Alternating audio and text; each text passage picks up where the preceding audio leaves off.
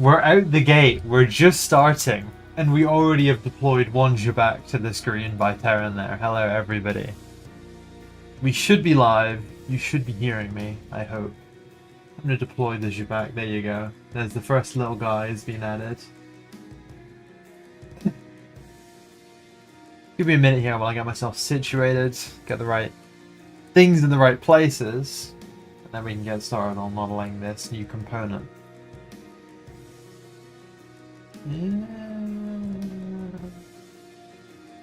Just getting the reference up here.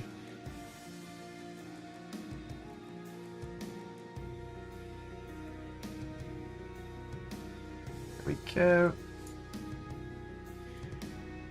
Out the gate like a horse, yeah. Yeah. Oh yeah, this was all my reference when I was modeling the railgun. You guys might have seen. Let's quickly jog the stream around a little bit, get everything in its right place. Yeah, there we go.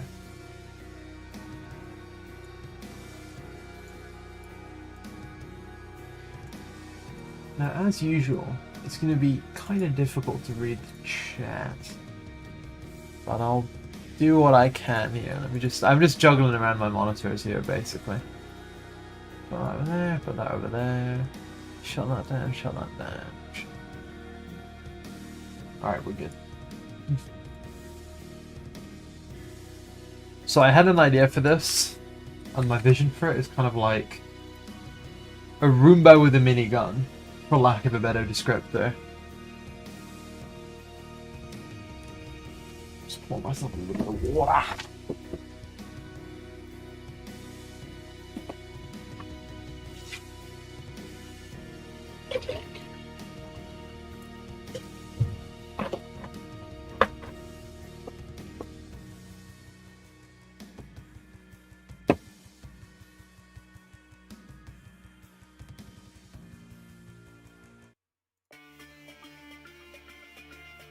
I had a way of like showing the chart before, but I don't remember why I did in the past.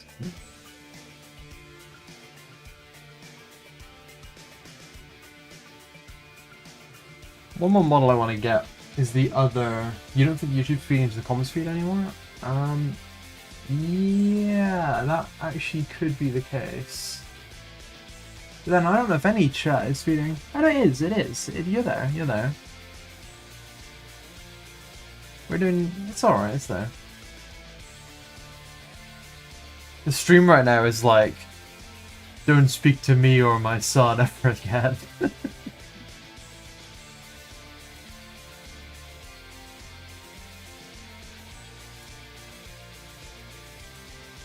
So what I need to quickly do is grab one of the other files here just to get the right size tuned in.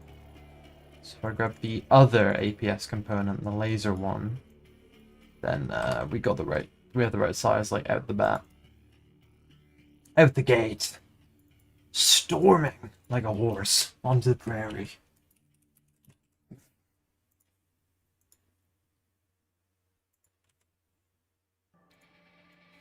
Ethan has just seen the thumbnail. He didn't give me clearance for that. I'm gonna put it out there. He did not sign off on Lockheed Mackin.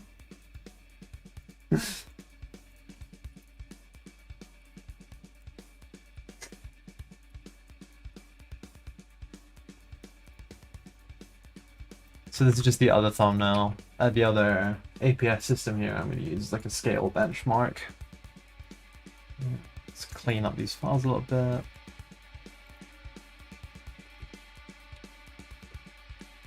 So it's about now big. Now I'm kind of thinking minigun for this one. That's what I have in mind. Just trim all the top stuff off. Don't need any of that anymore.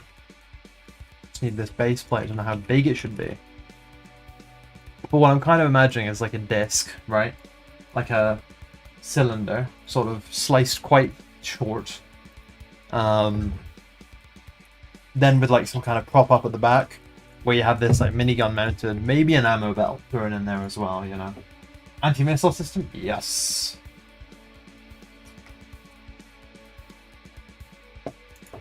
Let me just change the Twitch one to be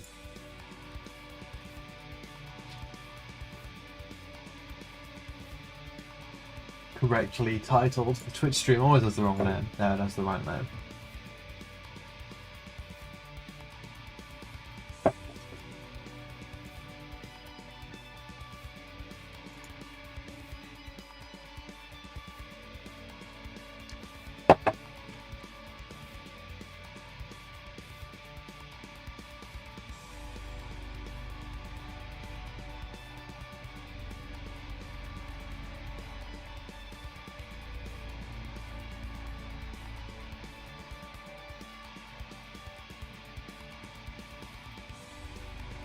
It's all lined up correctly.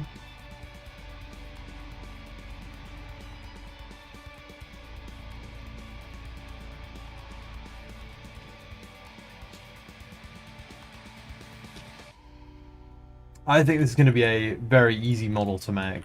I say tentatively before it all goes wrong. But I think this one should be a pretty quick job. I should be able to get it done on stream today, like completely finished. Finito, and then hit the particle systems and just get the full like in-game asset ready in one day. Just because this model is like really kind of simple. You're annoyed by the thumbnail? That's not an APS. True. Is it? Well, I don't know. I feel like you could debate that one a little bit at least, right? It's, what would you call that? It's a CRAM system, right? It is active protection, but not for a vehicle, for a military base? I don't know. It's close enough, right? Close enough. Anyway, I'm terribly sorry to have annoyed you with the thumbnail, but you're right, it is technically not APS in a traditional sense, at least. But it's close enough for me.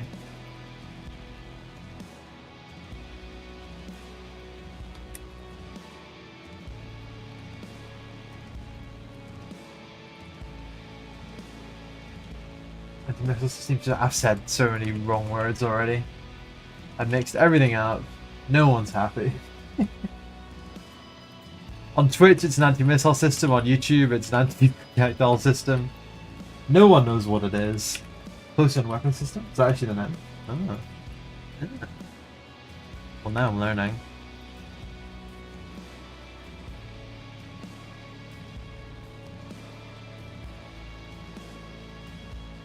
What I really want to bring about here is this kind of feeling of like, you have these like really complicated like weapon systems the militaries put to paper, and then they wrap them up in like a square box. You know what I mean? Like this. That's kind of the feeling I want to give. An APS mostly tube with a camera. Fair enough. I mean, that's true.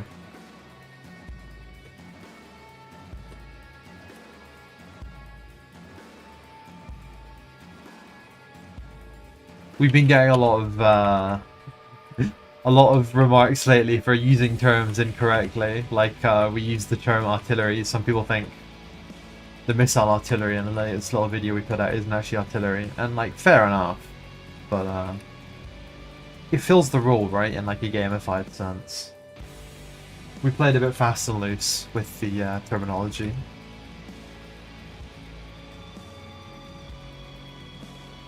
So what I'm kind of envisioning here is like, this is gonna have a supported section at the back here, and then your minigun is gonna sit like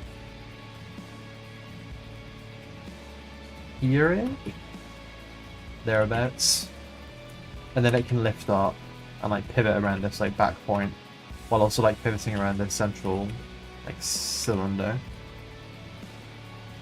You can't make the mounts big enough for some systems. In what sense do you mean?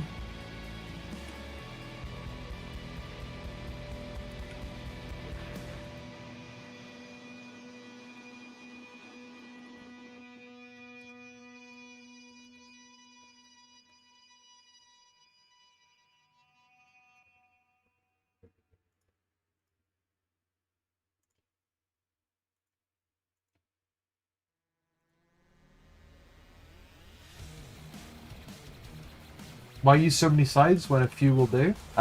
Because if I have more sides, then I can get a really nice bake quality out of it, and then I can just optimize it later, if that makes sense. So the model starts off like really high poly and like very dense and with a lot of sides, and then I just optimize it later and reduce it down. But then I use that high poly model to create a normal map, which, you know, in a performant way makes the final thing look better.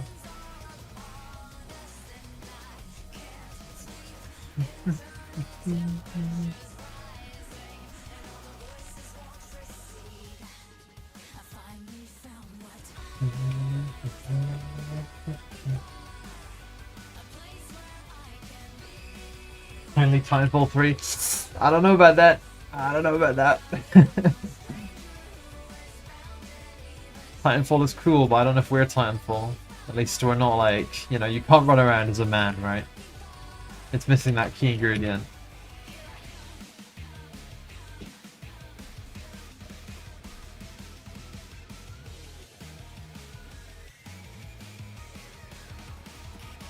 Thinking about the best way to do this part of it in my head right now, design-wise.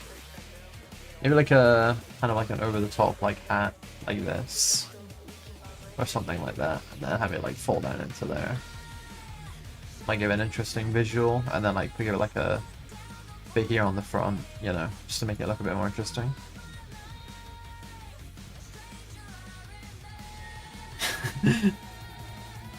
If we get out something unique, a pilot can come out from the cockpit and have a rocket launcher firing missiles in enemy mech. Okay, so like he comes out from the cockpit, but does he go fully on the ground, or is he like hanging on to the top of the mech? You know? Oh, thank you, Limit. I hope you enjoy the. Oh, you were joking about the complex weapon in the box thing, Terran. Oh, okay, sorry. I struggle to have the two chats open like at the same time, so it's tricky to react. Let me see if I can improve the layout a little bit there. Yeah. It's just on my end for what I can like see or can't see, if that makes sense. This should not be Titanfall. Well, you have nothing to worry about because it's very much not Titanfall. I think the pace of gameplay and everything are very, very, very different.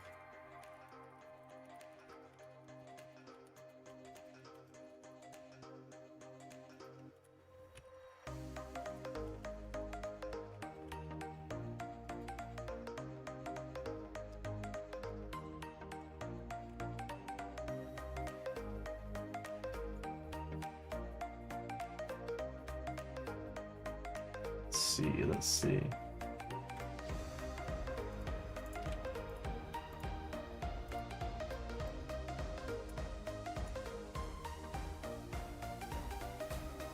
Hammer pass kill montage hanging off the side of a mech. Yeah, it'd be like the old Battlefields. Was it Battlefield 6? Battlefield 5? Battlefield 5 trailer? 2042 trailer? Yeah, on 5. Their naming scheme is so confusing at this point.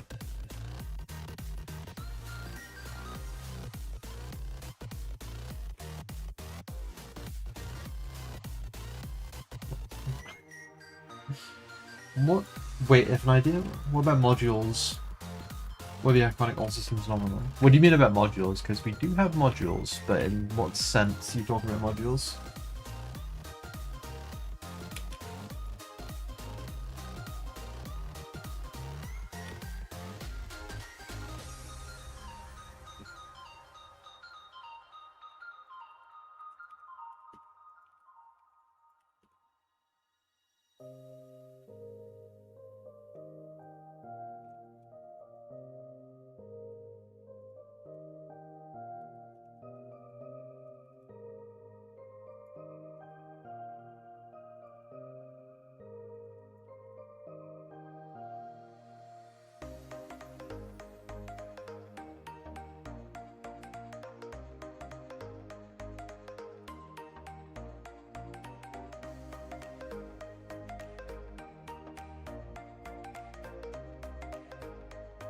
Battlefield Rush game mode on EOD could either go hard or be the most torture. I think it would be torture because with the design of EOD, right, it's like you can kind of, how would I put this? It's like, it's very tactical in a sense, or at least that's what we're aiming for. So when you have these moments where someone like truly beats your team pretty effectively because they have, you know, employed some kind of strategy or whatever, if you then have to like respawn and take them on the next point, like either you're gonna get rolled again or maybe even worse, you're gonna end up like just having an instant comeback because they're gonna be like depleted or whatever. Now, it's not to say these gameplay issues couldn't be solved with a game mode like that, but the way we like it is, so if you have a bad match, it's like, well, I mean, let's say a losing match. A losing match isn't necessarily a bad match, right? If you have a match where you get beaten, you can then reset from scratch and just go into the next one and have a better go of it. In GPT-4, the game modes are going to be a bit more involved, or maybe they're going to be about the same, but the key difference with... Wow, that looks horrible. I do not love this shape. But yeah, the difference is that you're going to be able to respawn, right? Not respawn, you're going to be able to just go straight in again, because you can leave a match before it's finished now that we have the server infrastructure like already in that regard. So yeah, there's potential for the current game mode to be a lot more engaging than something where you'd have to get these like resets going, and you might end up getting the wind stolen away from you or whatever, or alternatively you might just get steamrolled. Our deathmatch is planned. Well, we have the arena. I think that's our version of deathmatch. And that's going to be 2v2 for now, but we might add like a free-for-all mode or whatever, if that seems like something that's interesting. Here for the game, no problem. I hope you enjoy the game. We're going to make it, we're going to do everything we can to make it good. This system I'm working on right now is something that was heavily requested in the YouTube comments, and that's pretty convenient because we already had it planned since like 3 months ago. So I like to see that alignment, makes my job a little easier, and I think it makes people happy anyway, so it's good like that. This music's crazy, kind of awesome though. Is the after death report ready? It's not ready. It's been designed. It's going to be implemented. It's not fully developed yet, but it will be by GPT-4.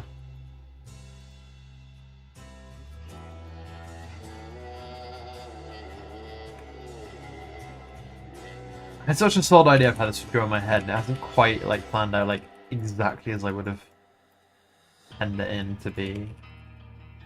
Now I'm playing around a little bit.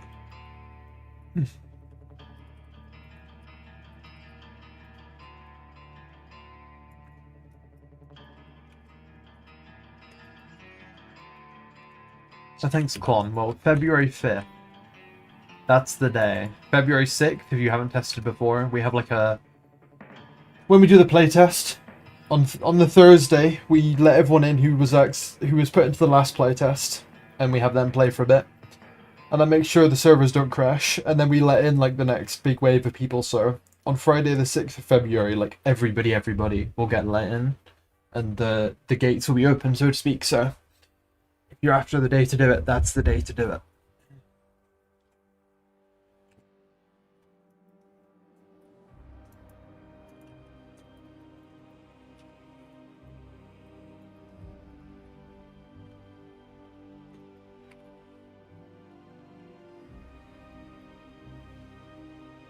Just wishlisted? Oh, thank you very much.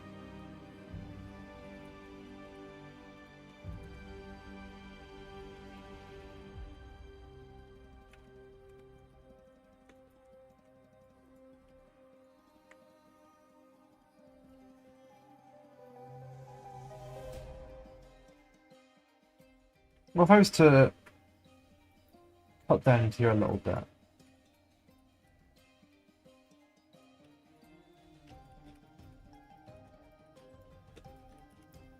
Just kind of workshopping ideas here a little bit. I'm going to figure something out.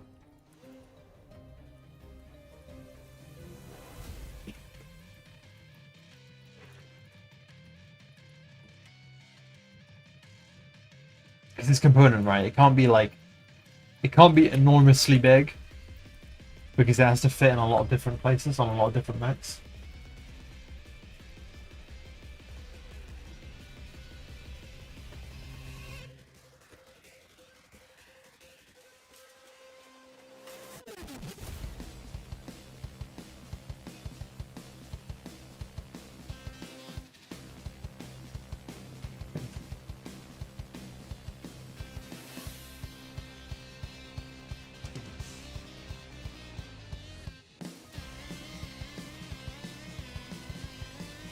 Okay, this is starting to work, I think. When? When what? When's the playtest, or what's the question? Sorry.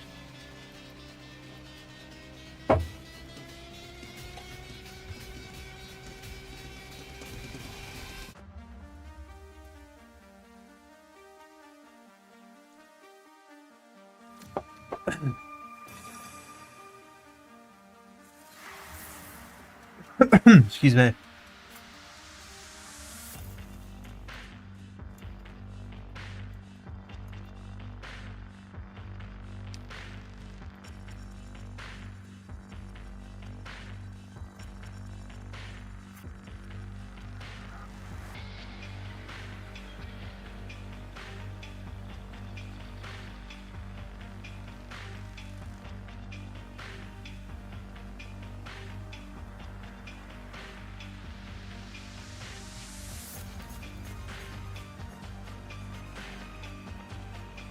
Ooh, 6-barrel. That's kind of cool. That's an uncommon minigun barrel number. When's playtest? The 5th of February, if you already have access, and the 6th of February, if you are just signing up to access now.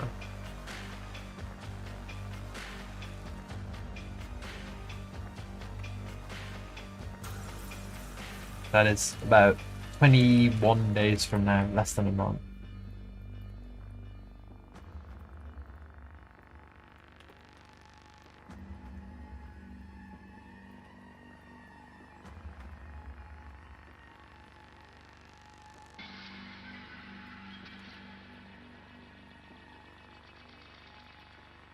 Dang? Why?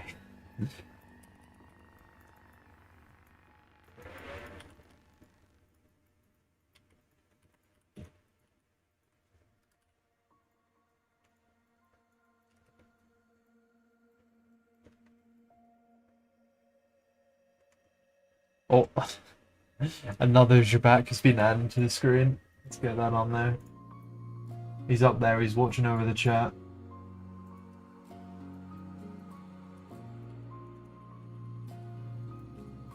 For context, to the YouTube viewers, some people are watching on Twitch, and they can do silly things just because it's funny. There's no legitimate like reasoning or anything behind it. It's just a bit of a laugh. And one of those silly things is adding you back to the stream.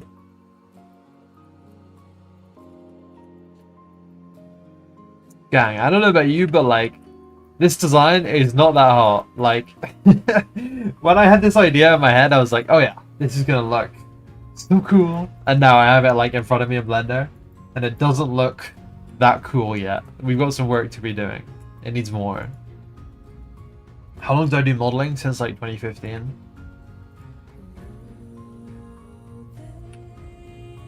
Are there any plans to add quad mechs, or is it simply bipeds? Okay, so like, we originally thought like it should only be bipeds for a number of reasons. Some development related, some like just taste related. But there's been so much request for quad mechs that I think I'd say it's pretty likely we'll get one in there. I'd say it's at this point it's fairly likely we will add one quad mech at least, or at least experiment with the idea and give it a chance. You know, I'd say there's a reasonable chance of a quad mech. The Panzers guys, it look cool in my head, yeah. Yeah, the Twitch people and the YouTube people, you can communicate with each other via the sort of stream chat, I think.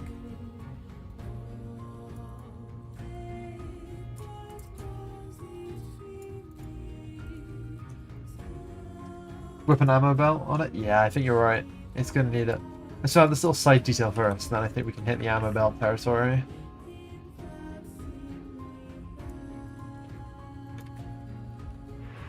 Adding that little detail there, it's an improvement, but the forms need more.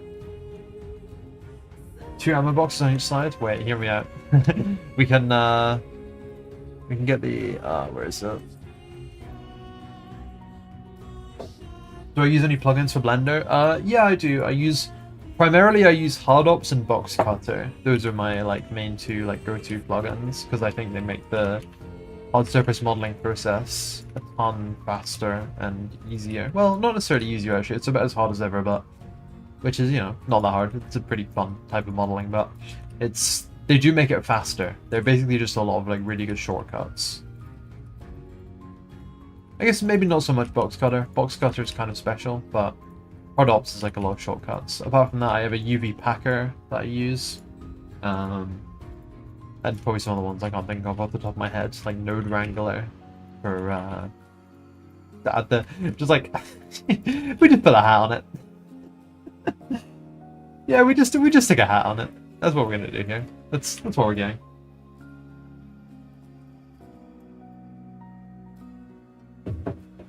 I don't know.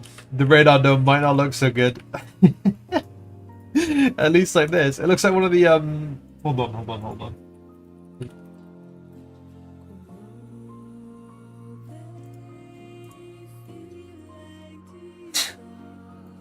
Can you see this picture? It's like one of these guys.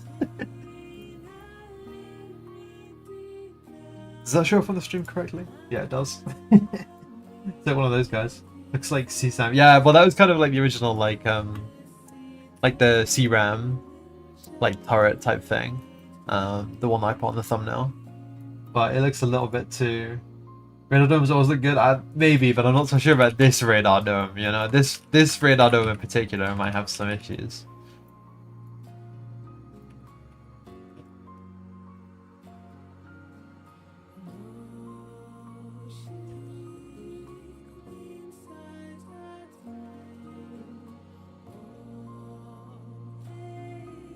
Make a black add to it, yeah. I'm not so sure, but we could maybe, you know, we could experiment around a little bit. Like, we could have it like that, maybe. And then kind of extend this up here a little bit. You know, there are options for us here. But, some options are better than others, maybe. I don't know if... Actually, you know, that... I don't know. No, we're getting far off the path here. We're losing it. What if the radar was pointing upwards? You have to consider that this gun is gonna have like quite a lot of mobility, right? Like it's gonna be moving a lot, and it's gonna move like at this kind of angle. Be aiming like almost straight up. So this kind of area needs to be clear. That's true, the radar does not have to be that shape, yeah. So as long as we need to kind of keep this like path clear, if that makes sense. So we can maybe put some stuff on the sides. Box on the side, yeah.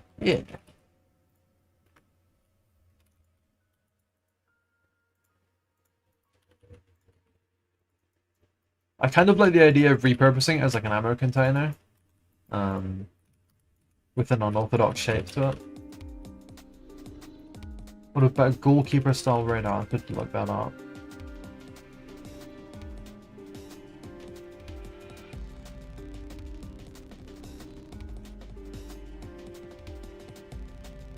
Yeah, putting this shape here is starting to get a little bit more interesting to me.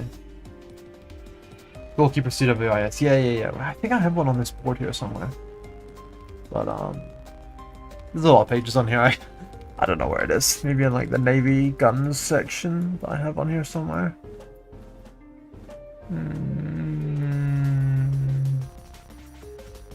Maybe I don't.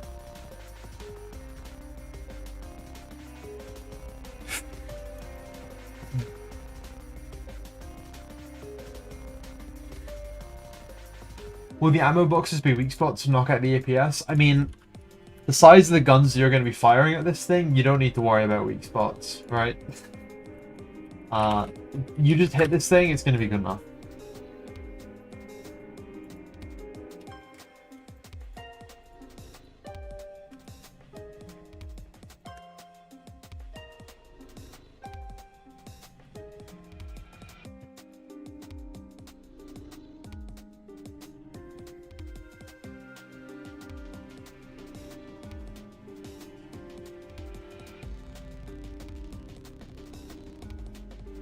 It was an interesting time with the early C5 midway through development here, where I was figuring stuff out with it after the stream.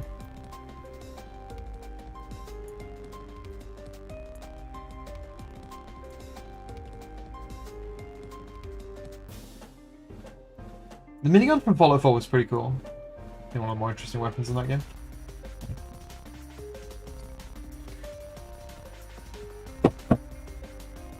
Jeff Tempest.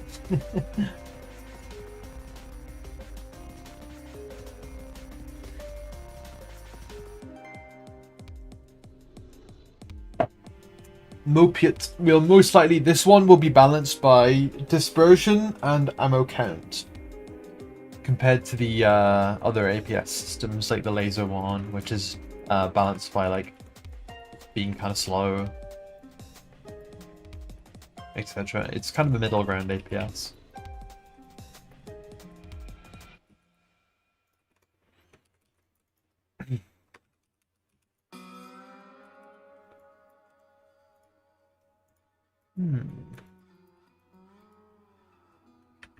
Can the mechs be used to pirate N64 games? You know, they actually cannot. That is not a feature.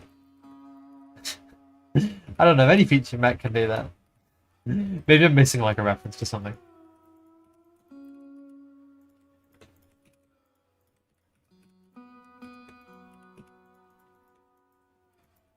Will there be laser APS? Yes, there is, and I already modeled it actually. It's already ready. I don't know if I did it on stream or not, but it's going to be implemented fairly soon before the next public playtest.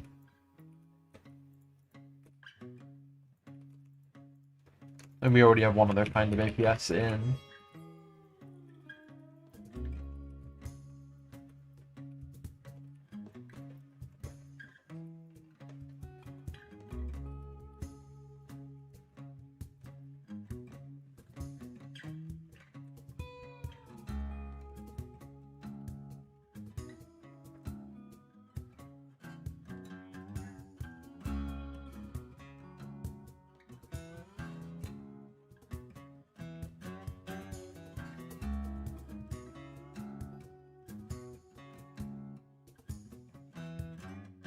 They have computers, don't they, and storage space? All they need is an internet connection, probably a VPN. Alright, okay, you have a point, you have a point.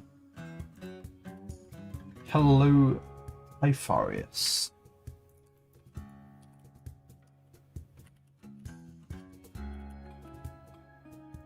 Is this Blender? Yeah, it is.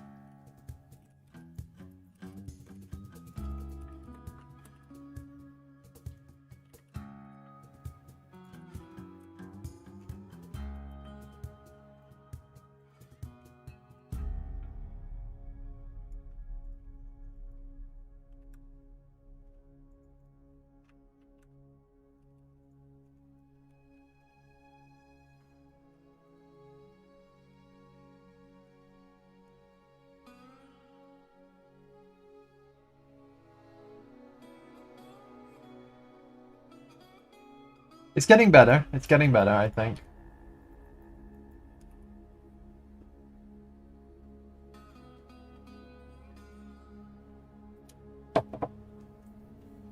What other sort of bolt-on modules are there currently or planned currently? I really like small systems as to what you can do beyond just opening. Okay, there are a number of radar systems. There are a number of different camera systems like thermals and, you know, zooms, night visions, that kind of thing. They're all in the works or already completed.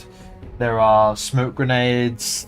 There are different armor packages.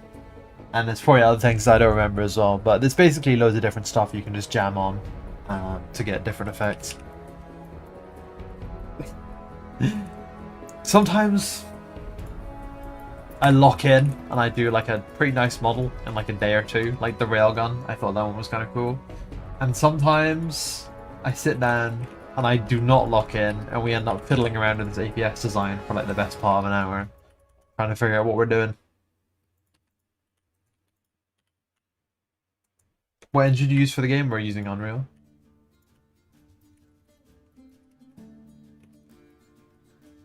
The mech scale taser? Have any of you guys played Arc Raiders? The taser bots in that game drive me mad. I think you could definitely have a similar thing for mechs. Just fries you. One Tetris game. Okay. To all the YouTube viewers, to all the Twitch viewers, there has been a Tetris challenge put to paper. I'm going to prepare it. We're just going to have it'll be about a 2-minute distraction. This will be this stream's weird event. If people watch Tetris, if people watch the stream on Twitch, they get these points. I mean, I'm still going to be here. You don't need to see me later.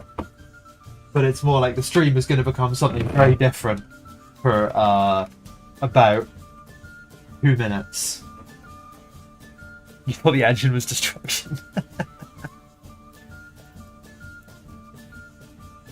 Custom game. Okay, private room.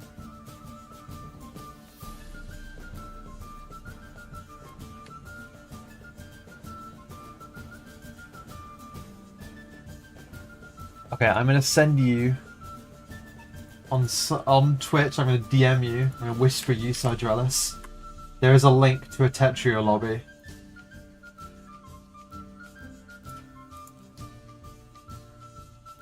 You're in. Oh, you know this game. You're good.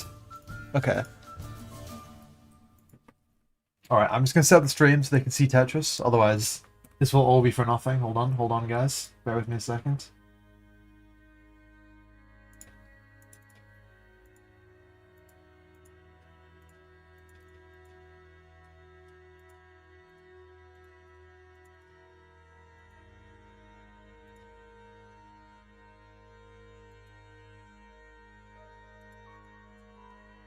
Okay, you guys can see the Tetris? Tetris lobby at least.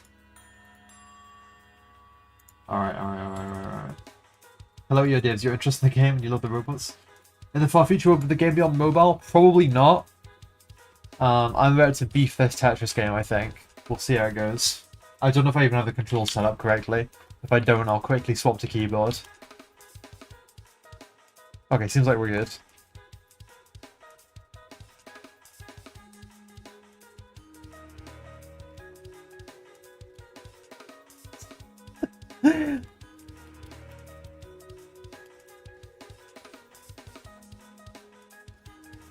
This guy knows what he's doing. This is a serious game dev stream, I swear.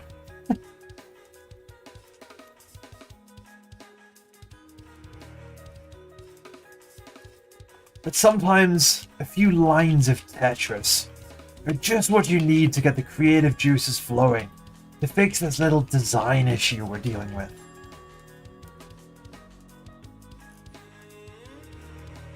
I was expecting a little bit more, actually. Maybe I'm not going to get beaten here. Maybe I am. I've kind of messed up there, but like, I thought they were bold in their challenge. They were bold in the challenge here. I thought it would be a complete decimation session for me, but it's actually looking pretty peachy.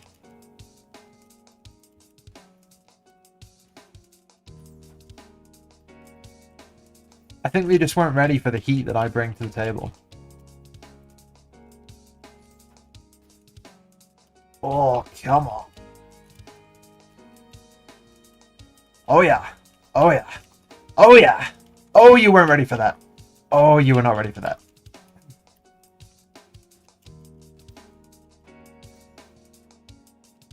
Oh. That's Tetris. I think it's a first to 3, so I'm just going to beat them again to prove a point. No, I'm just kidding. But yeah, we'll be back to the APS system shortly.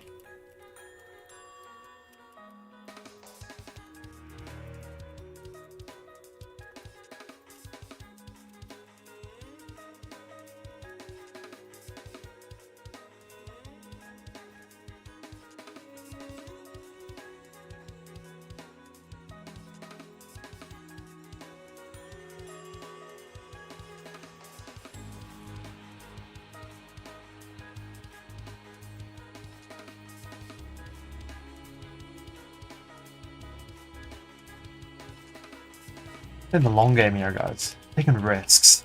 I'm playing bold. I'm boldly lying that I have a strategy. I'm boldly losing the game. Come on. Come on.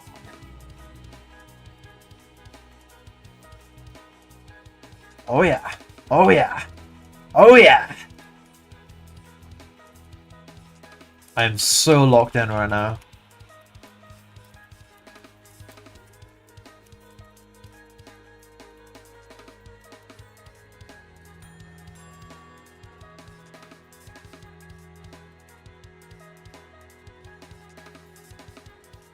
Yes! Yes! GG! Good game! You've been defeated. I am undefeated on stream so far. We haven't been beaten in games yet. GG. Good game. Good luck next time. You're 1,000 years too early. Let's get back to work. That was a fun little break. Thank you for the redeem. That was a good little laugh there. I hope the Tetris wasn't too crazy bit of business. 300 euros. No euros, just a few points. GG little tidbit. Even voice you back. Oh, I'm seeing it. Troll is put away.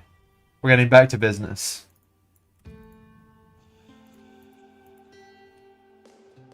You've got to play hard to work hard around here. Let's get the reference images back on the screen. Get the game capture closed away. Little sip of water. We'll get back into the work. Oh, one more you back on the screen though, of course. Can't forget that. Where's he gonna go? Top left corner.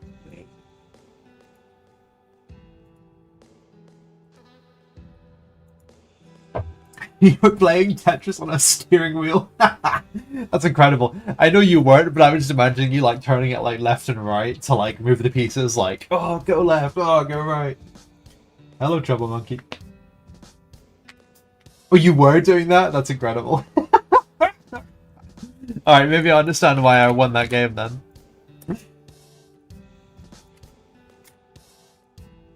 Okay, let's figure out this design.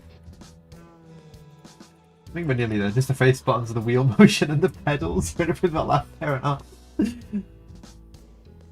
What?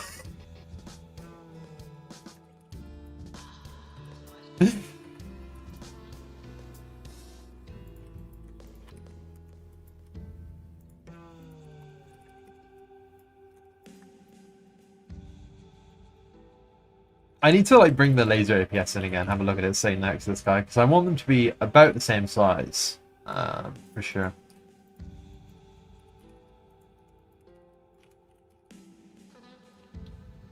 A little conga line on those mechs, like while they were like marching up with each other.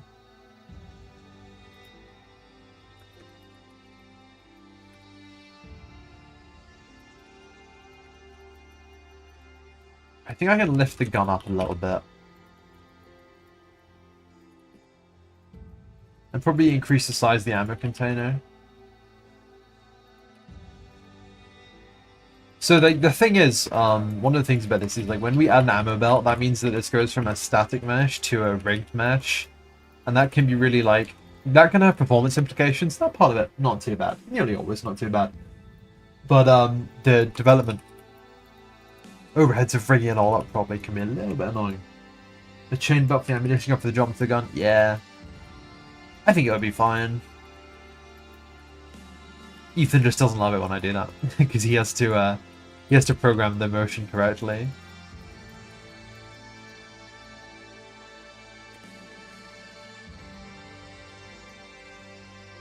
You leveled up from that Tetris.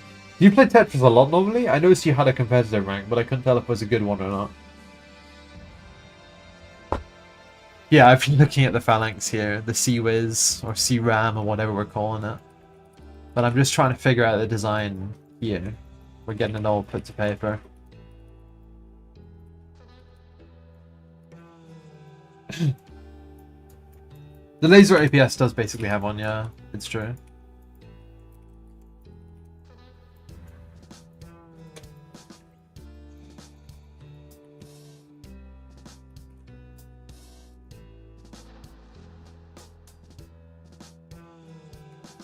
Will it not need to be rigged anyway for the weapon to face the incoming projectiles? No, actually not necessarily, because we can just rotate the static meshes and it'll just be fine like that. So no, it doesn't necessarily need to be rigged to rotate, as long as we're rotating like the entire unit. But if we want to like have like a deforming like cable or basically, yeah, if we want a deforming cable or a deforming ammo belt or whatever, we do have to rig the thing up, annoyingly. You'll do Straff next? Go easy on the points here. I think I need to put like an embargo on, like 1 or 2 points things, like per every 2 or 3 hours or something, because the work must be carried out. It must be. Let's see if I can sort of improve the shape here on the front section. The shape I kind of like, yeah, that's kind of interesting. Although maybe it feels a little bit too much like a weapon that would actually fire at other people, and not like something that you would be using to defend yourself.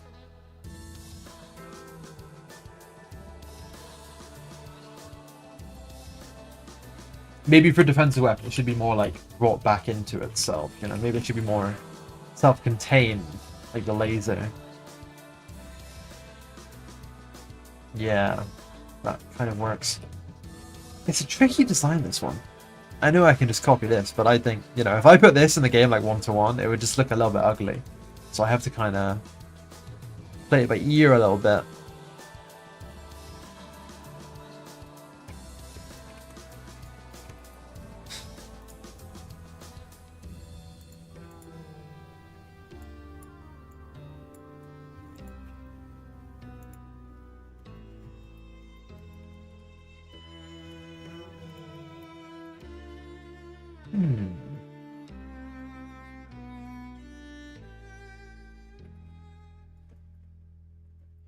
The guns have different kinds of rounds? No, but we've definitely considered it a lot of times because it's interesting, right?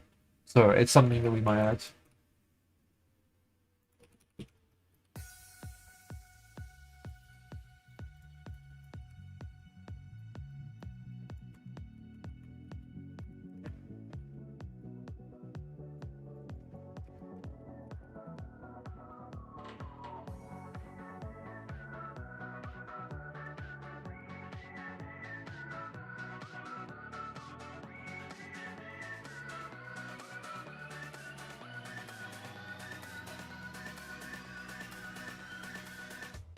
Is it going to fire little head rounds? Not this one. This one's just like, it's pure ballistic, you know? It couldn't be more simple. It's just going to try and saturate the area around the projectile with fire.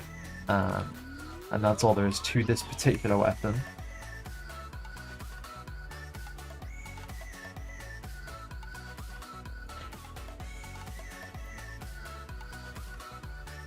You think the texture map don't look pretty good? Fair enough, yeah, fair enough. I mean, you might not be wrong about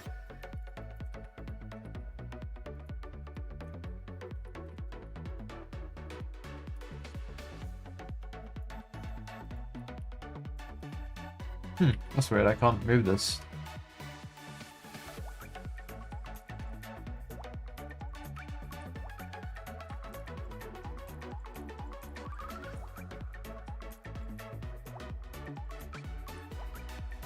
With the game's design philosophy, I would have guessed you guys have armored infantry experience with how well it lines up. What do you mean, like, armored? You mean, like, actually being, like, a soldier or anything? No, we're just game developers. If that's what you mean, I don't know what you mean. But, no, we just do research and read about stuff. What's the third APS? Oh, so, okay, so there's laser, which has, like, unlimited ammo and is, like, quite precise, but, like, quite slow. There's this charge-based one, like a traditional like trophy system, which has very limited ammo, but is very fast and very precise at like, you know, intercepting. Like it'll hit like every missile that comes towards you, but they'll run out of ammo. No, none of us, no one on the dev team's ever served in any world military. Or private military for that matter, or any kind of military. We just like to do homework, I guess, because it's interesting. Like reading Wikipedia pages, watching YouTube videos, you know. Listening to like stories and accounts of stuff, because it's a good place to get like inspiration for concepts. Like, look how many images are on this board, you know. And there's only one of my reference packs. We just do a lot of research.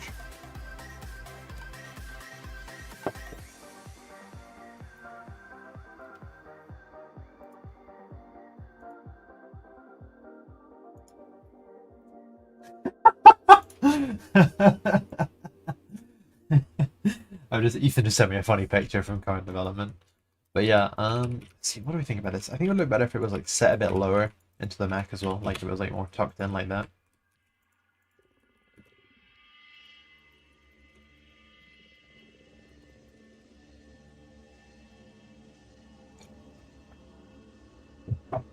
Will the game have a single player mode? Not like a campaign or anything. The mech on the bottom right has mud flaps. Oh, the Shapak. Yeah. Well, you know, sometimes like you just need like a little extra detail, you know, as like an artist. You just need like a little extra detail to add onto a model.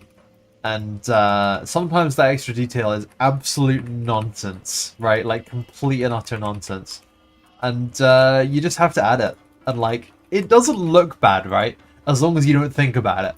Just really don't think about the fact that the mech has mud flaps and everything's fine. As soon as you think about it, it's all, you know, it's a disaster. But just don't think about it and it's totally fine.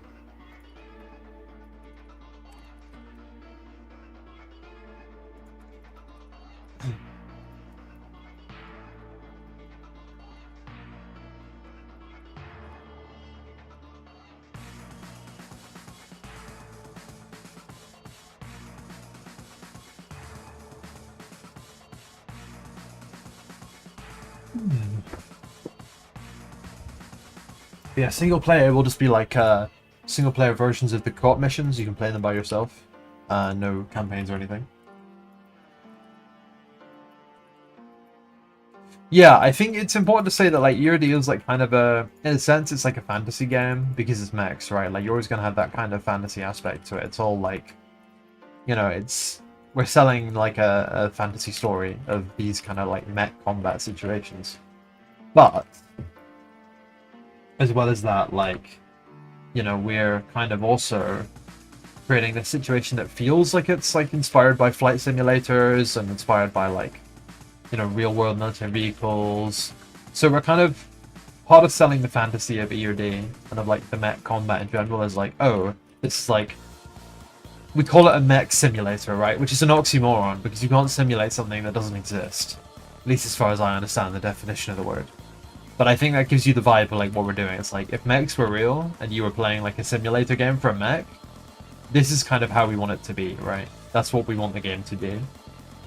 So it's kind of this idea that like, is it realistic? Not exactly, but is it like selling the fantasy of realism? Then yeah, it's a simulating of an idea.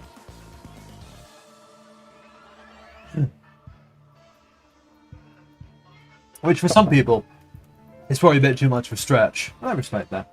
But you know, it's what we're doing, and that's what it's going to be. And I think, you know, you also have this kind of interesting thing where people like to argue about like what would and wouldn't happen in like a mech world, you know, but the reality is that we can do whatever we want because it's not real.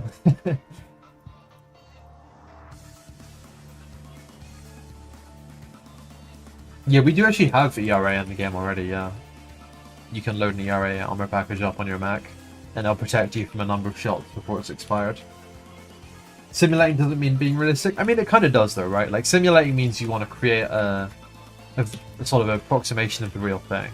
At least as far as I understand it. You think we nailed the fantasy so much? Oh, thank you, Ed. So far, thank you very much. I like to think we have as well. There's definitely a few spots from like, yeah, that could be better and that could be better, but like, the game's fun, so it's okay as far as I'm concerned. And we can just keep pushing through updates and improvements for as long as we want to.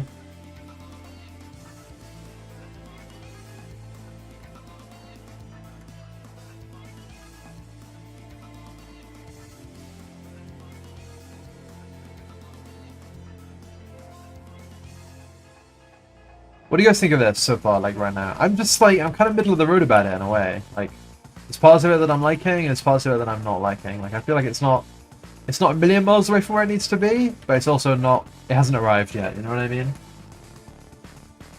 EOD might kind of be like a mech armor. Armor is definitely a game that's very formative for me and like very inspirational.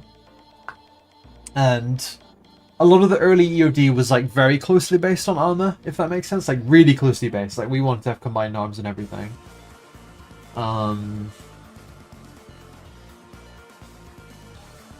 It can protect you from a number of things. Well, what I mean is like the way it could make it shorter. Yeah, maybe. You think it needs some weld lines, personally? Yeah, maybe some more details like that.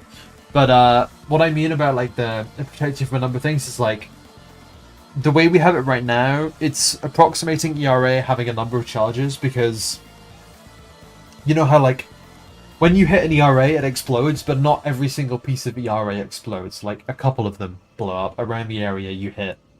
So the way we have it working is that the ERA can take a couple of hits and then it's expended. Now we want to work on a new, more regional version of this, where if you shoot it in the same place twice, the ERA is going to be gone. But that's just something we haven't got to developing yet because it's it's a big job. It's a big job, mate. Amongst many, many other big jobs. So right now we just have an approximation of the ERA functionality. Yeah, I like the idea as well, Nesmer. The Zeus mode is something I played with a lot in my time on Arma, and it's something that I'd like to definitely put into this game, because it's just cool, right? It's a good feature, it's just fun. And we kind of already have it on the cards to have, like, you know, community servers, mod support. You know, these are the good stuff, and it'd be nice to support this even more with other, like, things for the community to build with, like mission editors on the cards, but a real-time mission editor would be nice as well.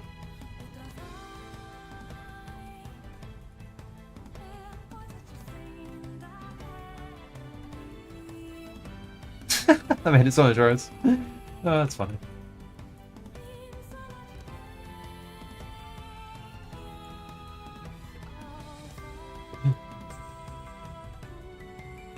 The goalkeeper radar hanging off the back. I mean, we can go back to that. Before I started this stream, I had such a concrete idea for how I thought this thing should look. And, like, we are so far off base from where that was. Because that idea just did not click.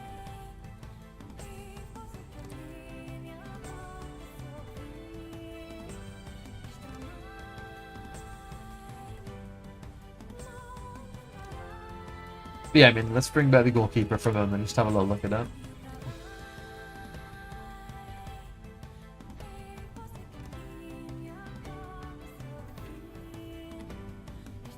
Might make it too big, but it might have some extra visual flair, yeah.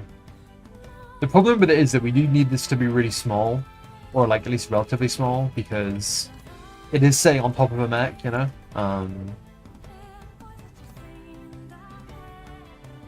And it just can't be that big, like, by function, it just cannot be that big and still exist in the game. It has to be restrained to quite a small footprint, maybe even a little bit smaller than it is right now. So it's a tricky one. It's a tricky one for design. It's quite a... yeah, fuck it, jam it in there.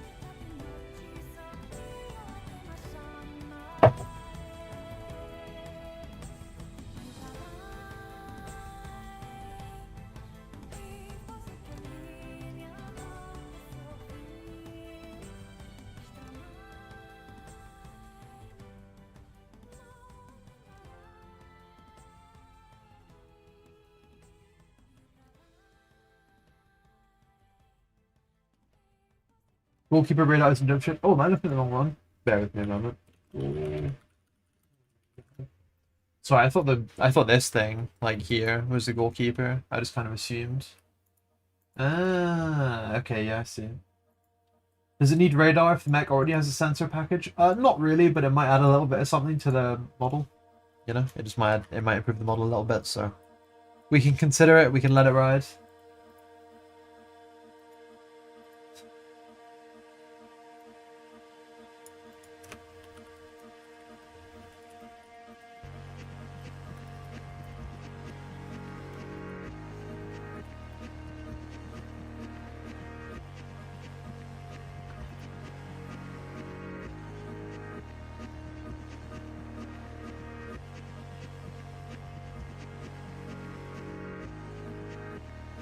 The radar that the wedge-tail AWACS. Mod swear this back has 500 times health armor and 5 meter single shotgun, but only 5 mile/hour speed. Yeah, I mean, I'm honestly unsure what kind of mods people are going to make when those tools come out, and I'm interested to find out.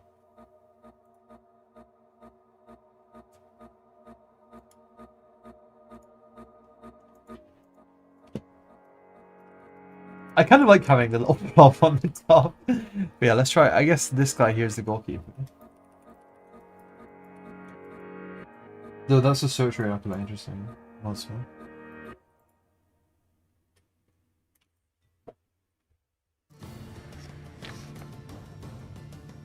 Is this just like a cover for the minigun? Like this thing here? This like white blob? I guess it must be. Or like a cover for some kind of cannon.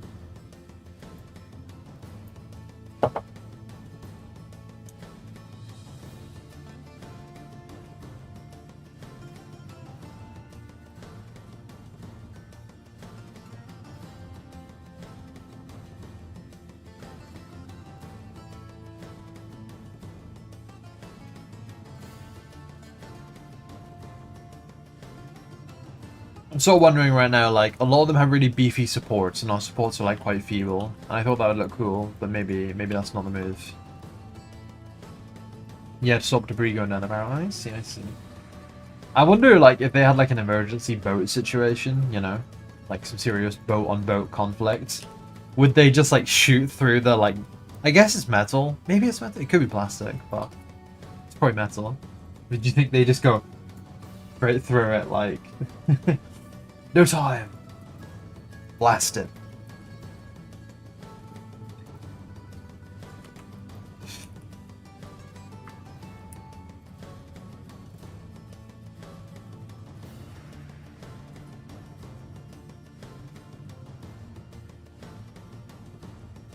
Ah, the beefiness. Maybe there's something to...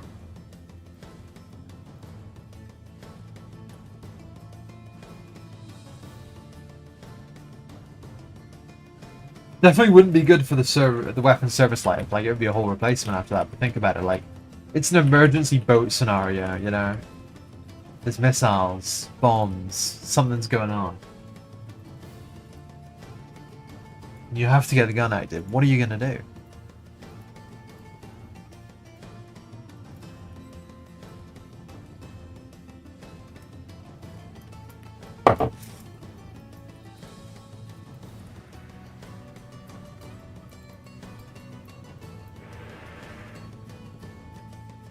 Yeah, yeah, being on the bottom of the ocean's bad for service life. Oh, if they're on active maritime operations, they wouldn't have the barrel cover on there. Okay, so that's just like for, I don't know, when you're hanging around at home. Makes sense.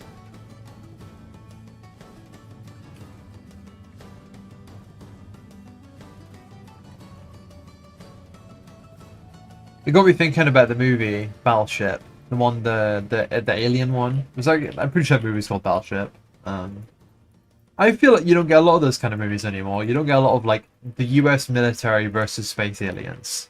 I haven't seen one in a bit. Maybe they're still making them, but the last one I saw, I think, was the Independence Day remake that came out in like 2016, and I haven't seen a US military versus aliens movie since. The barrel's like so stubby.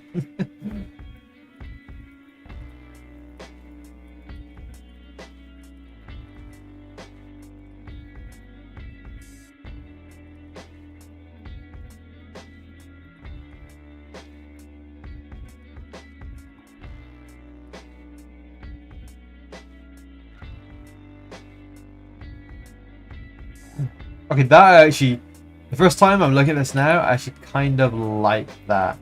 That looks kind of good to me. I think we can work off this and get something I actually really like.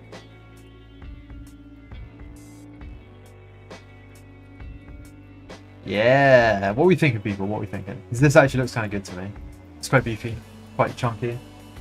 Are you streaming on Twitch? Yes, I am. If you want to find the Twitch link, it's in the Discord, the notifications channel.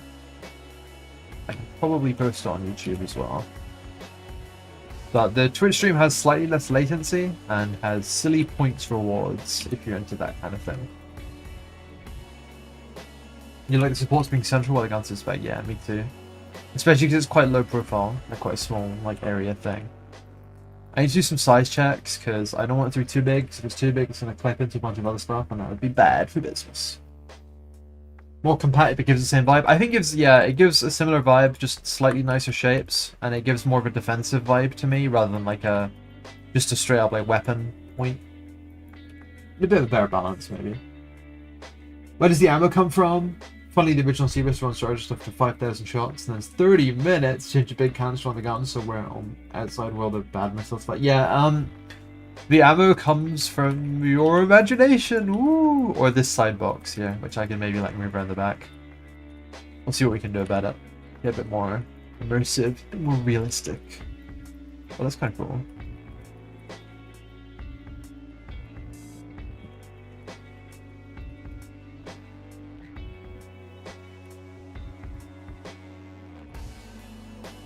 I'm hearing a lot of pro-beefy remarks in chat. I think we found the one.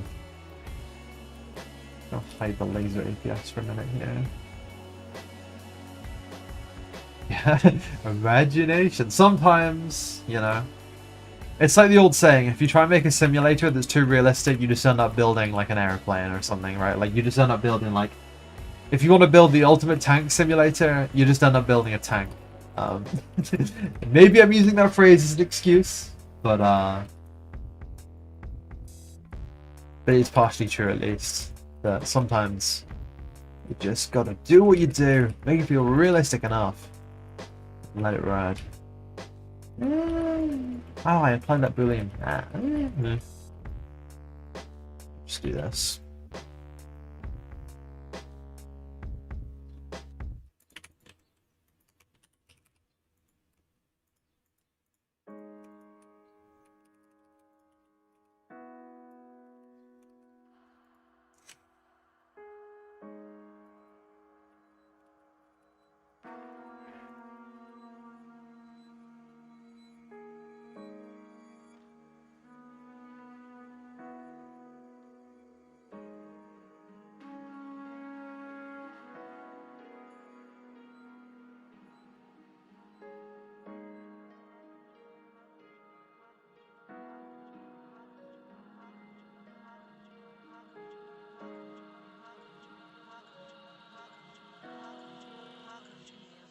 Now I just need to blend these shapes out a little bit and solve this kind of topology mess, and we should be flying high.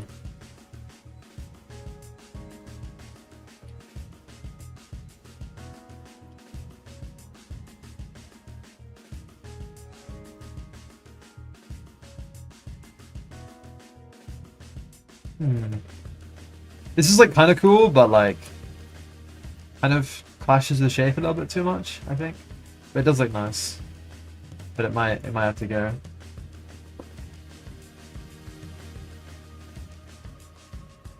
It really complements the shape of it well, but it doesn't how would I put it? Like it doesn't it's gonna clip. Like it's just gonna clip into the mech when it's placed on the mech because it hangs so low.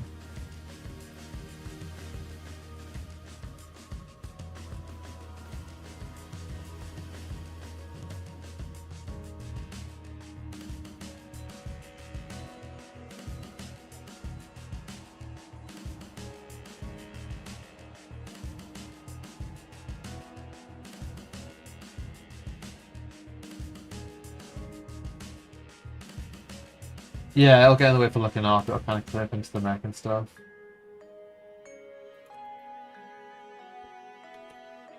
Well, the good thing about the radar situation is that the mechs kind of already have radar, so you know we can just kind of be like, oh, well, it uses that radar and everything's fine. You know, we can make that excuse.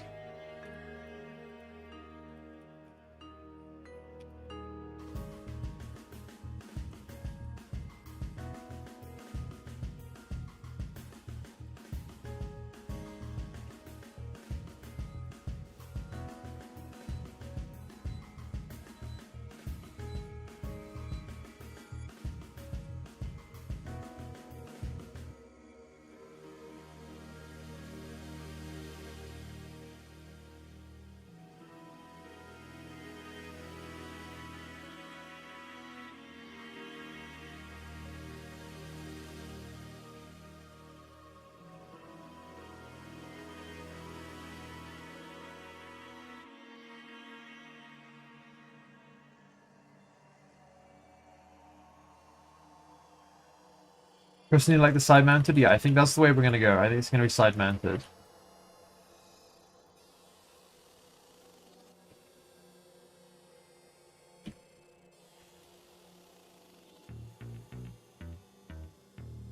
It's kind of a cool, like, little, like, cut in there, isn't it? It's a bit different.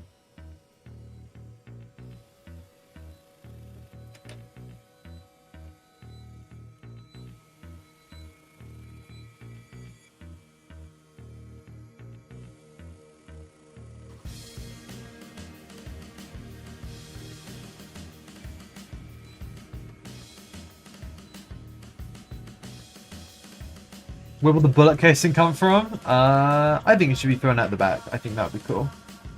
I think I should put like a little hole in the back, like down here, and it can be like pooped out the back.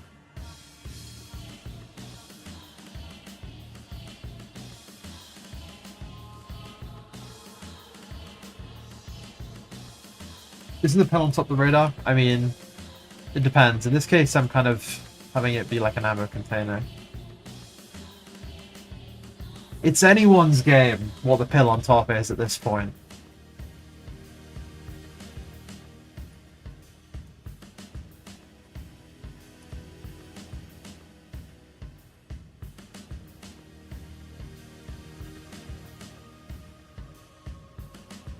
It's such a weirdly difficult design. When I like sat down for the stream, I was like, this is going to be the easiest 3D model I ever made. It's going to be, I know exactly what it's going to look like.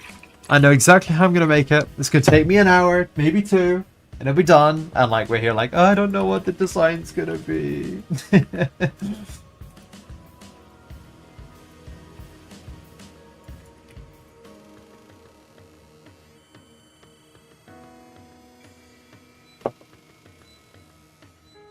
Oh yeah, I could do that. That would be a pretty easy solution. Big hammer. Yeah, that could work.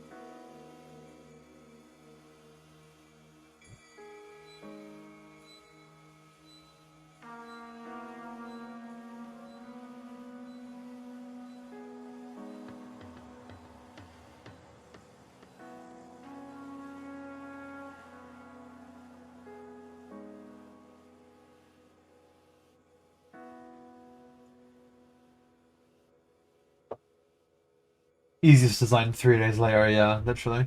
The pill contains a mini mech goblin that points at the things they want blown up, yeah. It's a gnome-guided weapon.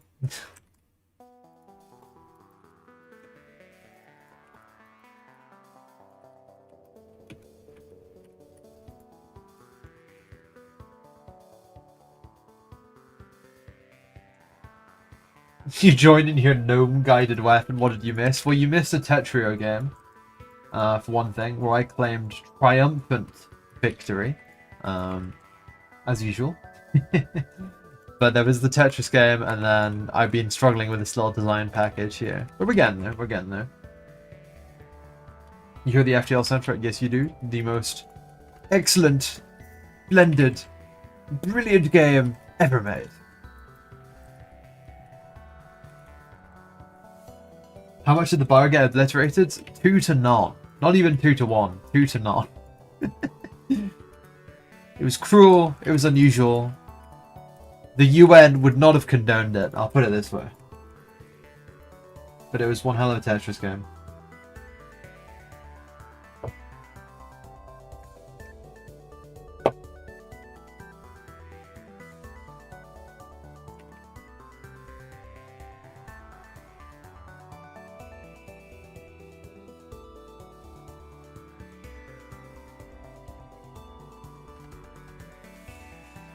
I'm surprised we got a bite for Tetris after so long. I think it's because I lowered the number of points required that people went for Tetris.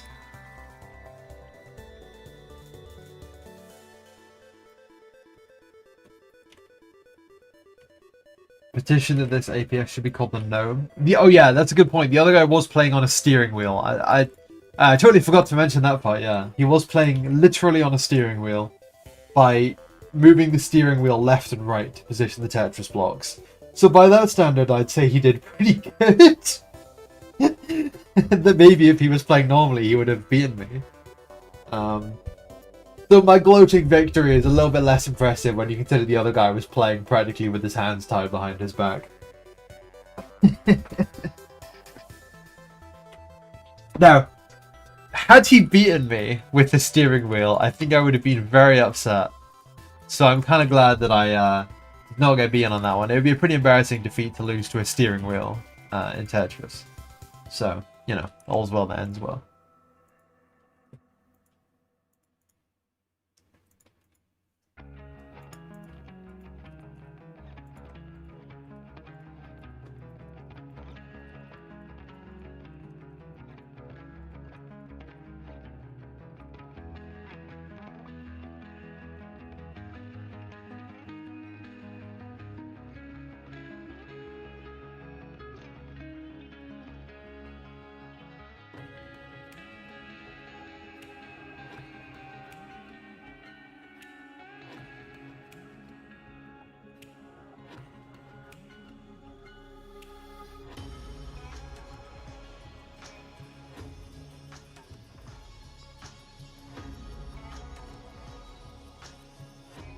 Kind of beefy boy. The Gnome 1-2, codename Beefy Boy.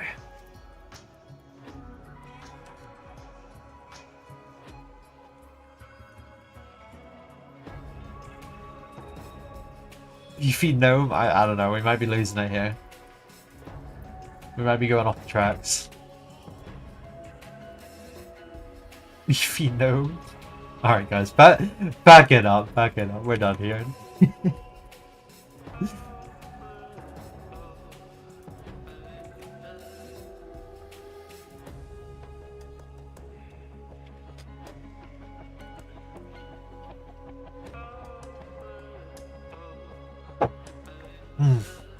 I'll check those out, see how I create. AK630, you say? AK630.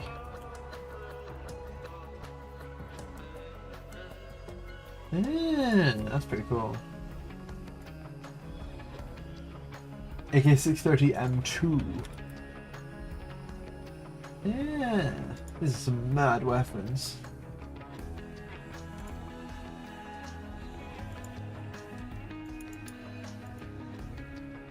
Your favorite military gnome is still the Polish UGV. Let me look it up.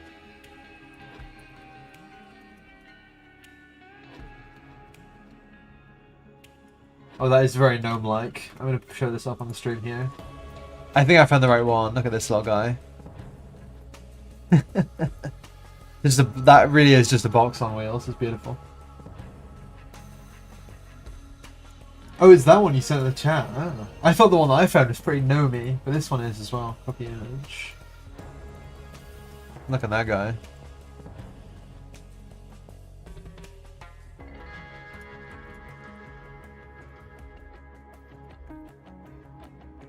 Anyone that utters the word realism in a mech game is automatically disqualified because mechs on the worst is in real battlefield. Yeah, well, you know, it's it is an interesting kind of challenge to be like, we're making a realistic mech game. No, you're not. No, we aren't. But it's fun and it's interesting, so you know, we let it slide.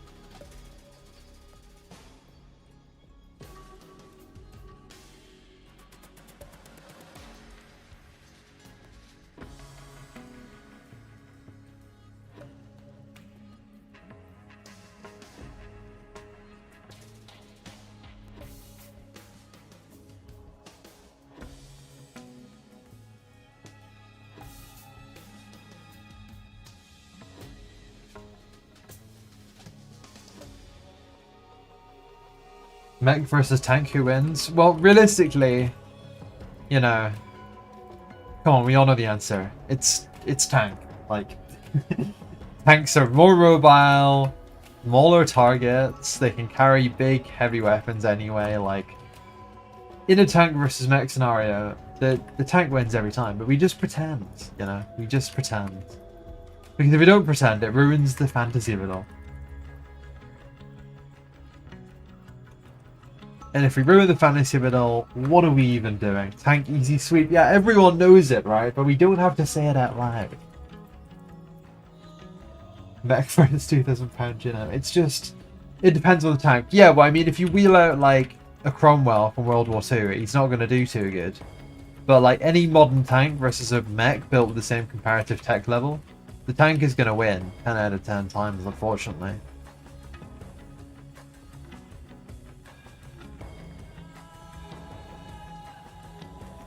Mech versus atom bomb. Yeah, it's kind of it's in that territory at a certain point. What is going on here? Oh, that's what's going on here.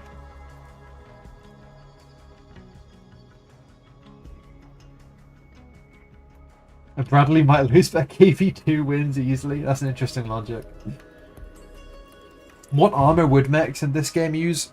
We just kind of say it's like conventional tank armor, but like really thick. Like really just thick. Because they can carry a lot of weight. So they just layer that stuff up, like, really heavy. Strongest tank versus weakest dual crux, Velikan. I mean, the only advantage is you can really pen out from mech is that, like, they could do pretty good at carrying a lot of weapons. Maybe more than a tank, but, you know, it's pretty hard to justify. Have we added cage armor? Only to, like, private dev stuff. It hasn't got finished models or anything yet, so... Cage armor, it's on the work. It's in the works. It's going to be added. It's going to block high explosive stuff. But it's not, like, fully in there yet.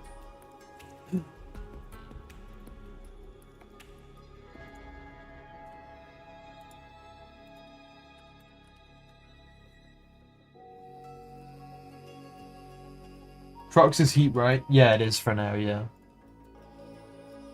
But it might make the APFS DS transition sometime around then.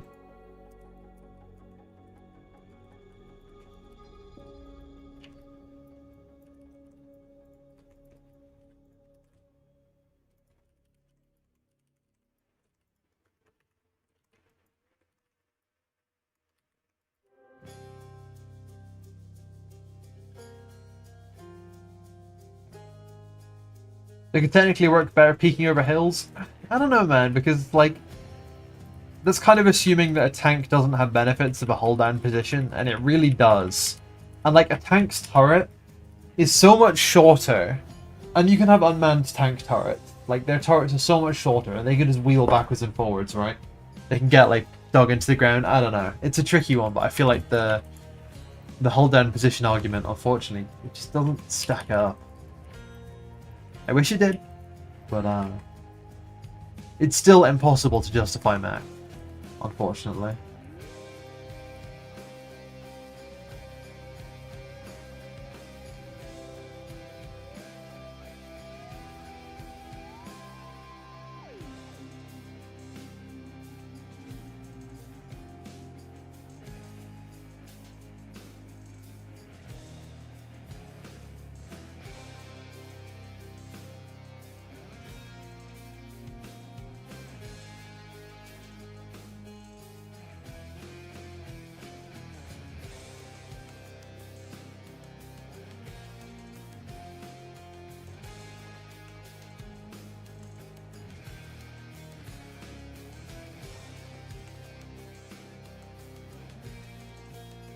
Yeah, mechs can't really be held down unless they have their weapons mounted, like, on top of them.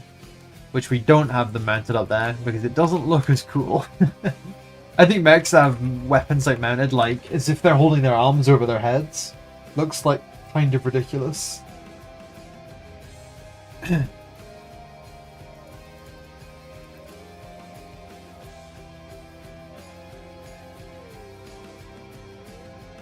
Giraffe tank like rounds. That's what I'm saying though, it's just a bit silly.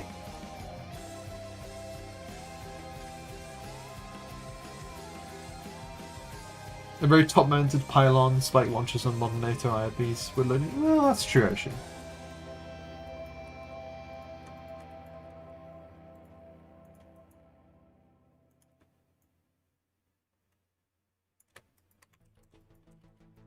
If you have a weapon over the top, it's got to be shoulder-mounted. Yes! You're getting it. This guy gets it. This guy knows.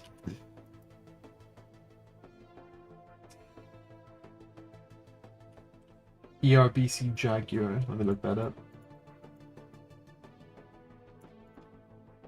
This guy knows! This guy knows!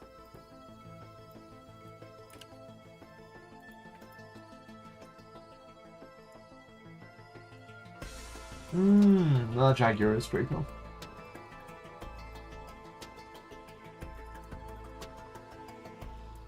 The Fire Moth and Mech Warrior has that, yeah, it looks a bit dumb. Let me look that up.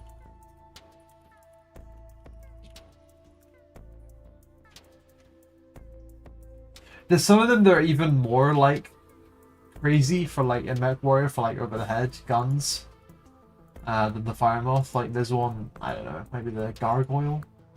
What? Is it a Gargoyle? No, the Gargoyle's kind of normal. But there's one that has like, it really goes hard on the over the head thing, and it's just a bit much.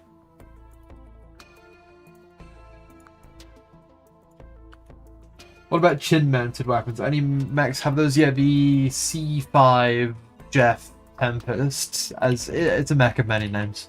It does have a chin-mounted weapon, which has been referred to as other placements, and I do not appreciate it. It is not a dick gun. It's chin-mounted at best, okay? Oh, sorry, you were talking about Baltec. I thought you were talking about EOD. My bad.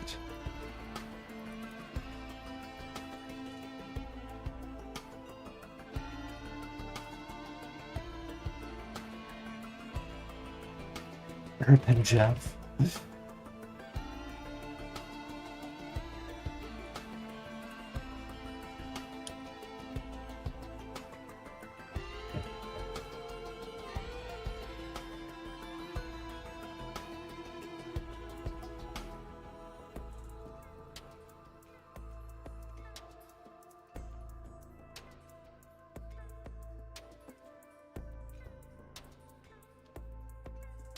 Kneecap mounted weapons. Alright, now you're pushing it. Now you're pushing. I'm gonna just hit a BRB for a couple of minutes. And I'm just gonna grab a quick snack because it's about lunchtime. I'm kind of hungry. And then the madness will continue after in like only be about 5 minutes. So I'll leave you guys with your favorite thing. Are you ready? Release the spinner. Back soon.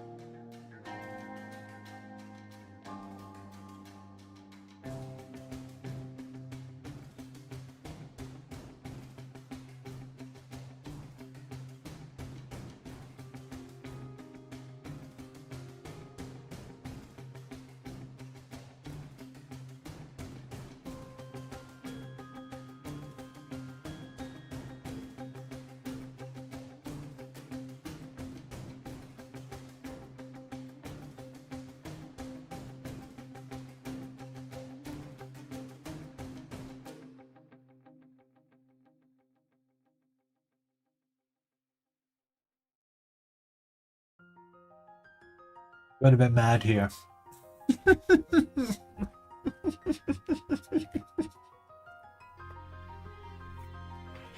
been eating my banana, putting on a little bit of a show here.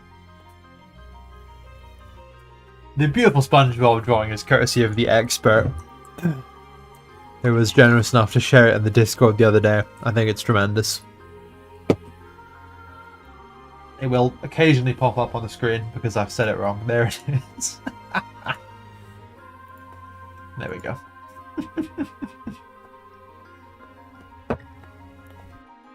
Just going to finish eating this banana and then we're going to get back to business.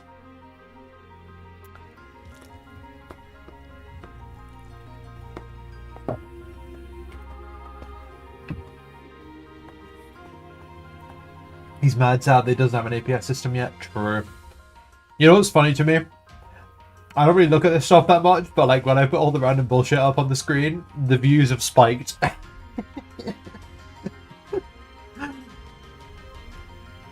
Guys, it's alright, I know what you want.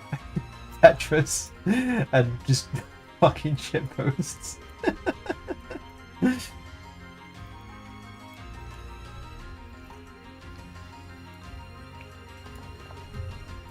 Alright, I'm going to clean this up a little bit, and then we're going to get back to work. And if you guys are good, I'll bring back the spinner maybe. Maybe I'll bring back the Subway Surfers, you know. I'm just like, I've turned it all off now. I'm just waiting to watch the viewers just like crash. You've workshopped a name for the APS? I want to hear it. What we got?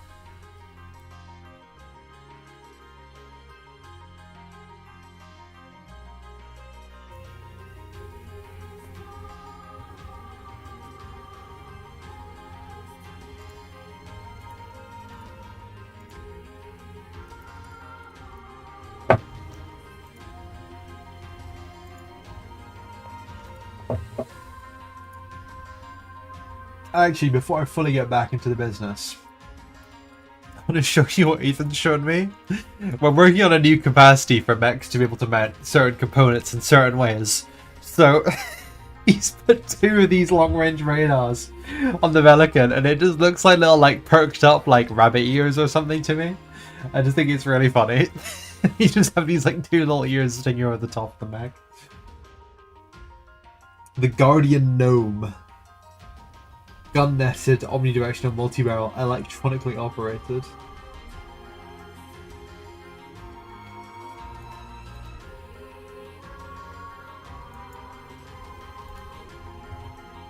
It's a bunny, that's what I'm saying, it looks really funny. Okay, let's get back to business.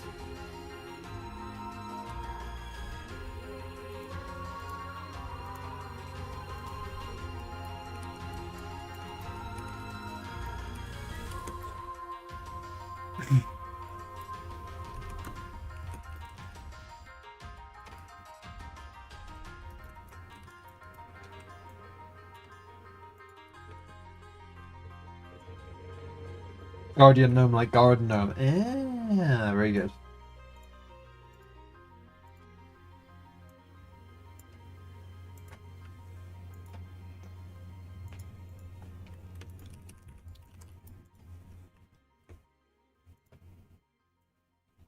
You're a lyrical genius, fair enough.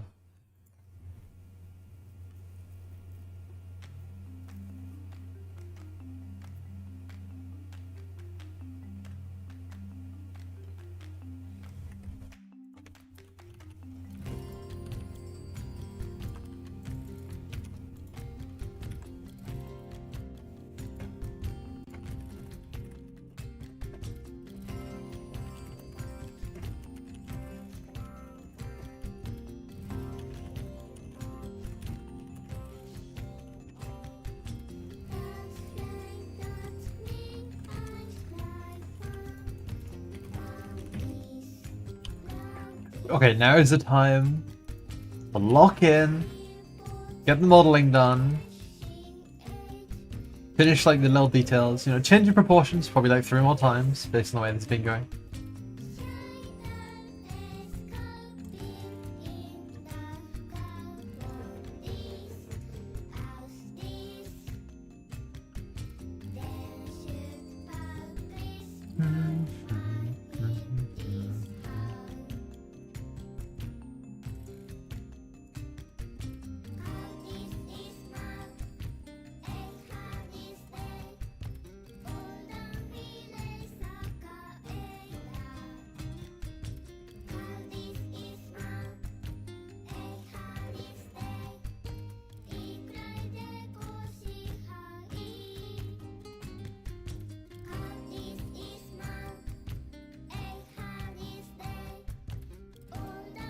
How similar will EOD be compared to other stompy mech games like MechWarrior Online or MechWarrior 5? Honestly, not that similar. Like, I think you can see why, like, people definitely take, like, one look at it and think, like, oh, they're just, like, cloning whatever, but that's definitely not the case. Our game systems are very, very different. The way we're using these, like, simulator-inspired, like, design aspects. You know, our radar isn't just, like, you look at someone, get a lock, like, we're actually simulating a radar here, you know? There's a lot under the hood. It's very different. And that makes a really big difference to the way you play the game. Your time to kill, a lot shorter. Like, a lot shorter. So, when you're strategizing, it's a lot more important to position correctly.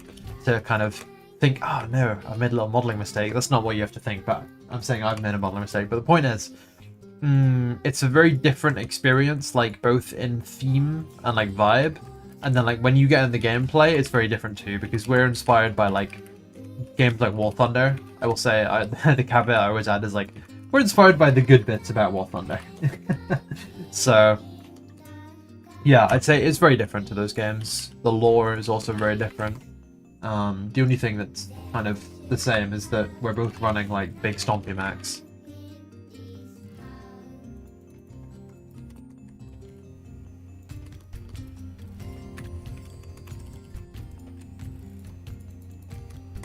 But our mechs are different, our gameplay is different.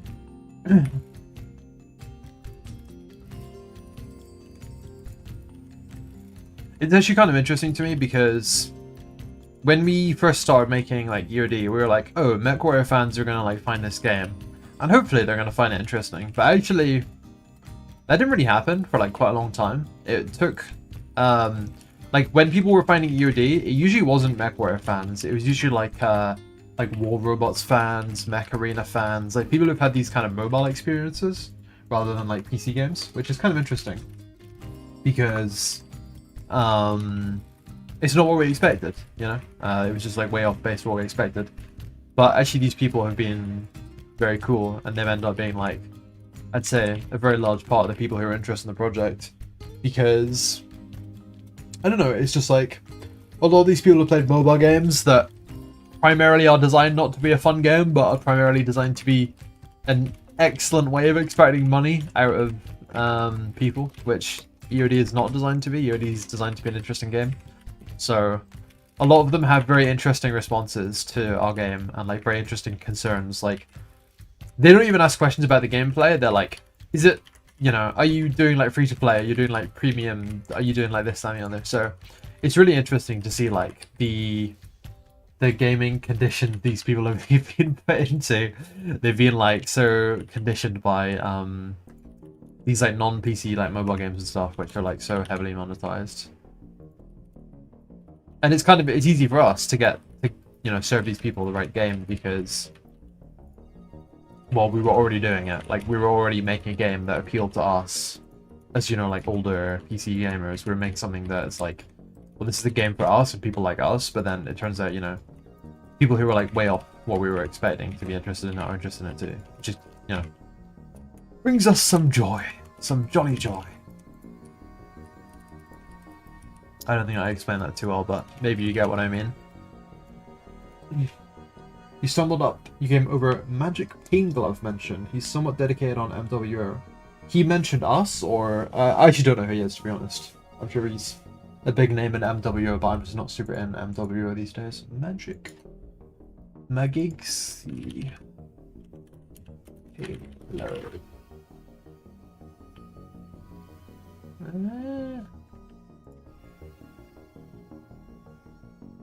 I can't find this guy, but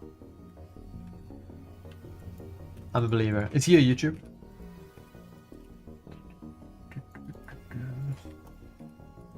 It's an MWO streamer. Okay. Magic Penguin. I like to think MWO fans will enjoy EOD.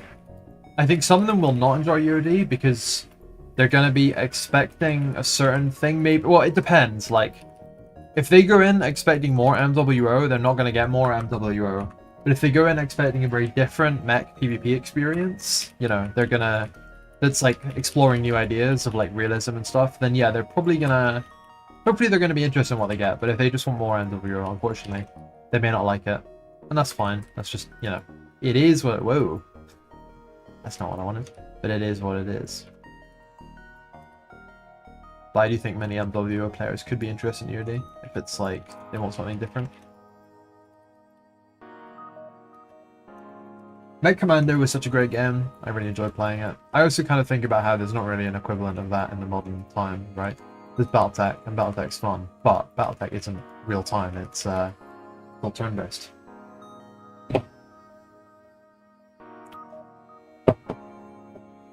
You've heard Hawken before Mech War? Interesting.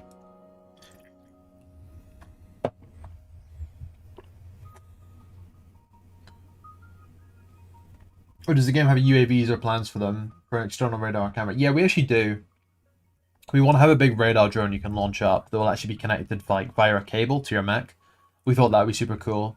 And then we also wanted to have like a kind of like just a camera drone that you could like fly around, and then maybe also some like kamikaze drones. We were thinking about that too. There's a lot of interesting options, I'd say, in the drone department. So yeah, in short, yes, there will be drones. You found EOD on YouTube. You love mech games of all genres. Respect. You found EOD through looking for games like Armored Core. I feel like EOD is not like Armored Core in a sense. Like, we both have robots, but everything else, like, that's where the similarities end. Not to say I'm not a big Armored Core fan, though. Armored Core 6 is one of the best games I've ever played. These junky YouTube shorts were great. Yeah, we have fun making them. And I hope people have fun watching them as well.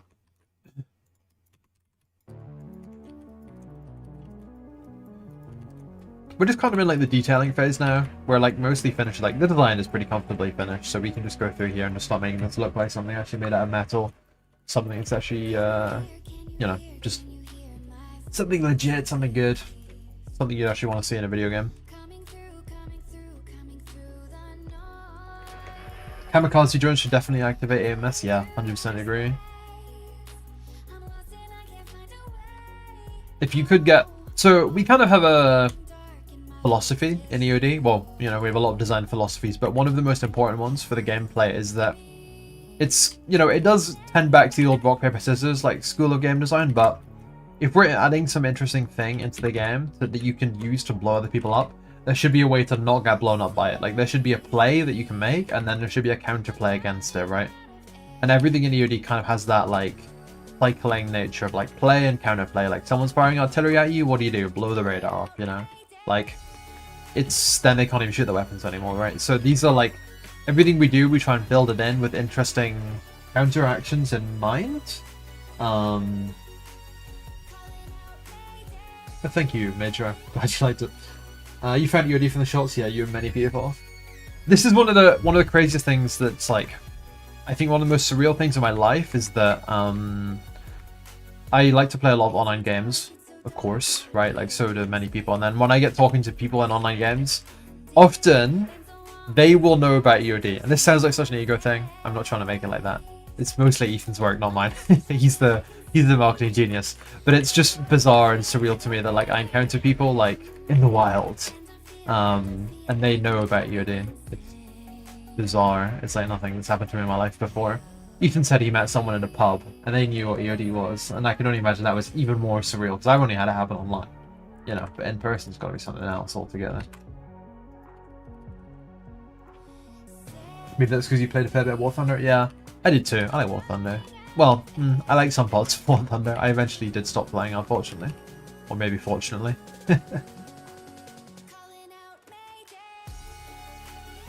The shorts definitely help with that, yeah, for sure. I mean, they're basically the backbone of our marketing.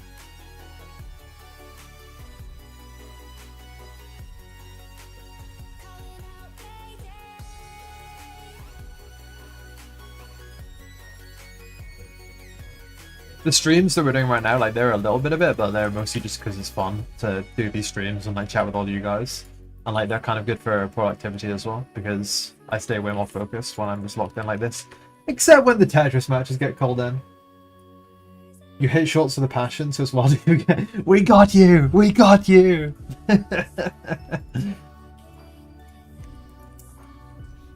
I would never watch, like, shorts. I don't know. I watch them sometimes.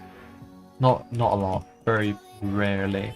I never go on like, so you know how there's like the shorts feed where you can like swish down it and be like, I'm watching this short, I'm watching this short. I never do that. I only ever like, if I'm like on YouTube looking at some videos and then there's a short there with like an interesting thumbnail, I'm like, okay, I'm in, I'm interested. As someone who's very casual here, have we done autocannons? Honestly, not as much as we should have. Like, we have some things in the ballpark, but like, I think more autocannon is required before the game can be considered truly complete. We've got to get a couple autocannons in, like serious, proper autocannons.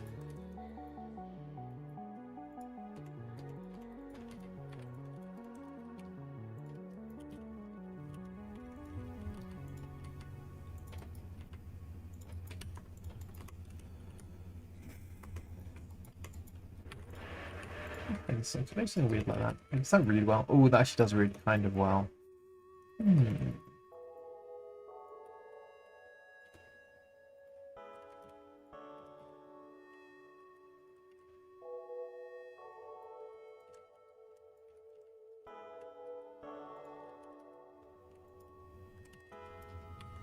You could delete the short section for YouTube homepage. Yeah, fair enough, man. Honestly, same sometimes. There are some like browser add-ons you can get, but like just, you know, kind of remove the like, I think they removed the YouTube homepage altogether. Might be for you, might be something you could get some use out of.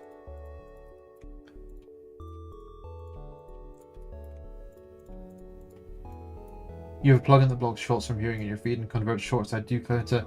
That's actually mad useful, because I hate watching them as short. It's like all the buttons are in the wrong places. Like, I don't mind watching them, but I don't like watching them when they're in the short format because it messes up all the buttons on YouTube and I can't like adjust the audio properly and do all the other stuff that I want to do. It's all just kind of messed up.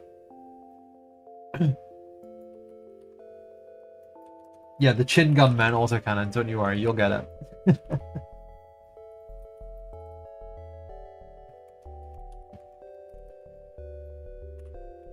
But it's kind of interesting because, like, you know, I'm almost like a hypocrite, right? In the sense that, like, you know, I don't love YouTube Shorts. I don't think it's the best way of presenting information to people or like entertainment or anything, to be honest. I think it's like, it's definitely a bit in the brain rot category. But at the same time, you know, if it wasn't for YouTube Shorts and TikTok, like, EOD would be known by nobody. So I'm kind of a hypocrite if I criticize them in any meaningful way, because they've done a lot for this project. So, you know, it's a mixed bag, right?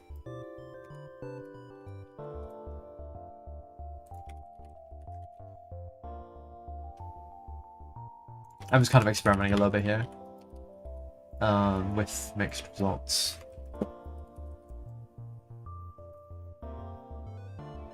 You know, you don't have a railgun, but do you have plans for other exotic weaponry? That's a good question. What do you consider exotic in a weaponry situation? I feel like the mine layer is quite exotic in the sense that it's a bizarre thing to use.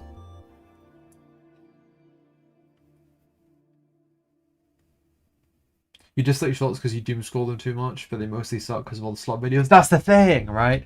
You're like, oh, the next short, that's going to be a really good one, but none of them are not about that amazing, except the EOD ones, of course. Just kidding, but yeah, no, I mean, it's a weird thing, and it kind of makes you.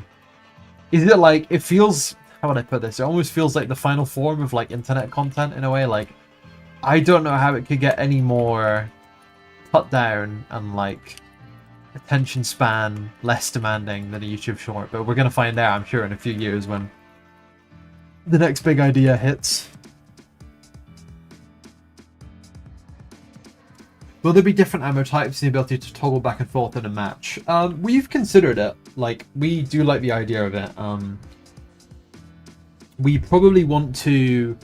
So what we'd like to do is make it integrate into the mech customization. So if you do load up these other if you do load up these other ammo types, like, you get to pick what gets loaded in your gun. And then maybe that can be swapped out live in a match as well. But like, it's like, what did you put in your ammo load ahead of the game? Oh, thank you, Zaltuk. I'm glad you're looking forward to it. And if you want to play as well, February 5th and 6th, those are the starting dates of the upcoming playtest, and then it's going to run on for like a couple days after that as well. So if you want to try that before the full release, is there, you know. It's a test, right? It's an experimental test, but it's pretty playable and pretty fun in my opinion. We do have a bunch of lasers. We have 2 lasers in the game right now. We have plans for at least 1 more, but probably more than 1 more. Microwave generator rifles, that's pretty cool actually. We might need to... That would be such an interesting way of like heating up enemies' mechs with like big microwave rifles.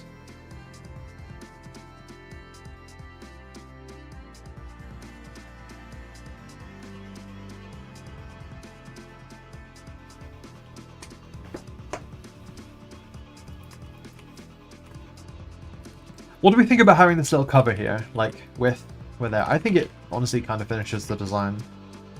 I need to make it a better model, but like it's kind of cool.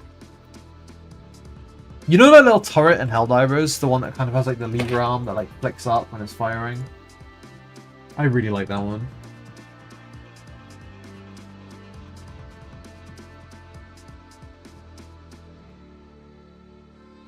In Battletech, having extra ammo bin so you could swap in Inferno rockets was pretty useful when the damn elementals started swarming. Yeah, interesting. With, yeah, I'm thinking with. Let's just tidy up the model a little bit because it's messy.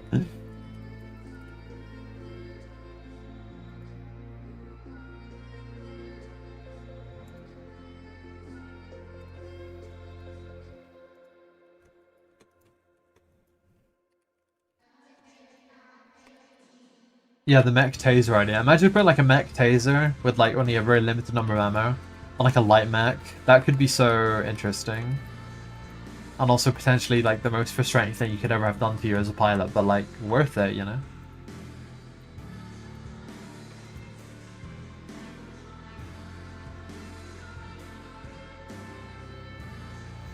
The autocannon Helldivers use a toggle lock system similar to a Luger pistol.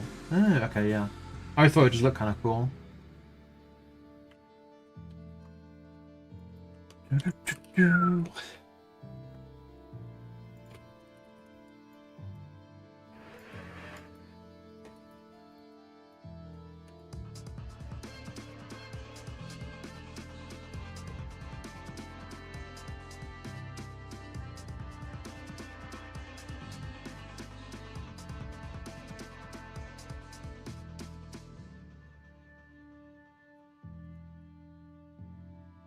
Helldivers has a lot of like very interesting designs, but I always think, because I am me, I have my own best interests. They could have gone a little bit harder with the mech, you know? The Helldivers mech, it could have had a little bit more to it. Could have had more capacities or like more interesting stuff to it. It's fun, it's very fun, but it could have been more. But that's probably just because I'm a mech fanatic.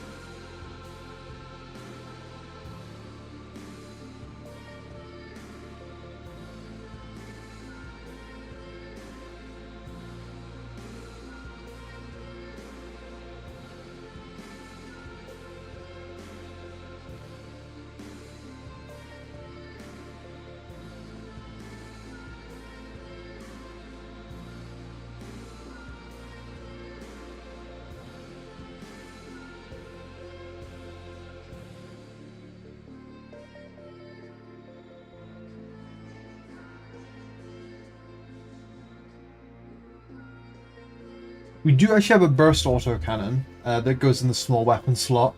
It's called the Trident. I think I made it on stream actually a little while ago, so you can check that one out there, or just like in the playtest. I mean, it's not that long. You'll see it for yourself, I'm sure. But it's a pretty formidable weapon, especially because it fits on a small slot and it doesn't require a whole large slot.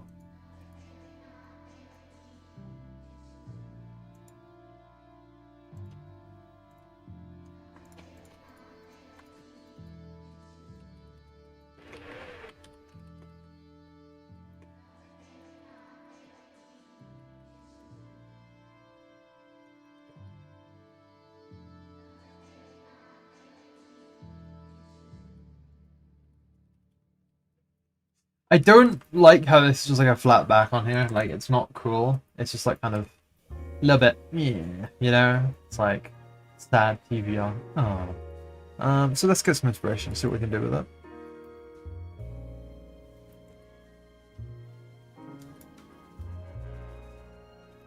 You should put tiny autocannons on all of your large hardpoints. That is not possible.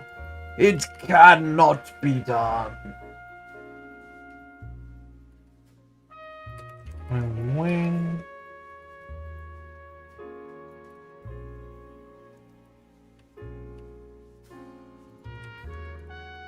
The Helldivers 2 mechs could be cooler. Yeah, they were kind of square, but like they did, I don't know.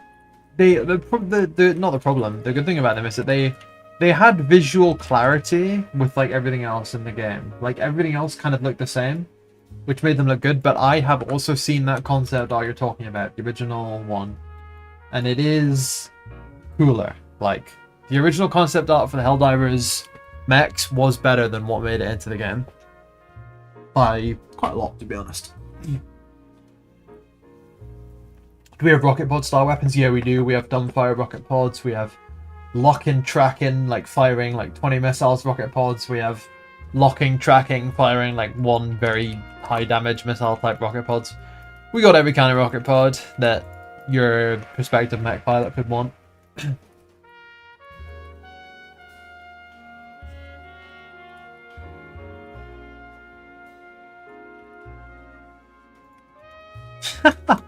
That was not quite what I had in mind though. Whoopsie doopsie.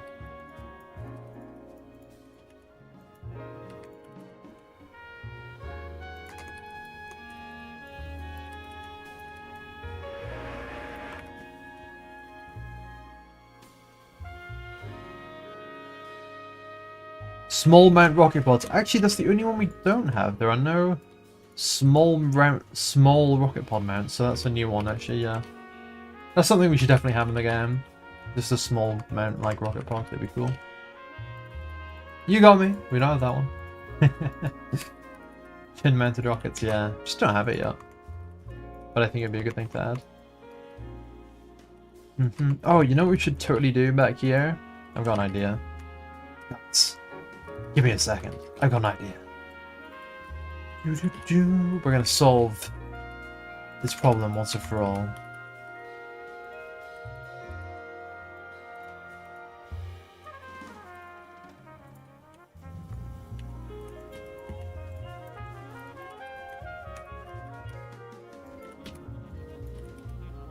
Yeah, there's your ammo box right there. Nice.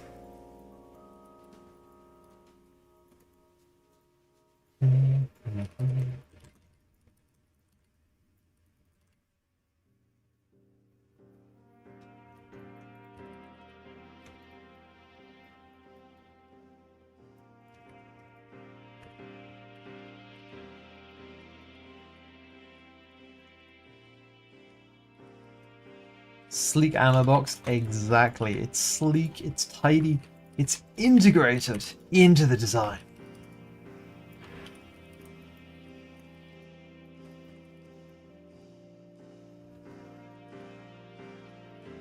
We haven't really considered mounted weaponry like that because the best place to mount is like these huge arm pylon things. Like they are enormous and they look really sturdy. So like it's kind of hard to believe that anything could be mounted that wouldn't fit on one of these. Crispy design so far. Thank you very much. Hey, he's going somewhere. I think we're going places. Good places.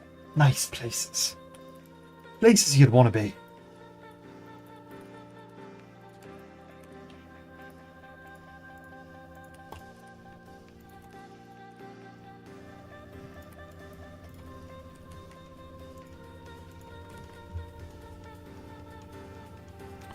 Somebody actually suggested that same kind of rough idea audio calibrator in the Discord. I'm quite fond of it. I would quite like to do that. I think it'd be a good feature.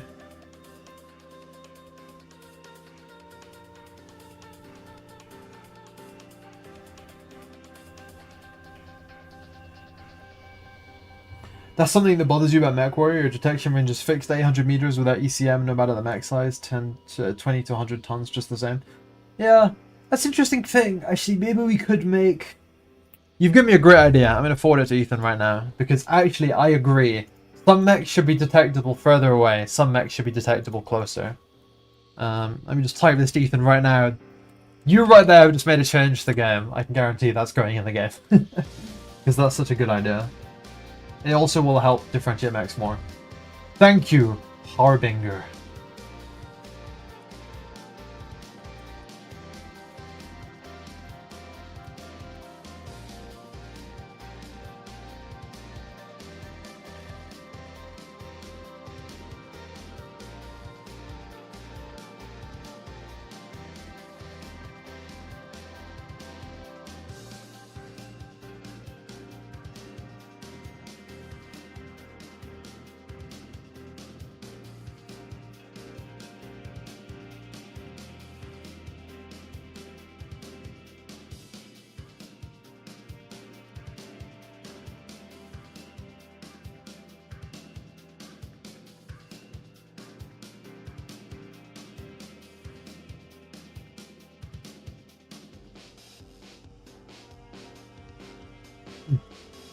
Yeah, mechs are thing, but they aren't just that impactful because you see the tag and it points to yeah.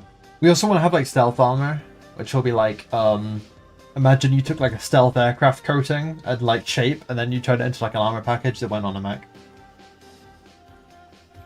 Don't forget about the tracking and lock radars for the APS system. Those are on top of the actual like mech itself. They're a separate system.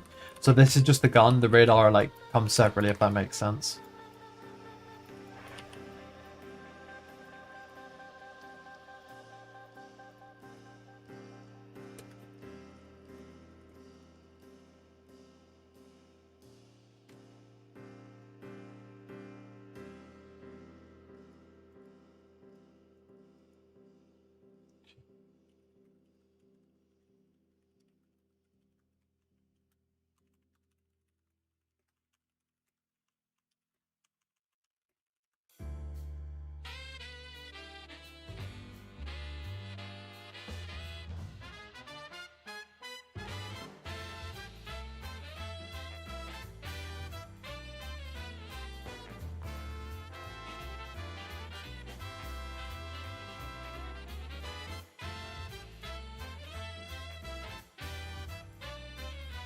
F-35 on legs. More like a Nighthawk on legs, you know, like an F-117.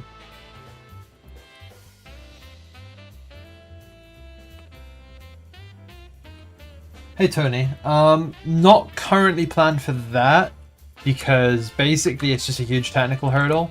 But we did include a bunch of basic shapes in the decal making tool, like in the decal shapes section. So, you know, you can get extremely creative nonetheless, but fully custom decals is quite a huge technical challenge that we don't know if we can tackle right now. It is something that would be really neat to have in the future, but it's not something that we can promise because of the technical hurdles for it. Yeah, basically we'd have to change parts of like the engine code and stuff, and like add new features to Unreal, which is a really big job for anyone, especially for a small dev team.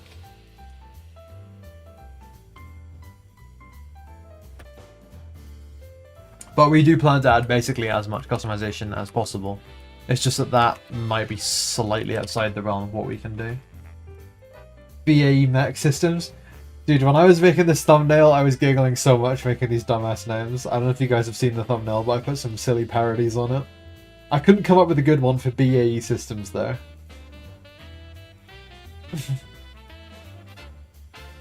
Laser guided rockets, they are planned, yeah. Ethan's itching to implement them because he loves the idea of it, and I also do too.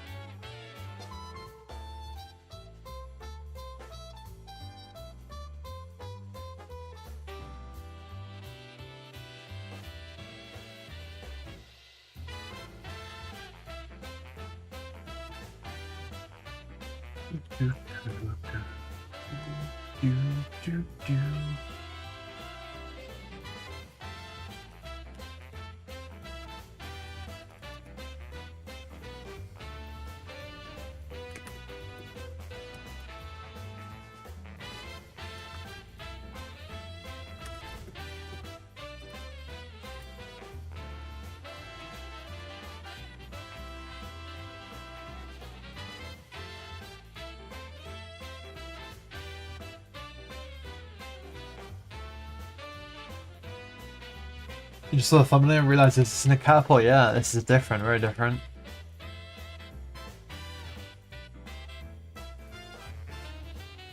BAE has 3 main sectors: BA systems, BA land systems, and BA surface fleets. I didn't know that. Does General Motors still exist in this universe, just like Battletech? I don't know. So with the ERD lore, you're kind of looking at a situation about 30, 40 years from now. And it's kind of everything's gone down the pan a little bit, but we've got a few mechs. So everything that exists in the real world before now, you know, that exists. Another exotic weapon you thought of, mech-plated claymores? Like B-pods from MechWarrior. I actually don't know that, I might have to look that one up. What would a skunkworks mech look like? It could probably fly, right? And be invisible.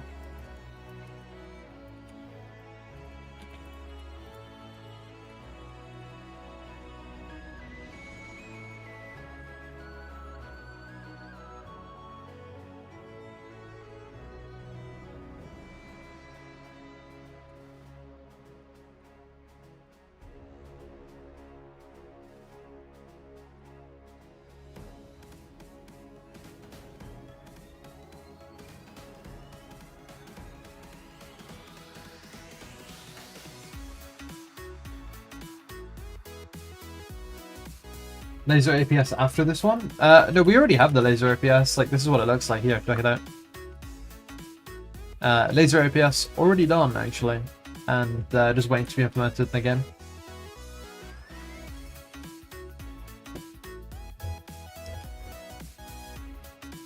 I don't remember if I did the laser APS on stream or not. I think I didn't, maybe? But I'm not sure. Because at that time I was doing quite a lot of stuff on stream.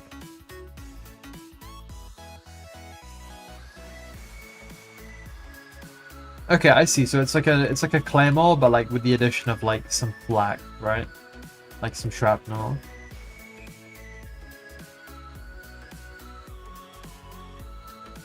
Is Caltech going strong?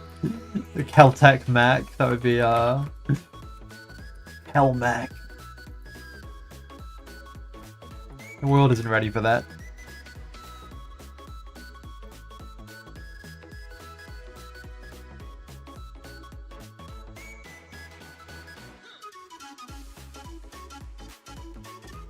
Where's the cutter for this? There it is.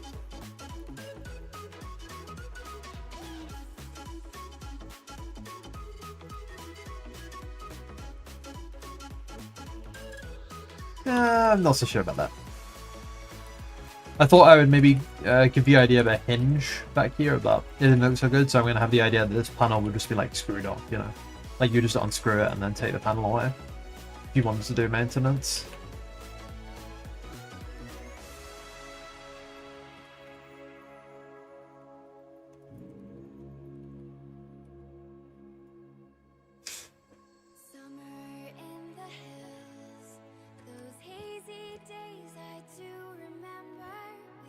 Sometimes you just get like you start to see like a couple of nice shapes coming out in your model and you're like, yes, I still got it.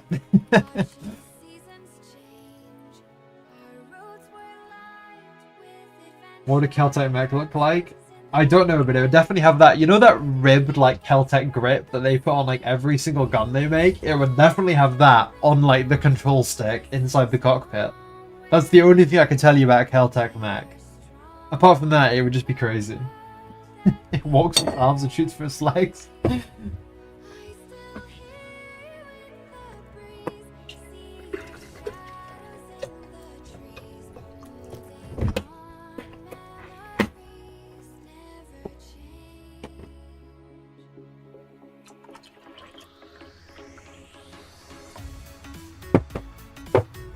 Particle cannons, yeah.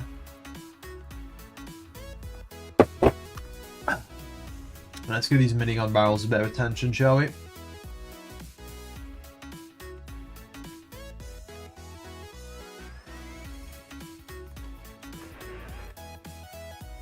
How do I actually integrate these like barrel rings here?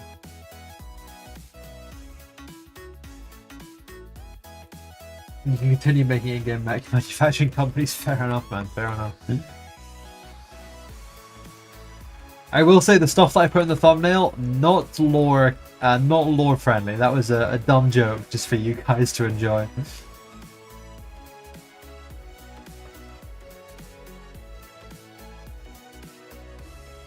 Caltech red oxide grips you're talking about? I don't know what they're called, to be honest. I just know that every Caltech gun I've ever seen has these like kind of black plastic, like it's a very certain like style to them. Let's try and find a picture.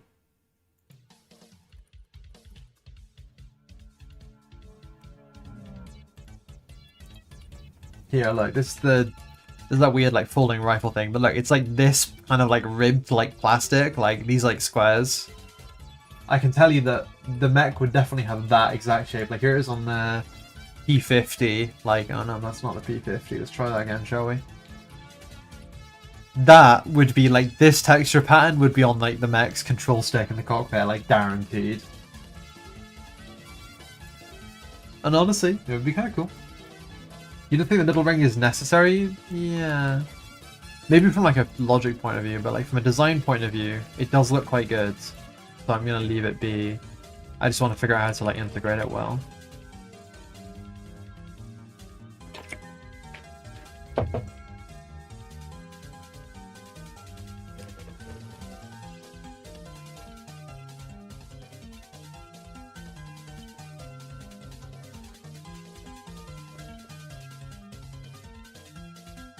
We need like the center shaft as well. These always have a center shaft.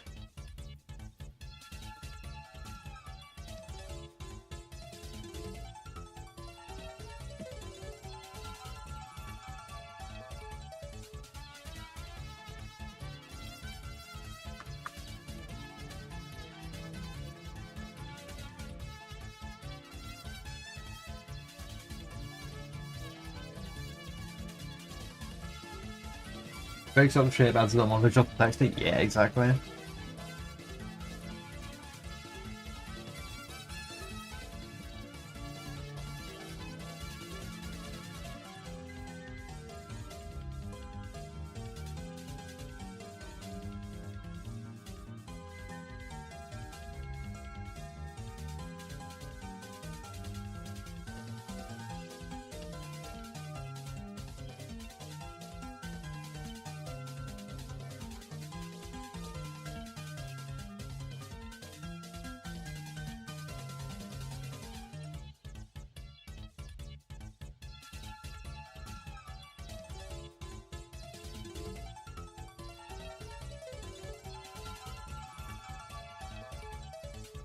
The ring usually sits on an edge of a disc with holes for the barrels of the circumference. Okay, yeah, that's kind of what I went for. Like you can see, there's the disc, and I'll cut some holes through it.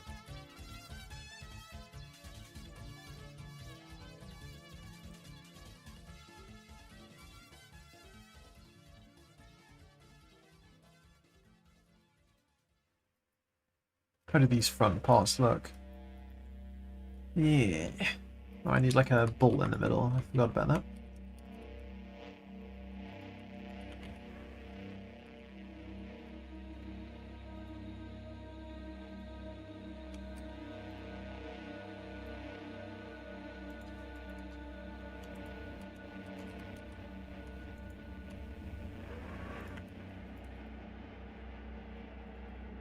You see it now on a phone screen? Oh.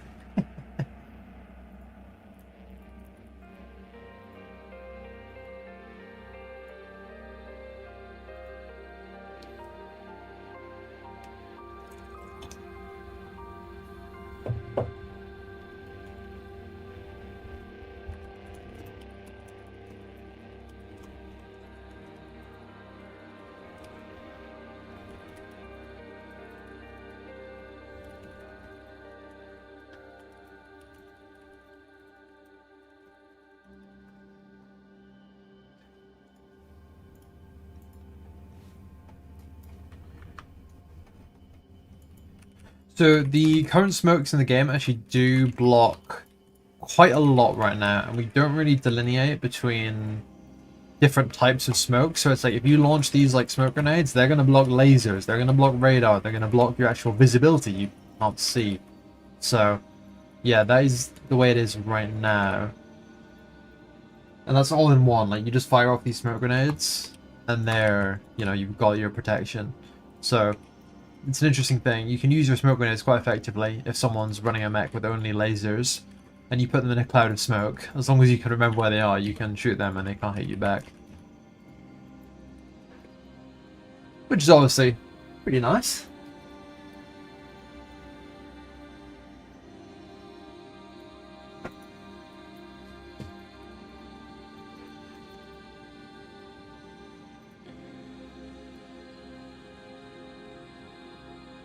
Rain Macau.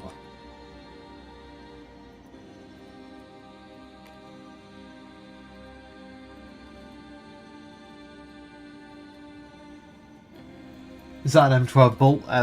Maybe. Maybe. I don't know bolts. Could be.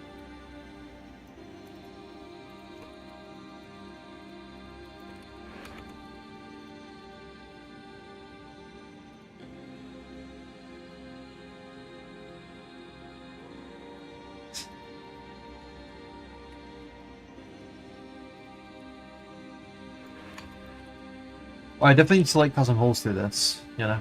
They all have like holes on them. I think for, yeah, look at that, yeah, like holes for like ventilation or whatever. Looks pretty cool. Coil weapon. It uses the mech's movement to charge the weapon, which fully discharges upon firing. Kinda like a weapon charged with a gigantic dynamo.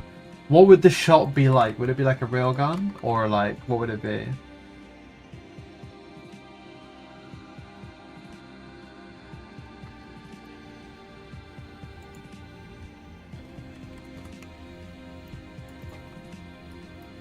Do the smoke clouds sparkle on the edges of the included shaft? No, they don't do that, but it would look nice. The smoke cloud effects they're pretty hard to make actually. They come with a lot of like performance implications on like development challenges. But yeah, no, they do block the lasers.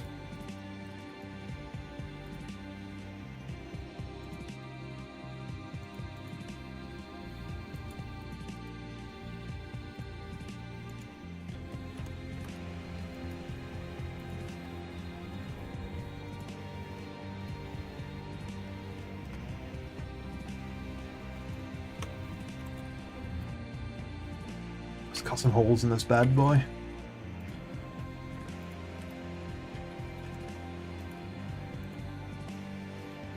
Somewhere between a railgun and a regular gun. Oh, it's like a lightning strike. Ah, okay.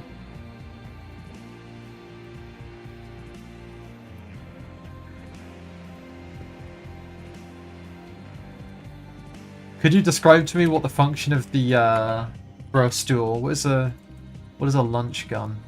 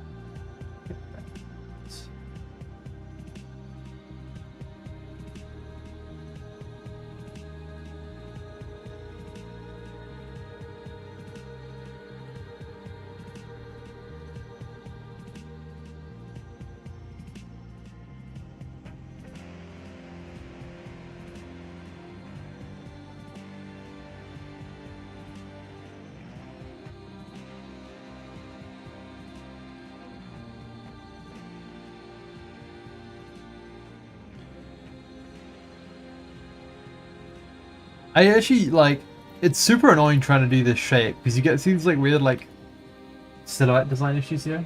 You have to fix them. It's just, I know a lot of things about 3D modeling, but I never came up with a perfect solution for Booleaning into cylinders. Aside from just manually cleaning up, but, that's not fun. It's not quick either. Maybe I have an idea. Let me try something.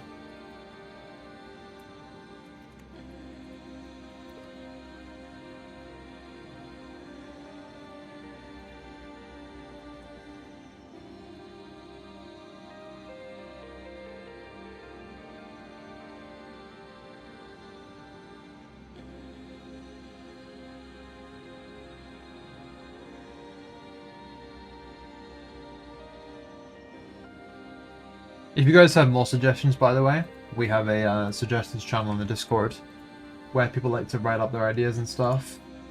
It's pretty good, honestly. I always read it. I don't necessarily always reply, just because a lot of stuff comes through, but I do always read what comes in that channel.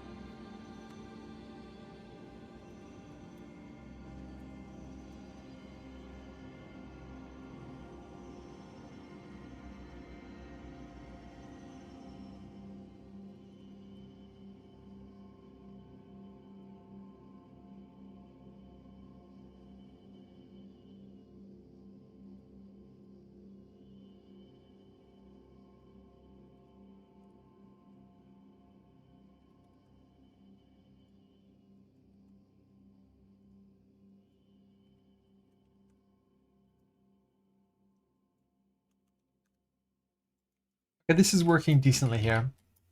I'm using a remesh combined with the booleans to get this shape, just because it's a bit of a quicker way to get a bit of an awkward shape done.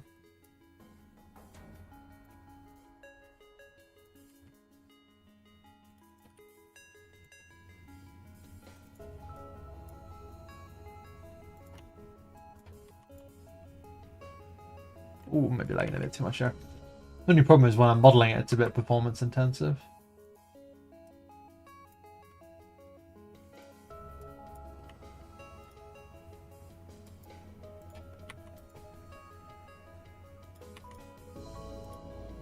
That's weird.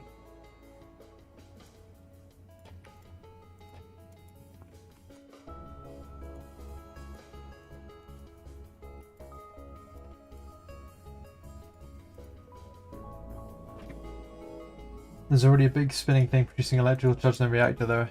Yeah, I think I like the idea of the lightning aspect of it. I think that's very fun. But I think I probably just have it charged up by the reactor as well.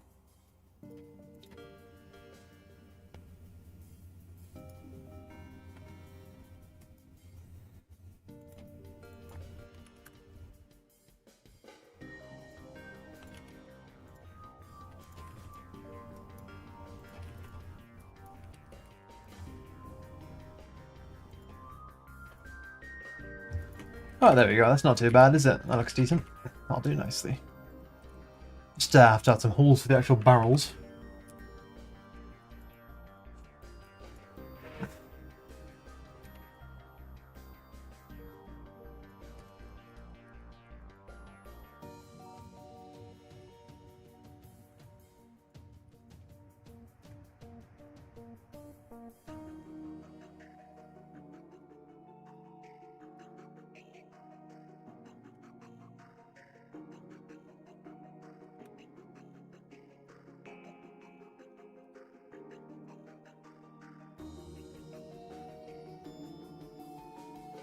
Oh, I messed it up.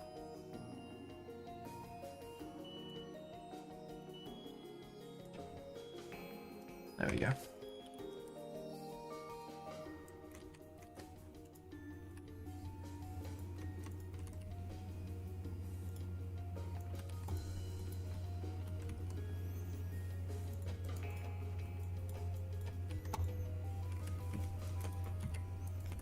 Is the barrel sorted, I think. That's decent.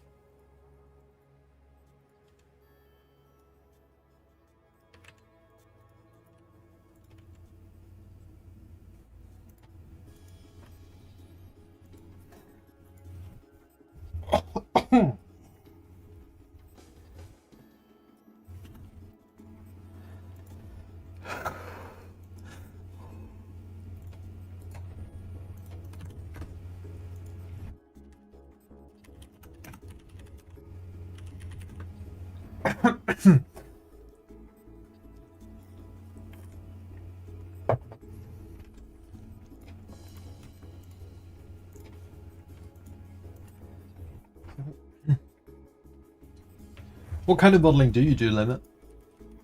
You like a You a mech guy? I guess not. If you don't do hard surface modeling, maybe you're like a character or like a creature or environment kind of guy. I guess environments are still kind of hard surface modeling there, in a way.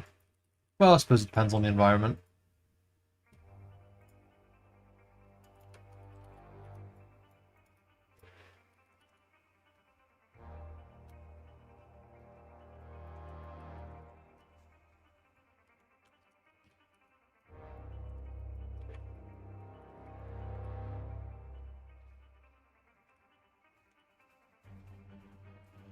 Mostly characters, yeah, cool.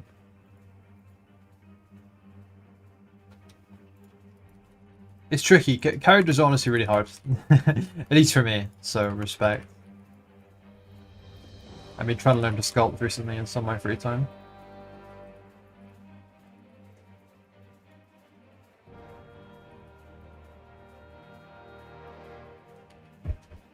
Most recent service, hard service one needed with the hell I was too much. Yeah.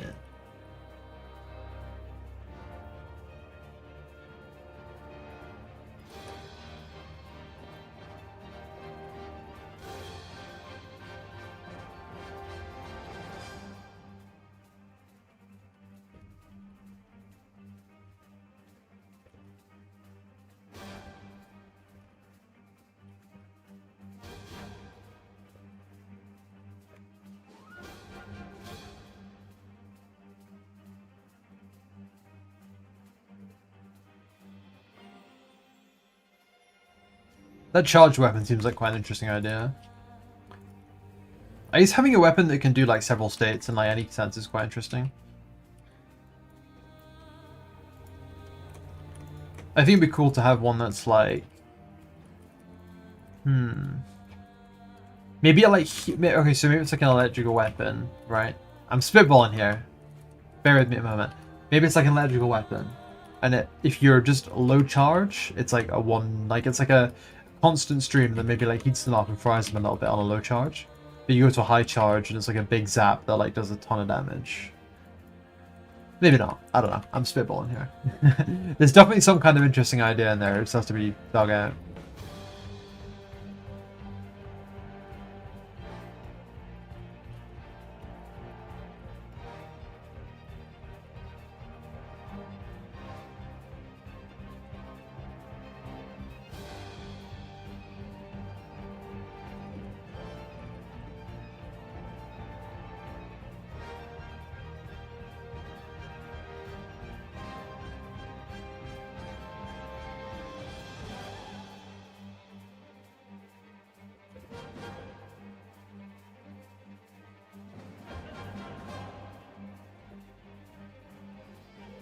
Be a really interesting idea for energy weapon of some kind, yeah. I think the charging idea best leans into the energy weapons. Just something exotic you could think of, yeah. It's pretty exotic.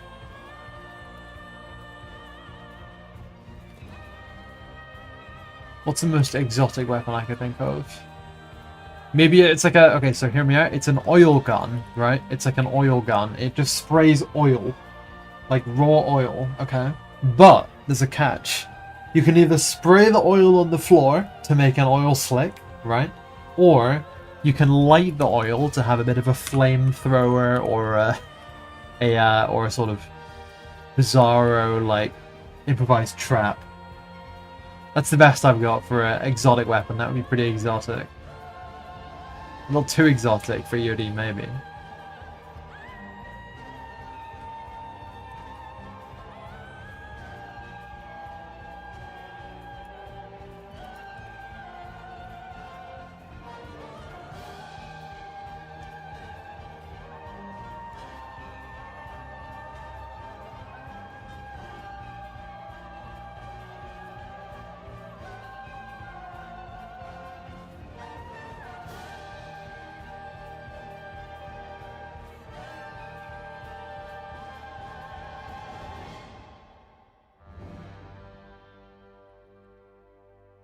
What are we thinking about this design, guys? I'm starting to think this model's looking pretty decent. Probably start finalizing it fairly soon with like just some of the last details and then sticking the retopology together. I think we can definitely have this done today.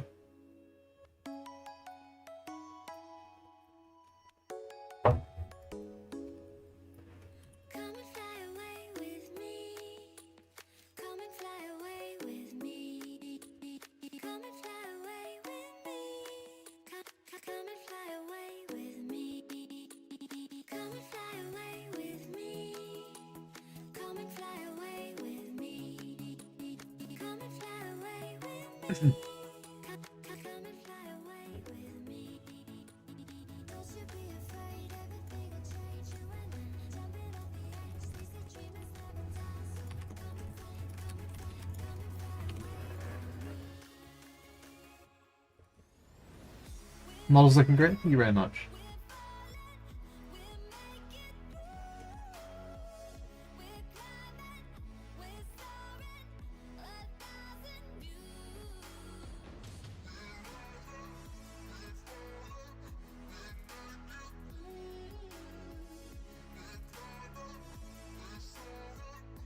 Good with the detailing? Yeah, we got a few more details on.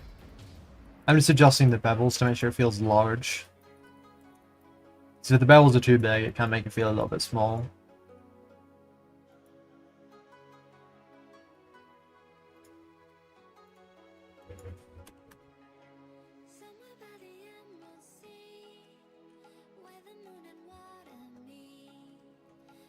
Looks like it could actually exist. Yeah, that's the kind of comment that has me like throw my arms up in the air, like yes, I've done it.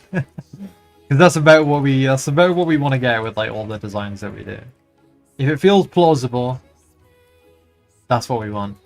You know, we have all those talks about like realism and stuff. It's like, man, it can't be realistic. We don't need realistic. We just need plausible.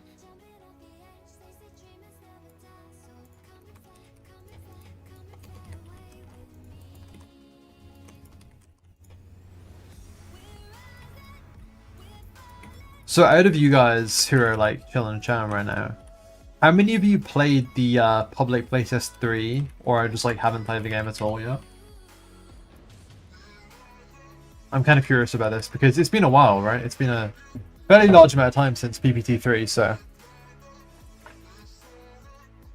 And I do actually recognize some of your names as well. I've been around here before, so kind of curious.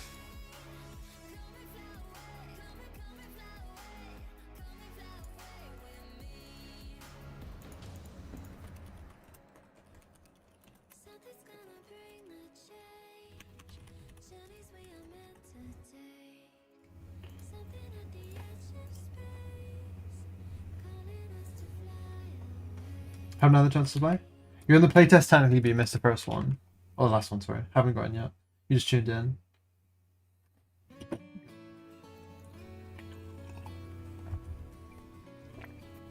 Can you toggle the APS into a personal defense mode and use it like a machine gun? I think it would be too low caliber to penetrate any of the mechs. Probably.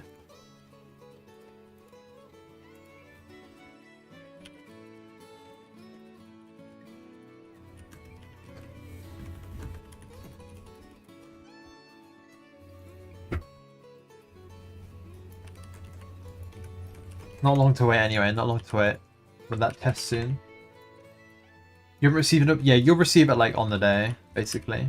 It'll come through then. It's using like HE or prox ammo. It's just like quite low caliber. Like, well, okay, you know, if it was shot at me or you, we'd be in a lot of trouble, right? But if it's shot at a mech, not such a big concern. Since the armor is enough just to bounce this kind of like small arms. But if it hits a missile, then, you know, that missile's going to detonate and you're going to be safe from it. So it's like just enough to do its job, right?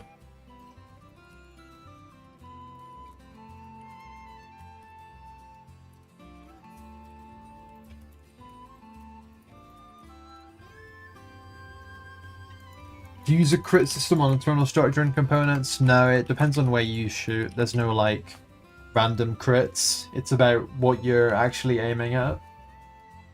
So if you're aiming at those components or the weak spots, then you're going to hit them if you have a weapon that can do it. And if you don't, then... Any thoughts on a railgun? Let me tell you, no wife. Let me tell you. Let me point my finger and show you something. I think about railguns a lot. Look at this. Hang on. You can make it bigger. OBS, where are you? There you are. Image content. Come on, give me that. Bear with me, lads. Bear with me. Yeah. We railgun. Yeah, we do a railgun. Okay. Some have said we railgun. Just finished it like last week. It's fresh. It's new. It's a big shipment for big pilots. It's glowing.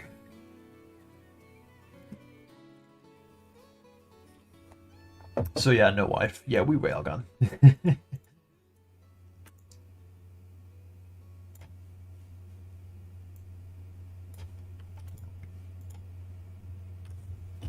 A coil gun. Now, I kind of understand the difference, but like not fully between a railgun and a coil gun. So maybe you could fill me in. It's wiggling? Yeah, it wiggles. It's because it's containing so much rail to be gunned. Looks badass, Harbinger. Thank you very much. It's actually my favorite weapon that I made for EOD. I'm very proud of it. I really locked in when I made this. I thought about doing it on stream, but I was like, no, I need to enter my mind palace to get this railgun done, and then I just locked in.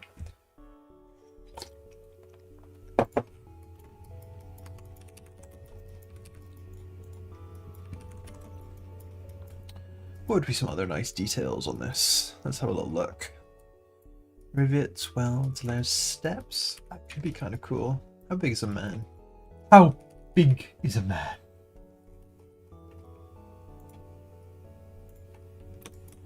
Bring me a man. Okay, I don't think a man would need any kind of steps on this. It's way too small.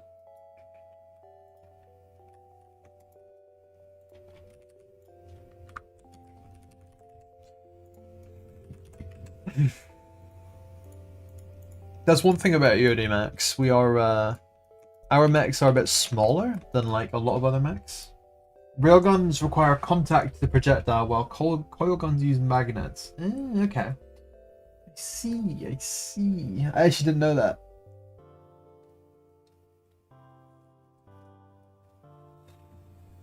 In that regard, maybe it already is. It's like a rail coil gun, because the idea is that it behold a man.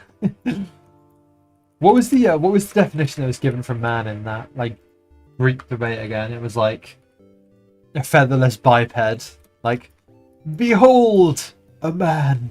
You know, it was featherless biped. I think. I'm not a big philosopher.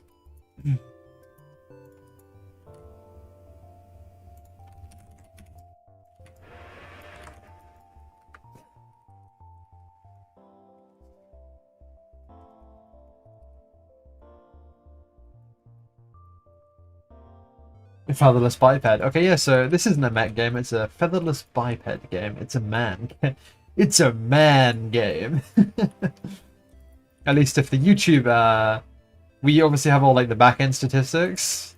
It's like 97.3% male audience, which, to be fair, exactly what we should expect, right? For making a mech game.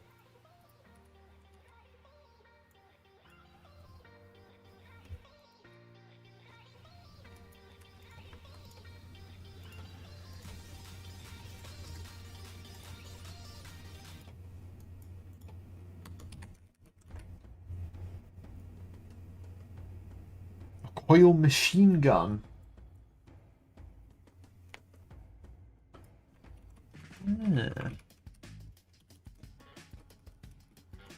Yeah. Could you do a coil machine gun? Like, can they sustain high rates of fire? Does it work like that? Because that could be cool. Like, especially, yeah, I still like the idea of that more. It gives it a unique personality.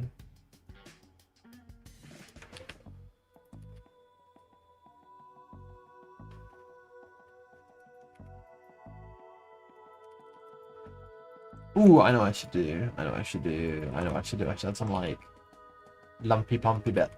Because they always look quite nice.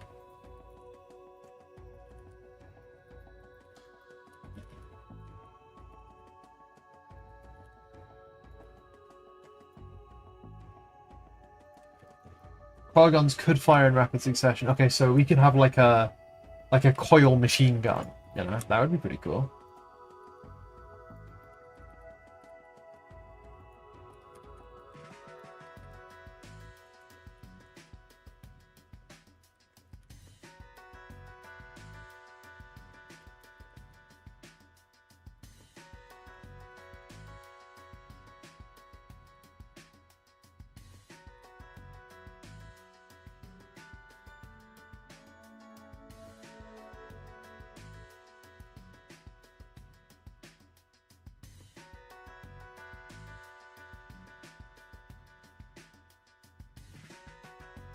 Power guns also have multiple stages. You accelerate the projector over the barrel. Okay. Huge capacitor banks, right. Well, that's often quite an interesting design thing in its own right. When you have like a weapon that has like huge, like big capacitors on the back, it always looks really cool.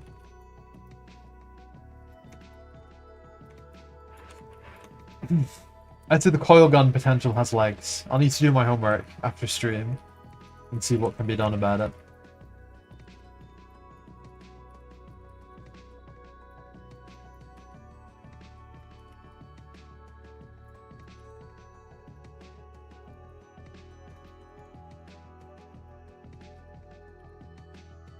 When you guys play a mech, like, what kind of role do you like to play? You like you do scouting? Do you do like artillery? Like, what's your kind of idea of like how you would fit in to like mech combat? Mech backpack.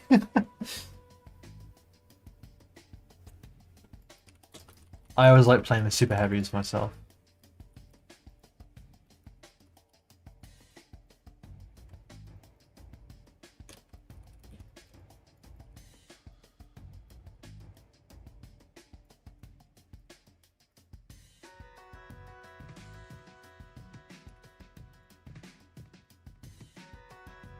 Tank.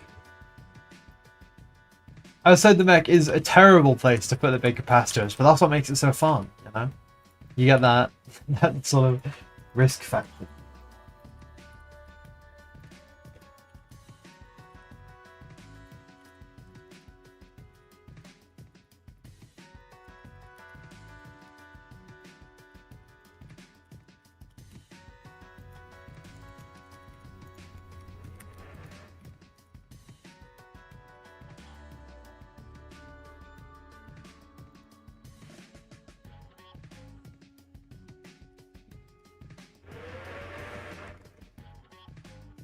Scout and fire support, neat.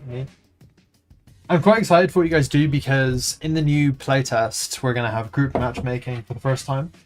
So you're going to be able to queue up with your friends, like up to, I think currently you'll be able to queue up with 5 of your friends, or maybe 4. Don't hold me to that one.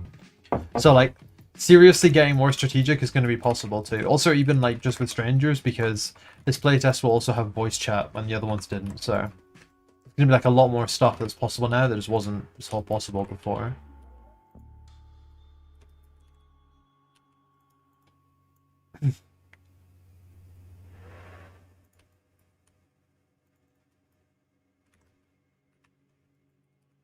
Relatively lightly armored, but more nimble. Yeah.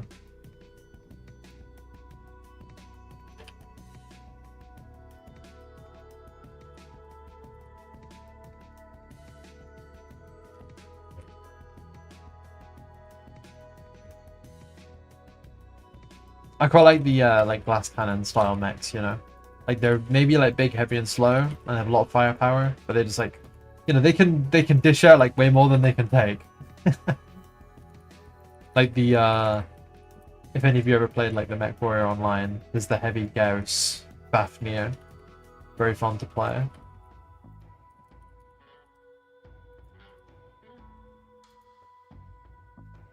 Small light things with autocannons. It's an iconic build. It's iconic.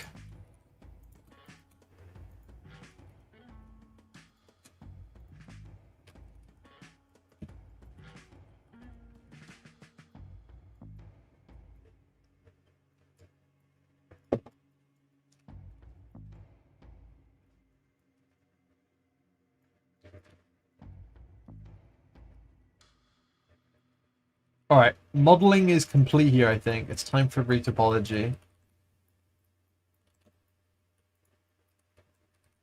Let's get on it. Let's do it. So I'm going to get rid of this window, because we don't need this anymore. And guess what? You guys are getting back. Ooh, Subway. Oh, wrong one. Nope, nope, not that one. Yeah, Subway Surfers is back. Woo!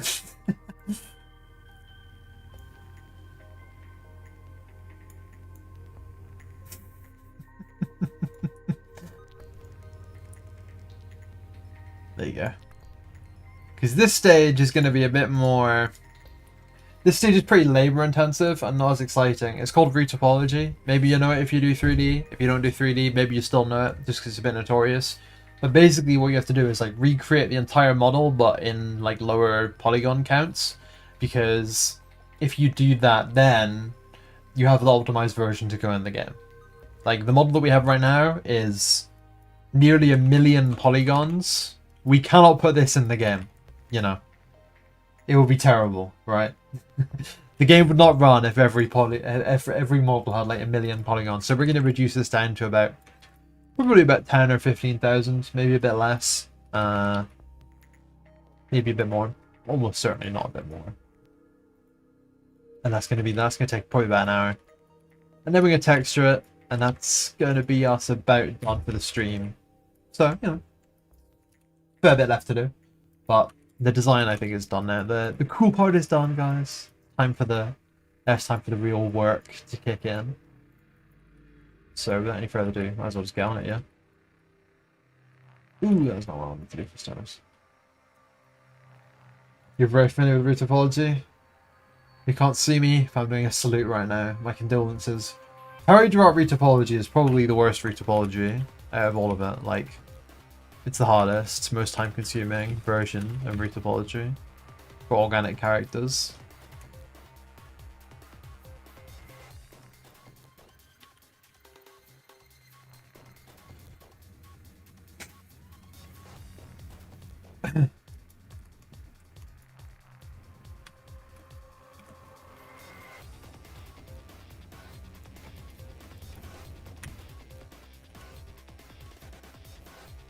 So I'm just getting this like mostly lined up with the middle. It doesn't matter that much. I modeled it off the middle, which is kind of bad. I shouldn't have done that. But like it's fine because after the retopology is done, it's like way easier and I can just like line it up all and that'll be fine. The support mech with a lot of space for bolt-on sensors and APS and other gear would be cool. Yeah, I agree. We should definitely do something like that, especially with the new changes we're working on. Something like that will be very effective and quite a unique, cool mech. I'd like to work on some new mechs soon. It's been a little while. We haven't had a new mech since last year. So I think some new mechs are... It's about time. It's about time.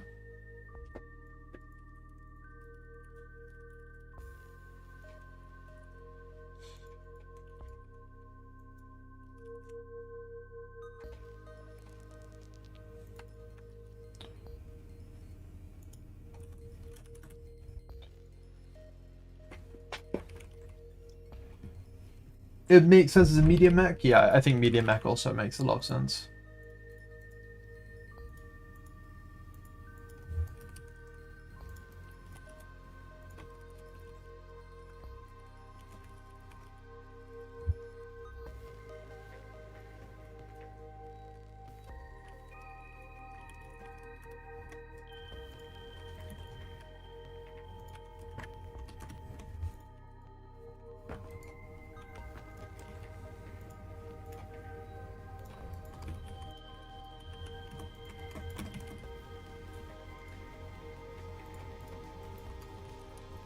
So we're basically just going to be going through here and just like reducing the density of polygons on all these meshes. And it's going to take a little time. What do streamers do when they need to fill time, you know? When they're doing something that isn't as exciting? So I'm not going to do any of the things I'm about to say, but I could do... Guys, we could do some reaction videos.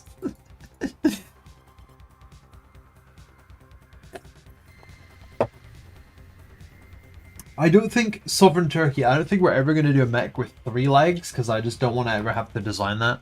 But I think a mech with like 4 legs is, at this point, very likely. Like, quite likely indeed, for us to do that.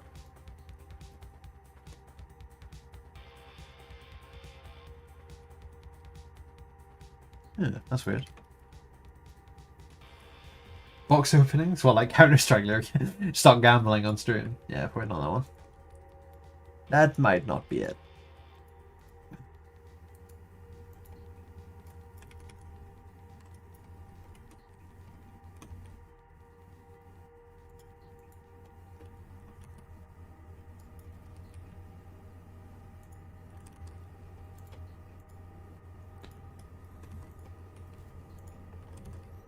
Does bedtime stories? Oh. Okay, okay. Let me come up with a story. What kind of story? Bedtime story. It's tricky. It's tricky on the spot to just invent a little story. I'll think about it for a little bit and see if I come up with anything.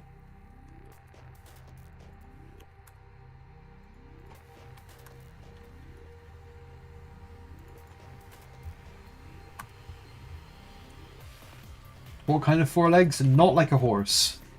Like a, I don't know. A beetle, I guess, maybe? Not like a horse. Not like a horse. No, no, no, no, no. Not like a horse.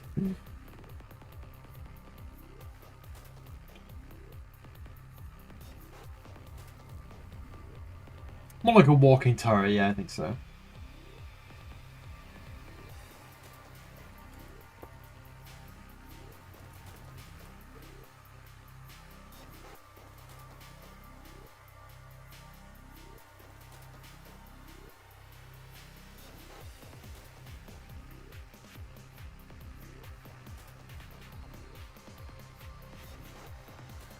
Lizard, like a lizard, yeah.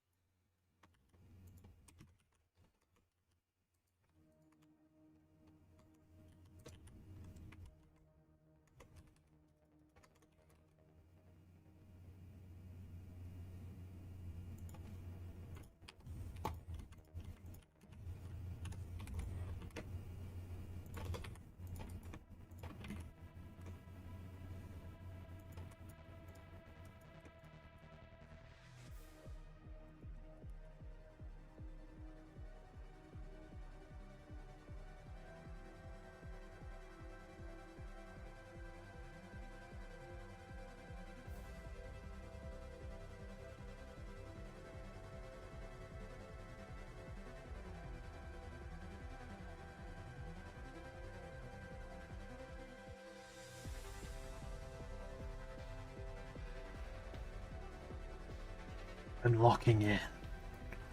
And getting the work done. I'm hitting shareholder targets.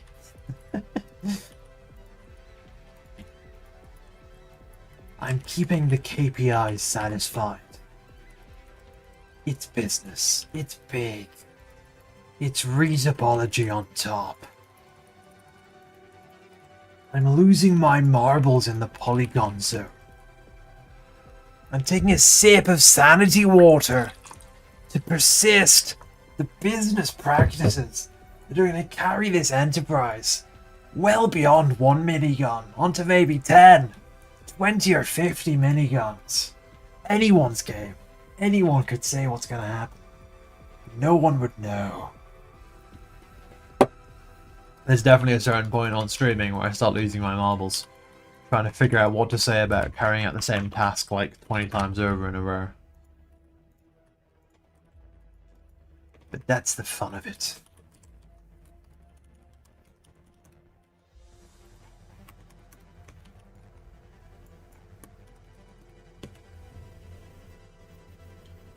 You've been struggling this entire time to figure out my accent? Is it the bit where I... Well, before or after I start doing silly voices?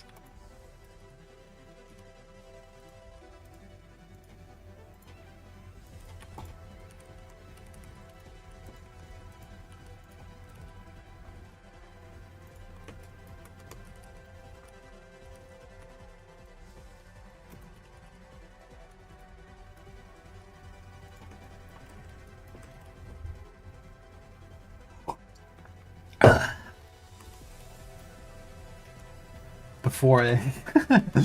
What does it sound like? I feel like it should be fairly obvious. It shouldn't be that hard to get.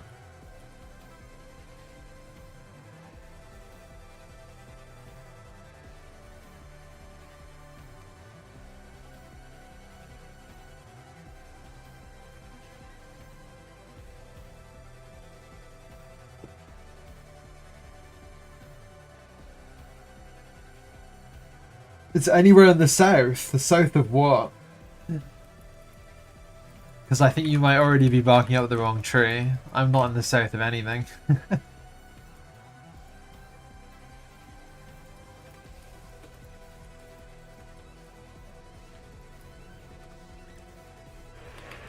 Well, anyway, I'm not going to go into any further details of my home address, but like our whole game dev thing, like me and Ethan, we work in like EOD is made in Scotland, basically. Which is rather north. Canada? Oh, no, no, no, no, no.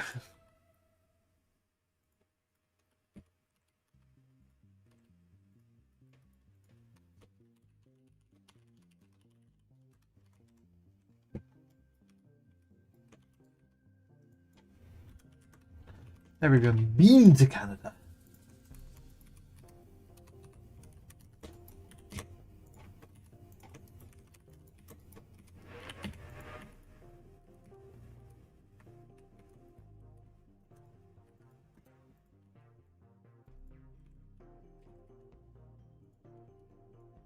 You don't sound very Scottish, do you? Yeah, well, you know, it's an interesting one.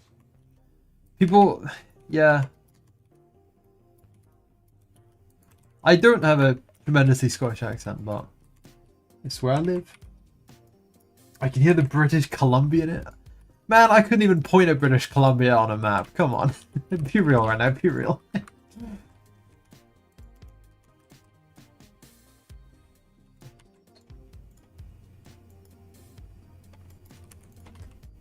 Ah, it seems like we've lost an important part here.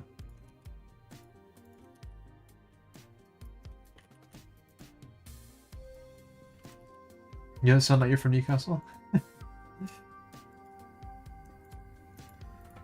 Well, neither do I, but technically I am, so there you go. There's your surprise. I don't live there though. I never lived there, so that's why I don't sound like it. But technically I am from there. If you really break it down.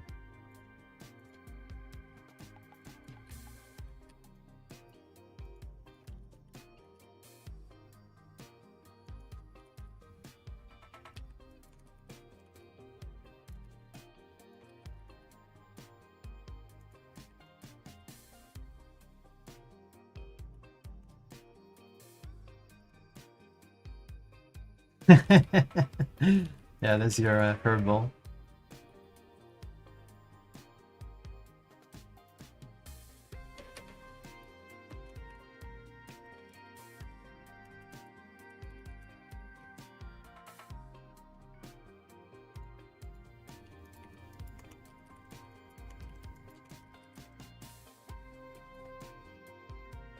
So I'm just thinking for a moment of the absolute best way to go about doing what I'm doing here. Since I can either do it in a way that takes a little bit of time or a way that takes an inordinate amount of time. And naturally, I don't want to spend forever tracing holes in a minigun. And you guys don't want to watch me spend forever tracing holes in a minigun. I hope. That would be a very bad way to spend your time. But we can get it done a little quicker, I think, if I just pull a few pieces in the right places. We can probably get away with it.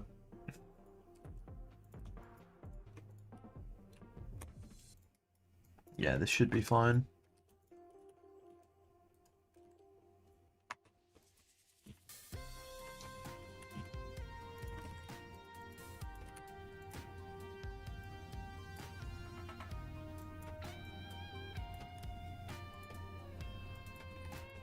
Oh, bit too big now.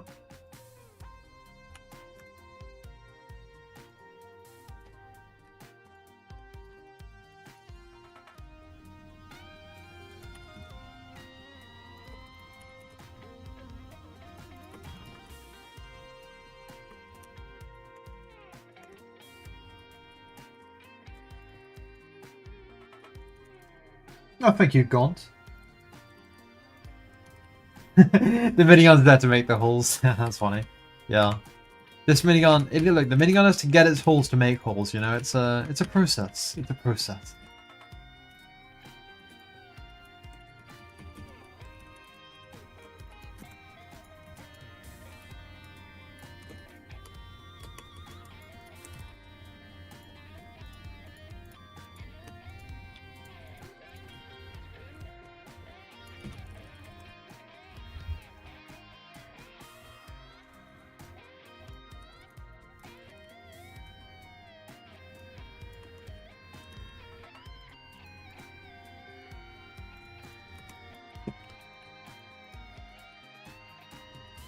Probably about the best way I could have done that, I think.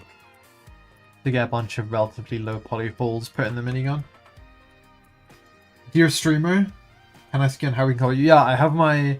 You can see if you look like next to the little mech that bounces up and down when I talk, it's Nighthawk. That's who I am on the dev team.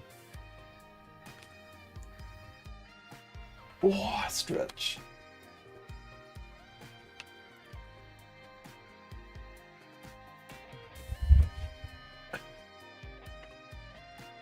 The cheese grater needs to have holes to grate the cheese. Exactly. The cheeses and incoming enemy missiles. Yeah, people usually just call me either like Knight or NH in the ERD circles.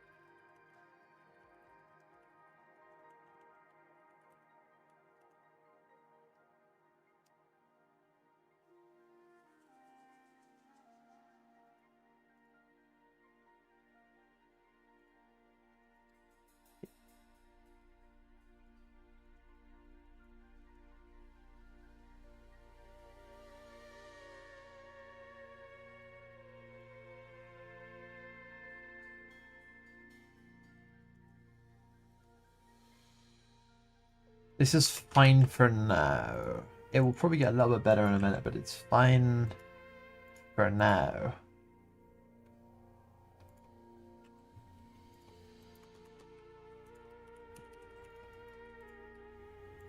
I'll come back to it. It's probably need a little bit more love later, but we'll make it happen.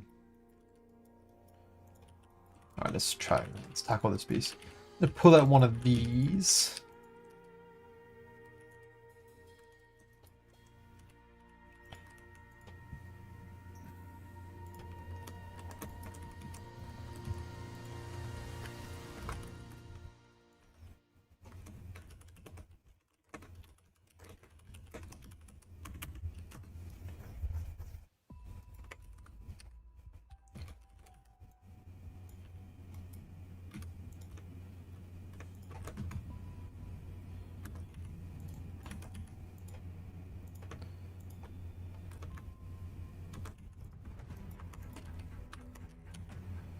Oh, the EOD music is playing.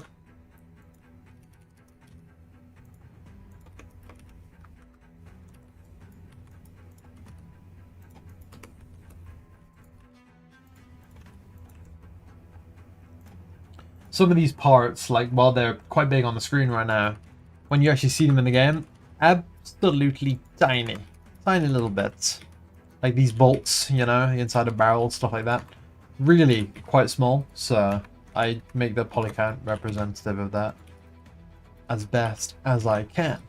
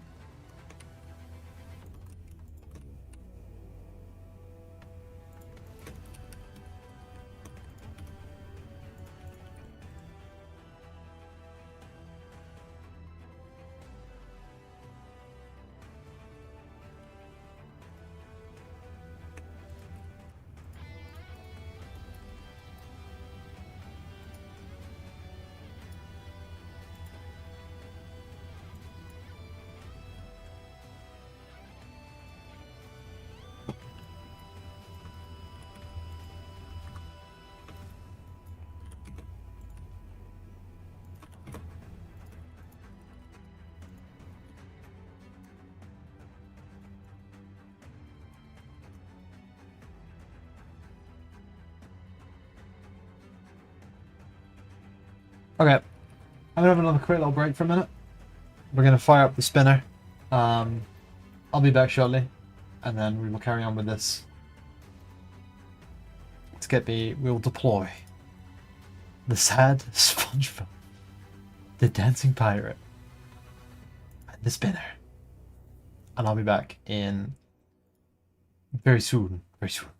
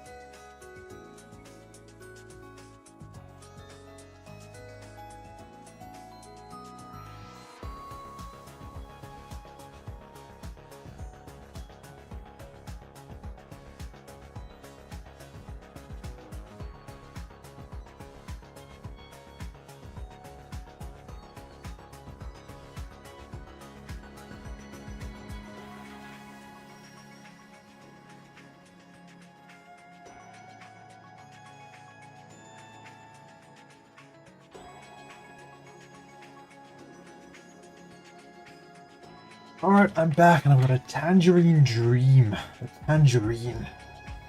To keep the energy going through this task. Through this mission ahead of me. Let's clean up the stuff. There we go. Back soon text. Guys, wait, hold on. We're gonna do something fun here. Oh, how do I do this? Guys, hold on a second. Bear with me, I can do something here.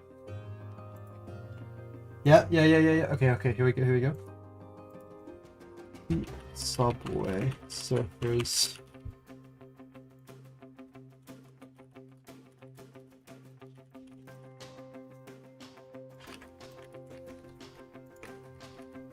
Okay, there we go. Does that work?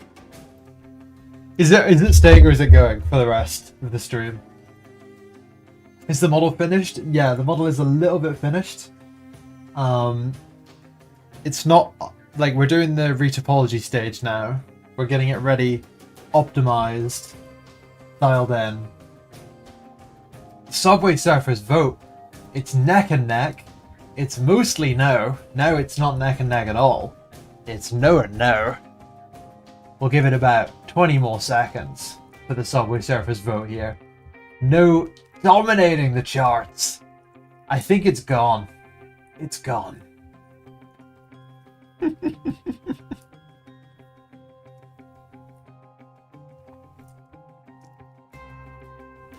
Just peel this tangerine here, lads. I'll get to the Subway Surfers removal in just a minute.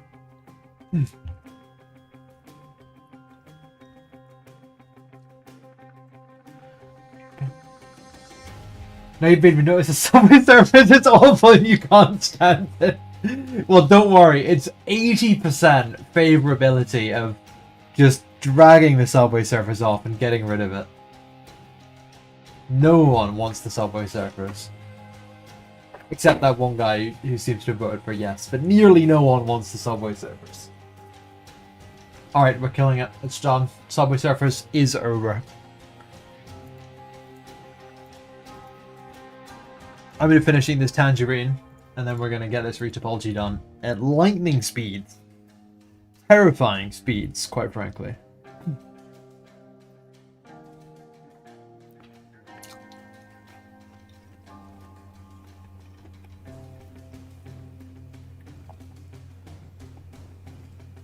I need to come up with more, like, absolute nonsense, like time fillers for the stream.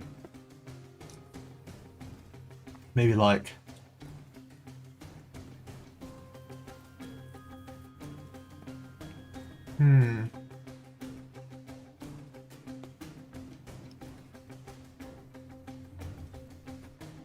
Have I seen the UE5 tech demo? Yeah, I have. Called the End to Low Poly Models and LODs for Games. Yeah, I've seen it, right? But I got two things to say about it. First of all, LODs, low poly models, and all that kind of thing. It's not going anywhere, alright? It's sticking around. It's... If you want your game to run well without, like, garbage like AI upscaling, you're gonna need these kind of technologies to be employed. And here's the second thing. That's a good thing, because, like, you know, you get more art history out of it, you get more production, you get more quality, more people get jobs, there's more process to the creation, and, you know, LODs isn't even a big deal. Like, you can auto-LOD pretty well, right? The technology's pretty good. What we really need to do, as I see it, is focus on improving the technology we have, and not trying to, you know, sidestep these processes, like LODs and low poly models, because you're just going to need them at the end of the day anyway, and you're only going to have shot yourself in the foot putting it all on AI graphic cards that cost like $4,000. But quite frankly, the less said about that bit of it, the better. And has it happened? No, it hasn't happened. These games run awfully.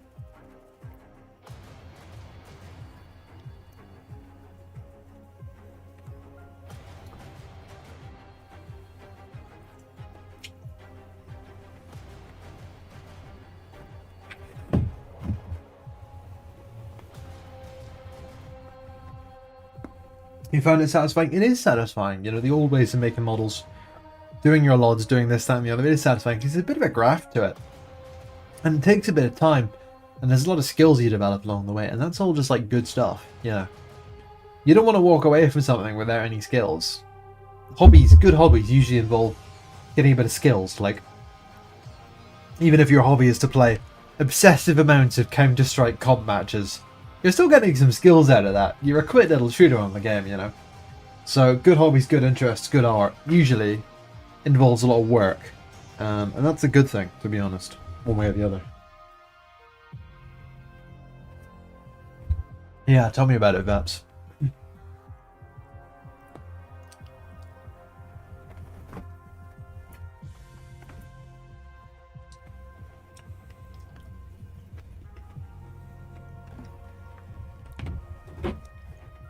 You know, we use Unreal Engine to build EOD, and the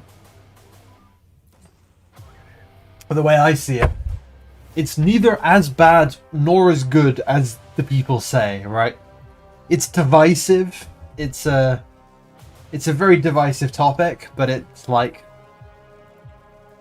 it's neither as bad or as good as the word makes out. And at the end of the day, you just have to do a bit of game development, and that's all there is to it. Anyway, look, the tangerine's been in. Let's get this done, yeah? We'll get this done. We can all go home to our families. Everyone's going to be happy. Right. Facebook. I want...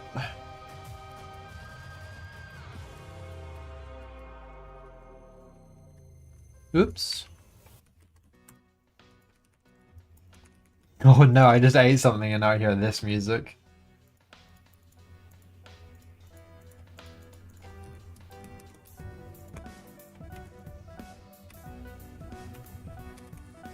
And if you know this music, you're so real for it.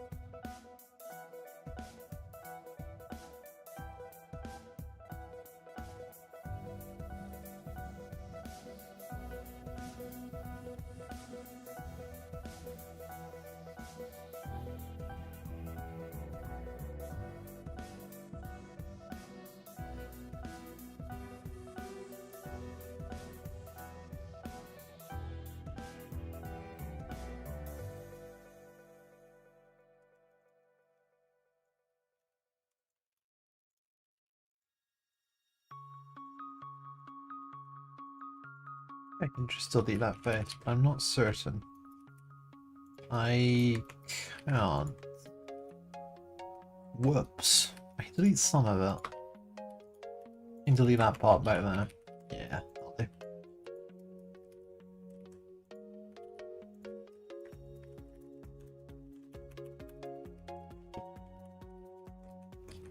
So basically I'm just going through and doing like every single part, like piece by piece, just chipping away at it.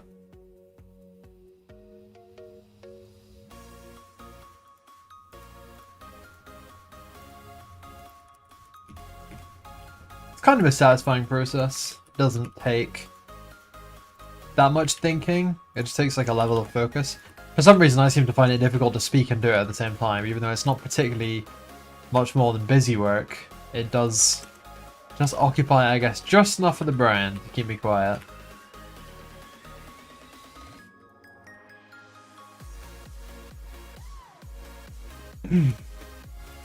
I'm kind of unsure about this pattern here, but like, I've done it now, so, you know, let it ride. Oh my, thank you, Kai, for your prime money, your prime Bezos money.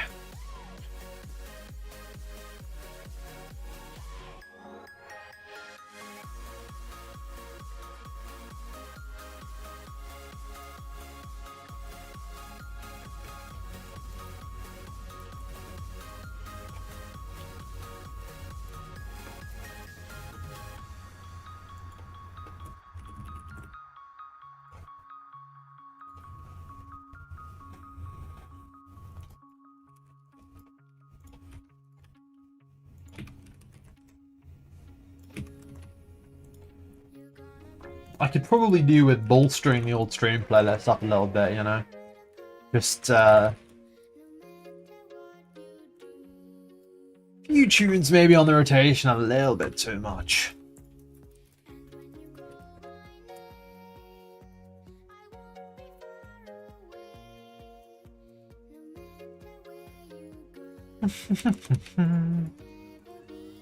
Think about the best way to do this for a moment.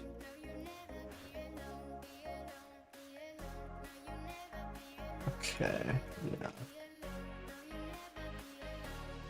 Yeah, we'll do that.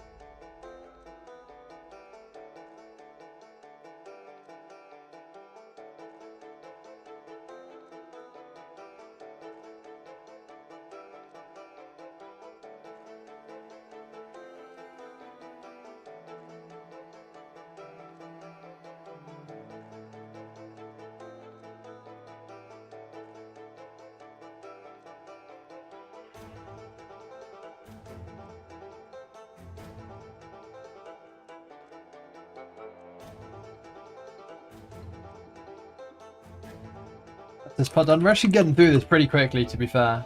Both, you know, the whole modeling process and this smaller part of said process.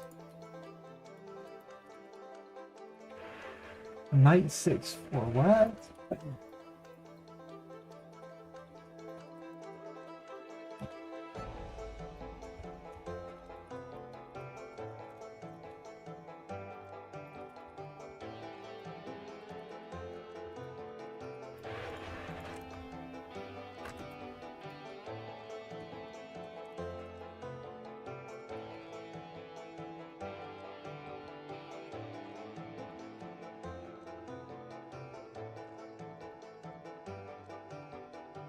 There's the numbers on my Twitch name? Oh, okay.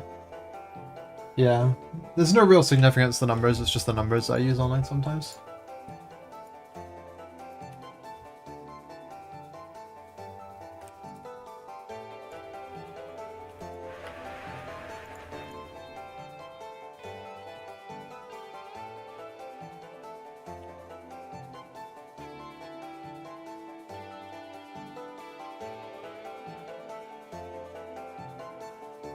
There's a lot of bots in the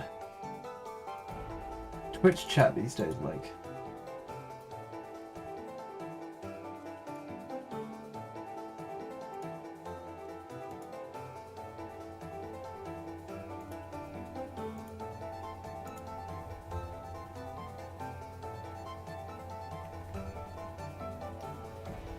Is he spitting facts? Who knows? Alright, let's carry on, let's carry on. Keep the energy moving. Let's keep going. Right, which bit should I do next? Let's do this bit. No, we do this bit. Can you get a straft at 1v1? Well, you have to cash it in. You can't just have it. You have to get the points. You're so unemployed. And it's free, in a sense. 1.5k points? Wow, inflation is going crazy these days. So can we get some less tank and more ship weaponry? What would you say makes something like... I feel like ship and tank weaponry is largely the same, but it's like bigger? Like what makes it... What would be... Could you give me an example of like what would be a tank weapon versus a ship weapon?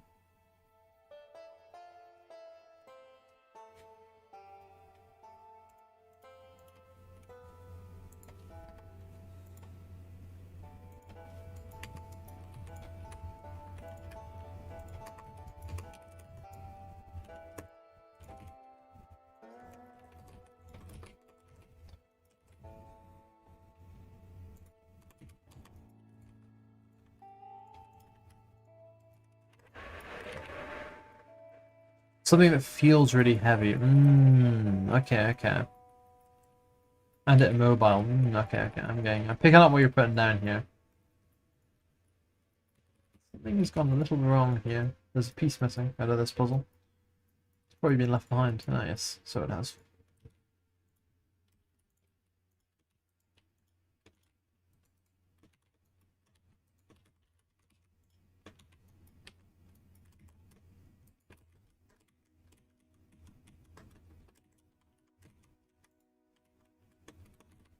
There we go. It's better.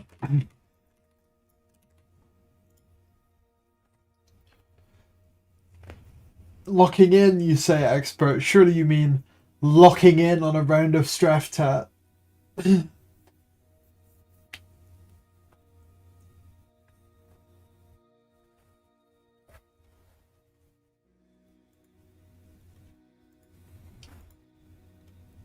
know, I like that one experimental railgun. Okay, okay, yeah. I think I could do something like that for more weapons. Reread like 10 American literature things, you know what I mean?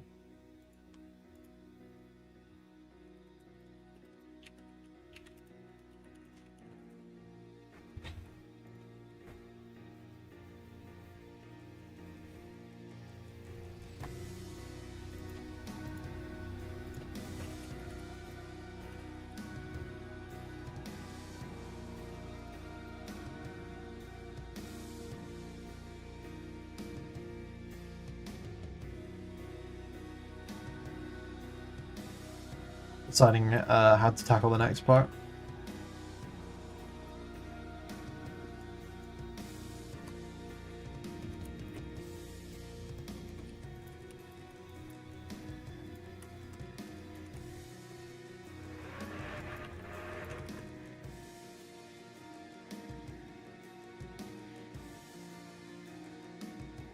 I think the answer is this bit here all as one piece.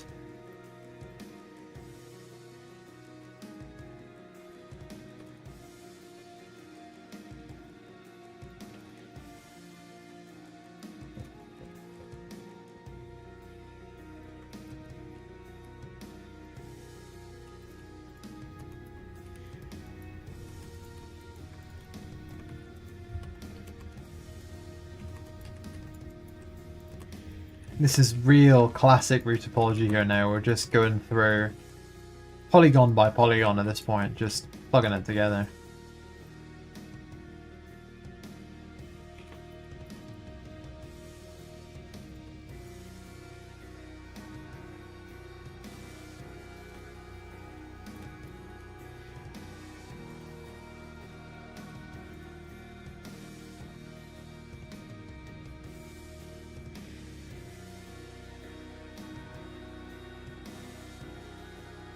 It does just, it gets us a good result, so it's really worth doing.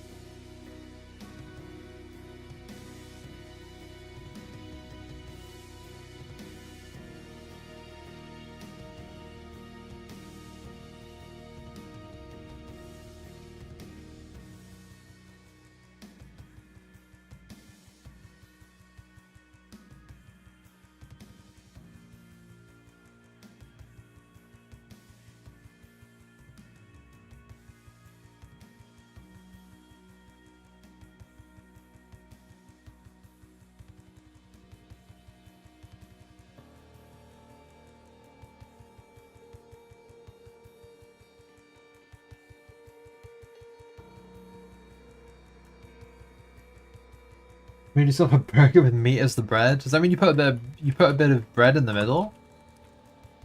Like you're like a burger patty on each side and then just bread in the middle?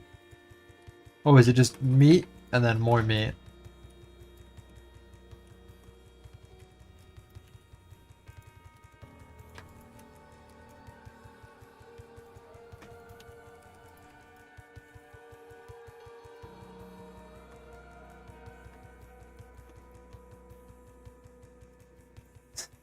Was it just... What kind of burger did you make? Yes. That tells me more than I need to know. Meat.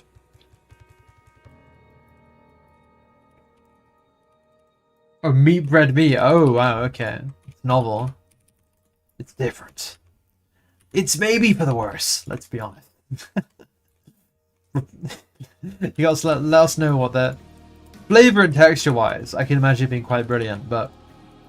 You know, the good bit about having the bread on either side is the wonders it works for the actual experience of eating the thing. What constitutes a burger? Topology or just vibes? Well, I think topology matters a lot, right? The shape, the form of it, is really quite commanding of what's a burger.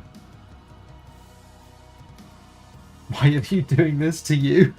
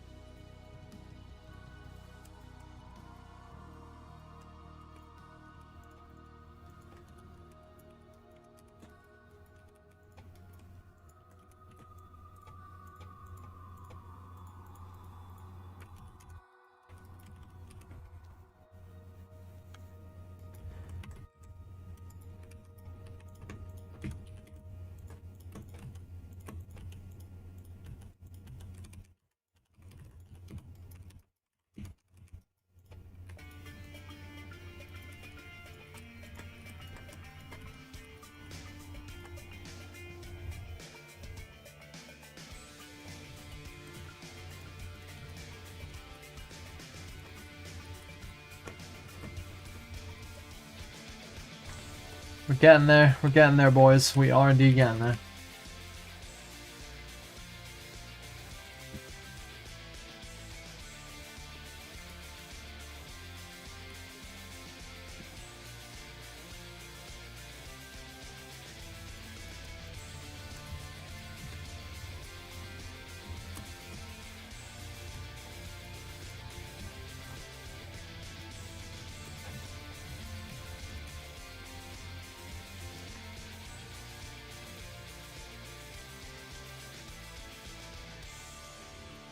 Okay, there we go. You're typing with your turret, man. What the hell?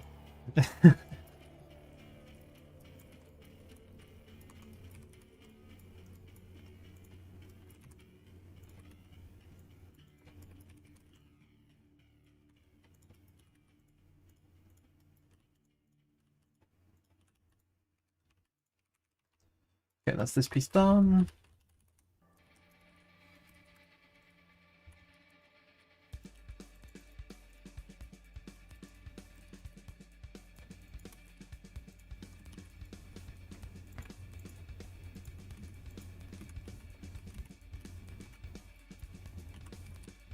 What's it doing over there? Bloody hell. Come on. There we go. Oh, and a little stretch.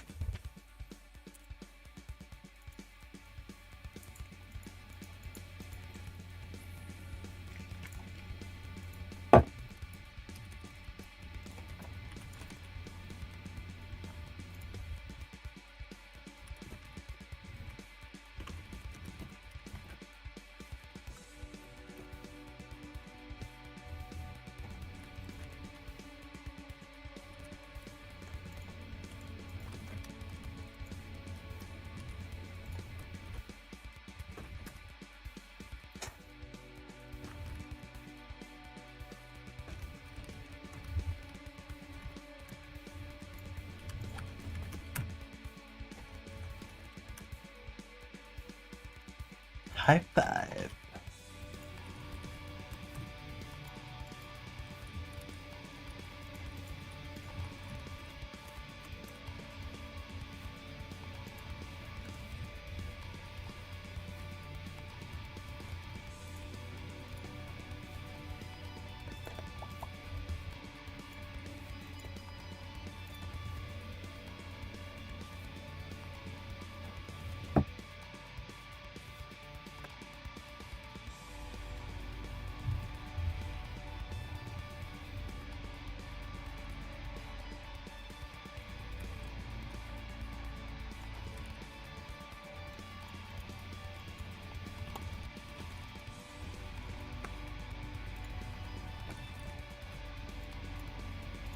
Okay, just these pieces left to do.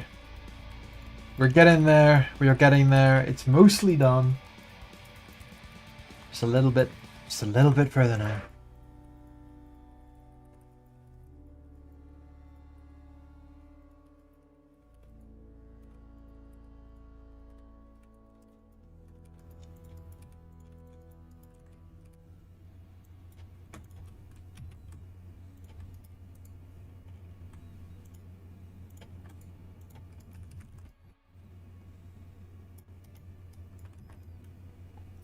Brief consideration of the best way to do this.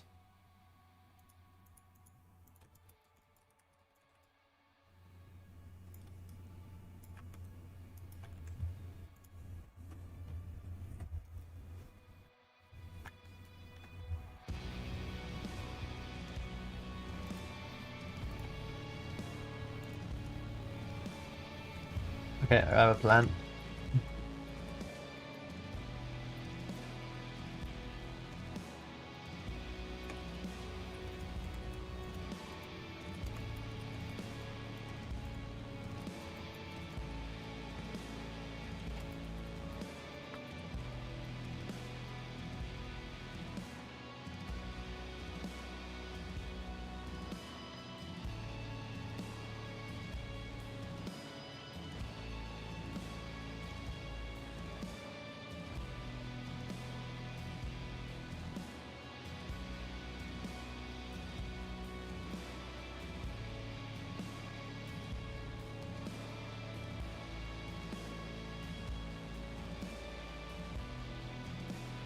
When we eventually get the mod tools done, right, and they're in your guys' hands, if you were going to make a mod for EOD, what would the mod be? What would you mod into the game that would never get added, like, officially?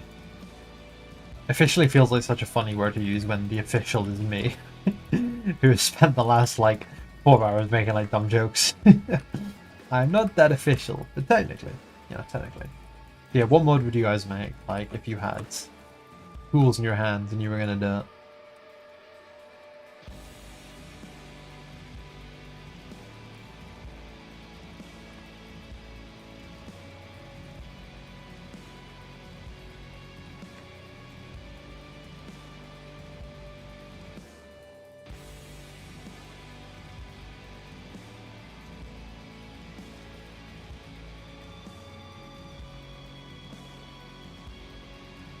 Big is your back? Okay, how big? Like, what kind of magnitude are we talking here?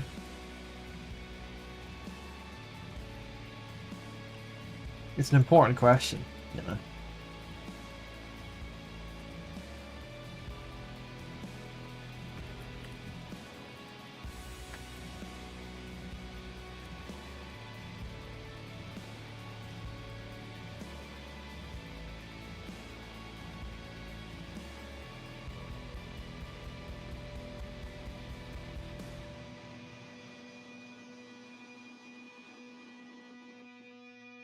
Two times as your back, 4 times as your back, and 4 times as your back with 3 times as your firepower.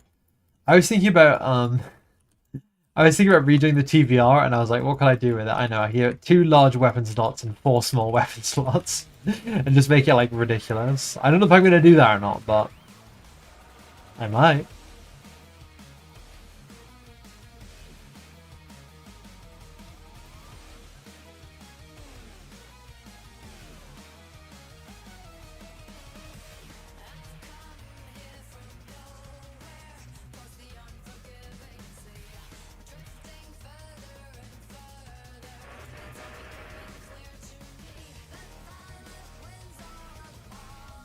You know, tank tracks his legs? No! No! You're right, that is one the devs would never add.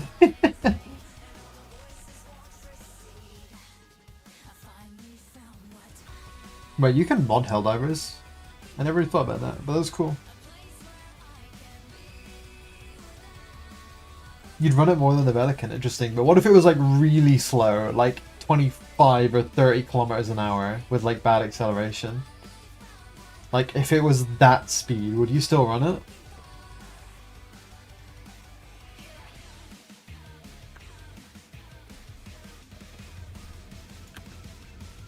You underestimate your Pelican build, fair enough. Fair enough. The Pelican's still nippy enough though, you know? Even when it gets a bit heavy, but this TBR I'm imagining would not be nippy, not in any sense. It'd be very slow. But I might just reserve that build for a new mech, and the TBR keep it as like the kind of weird thing it is.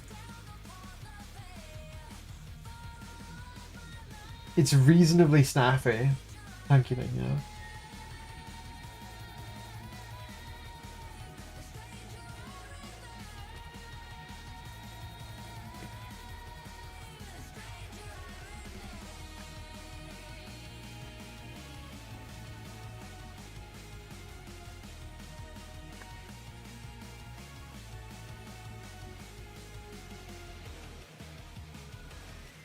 You'd have like a hatchet, like an axe, yeah. I think melee mods will be interesting if people do them. I don't know, we might even do ourselves at some point, but no current plans.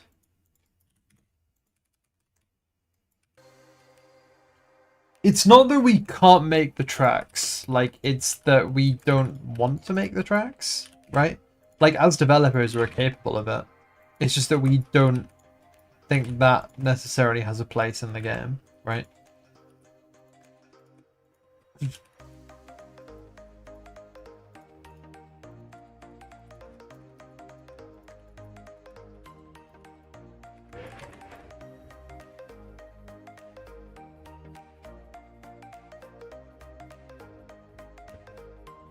Have you guys ever seen the, if you look up Zaku tank, it's this like Gundam thing. It's one of the crazier designs. To be honest, not even one of the crazier designs from that series, but it's just something I quite like.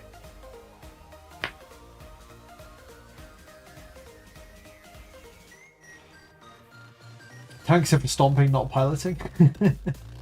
Yeah, exactly. Helldivers 2 is moddable. Yeah, cool. Cosmetic mods were given a go-ahead by the CCO. Oh, neat. That's really cool, actually. I honestly thought it would have like no mod support at all.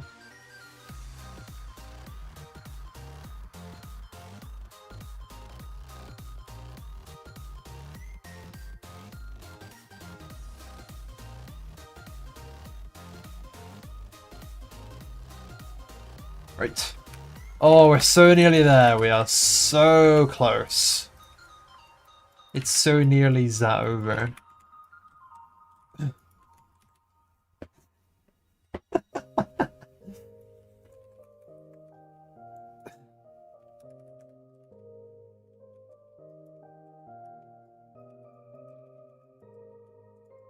Just checking if there's anything missing here that should be present, but I think we're good.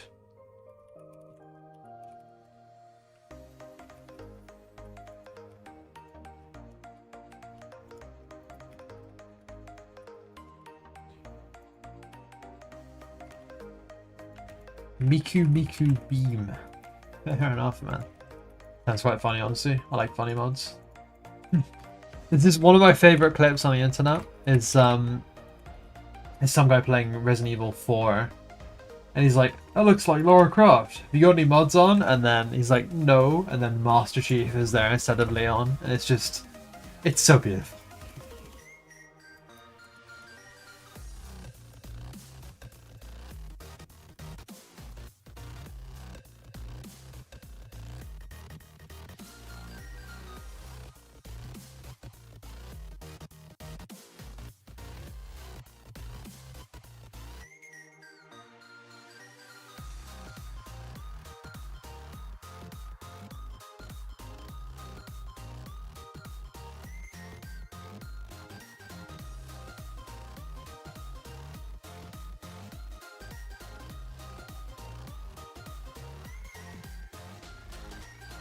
Okay, just a couple pieces left. We're nearly done.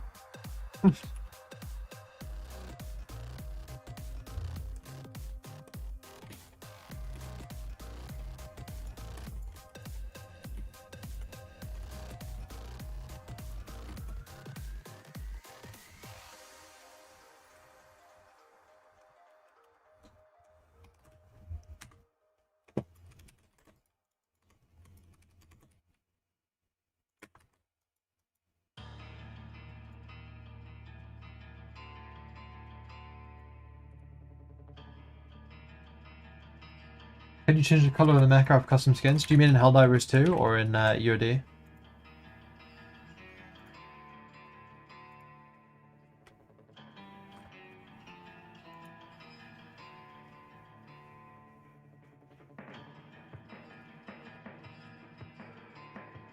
I feel like Helldivers should be a really moddable game, right? Because it's, you know, it's a co-op game. Like, there's no PvP, right? I feel like you should just let people go wild. That's my view of it.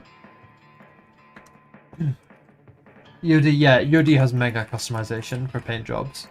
You can paint 3 different regions in different camouflages, and you can customize those camouflages, and you can put decals all over your mech, and you can customize how much damage is on your mech and how much dirt is on your mech. We have given you a lot of customization options for the paint jobs and the visuals.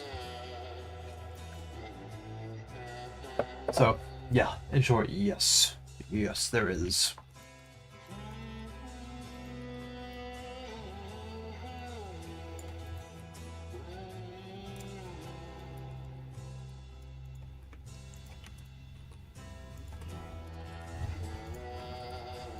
This song's kind of funky. I don't think I've heard it before. It's just made its way onto my stream playlist. It's good though, I like it.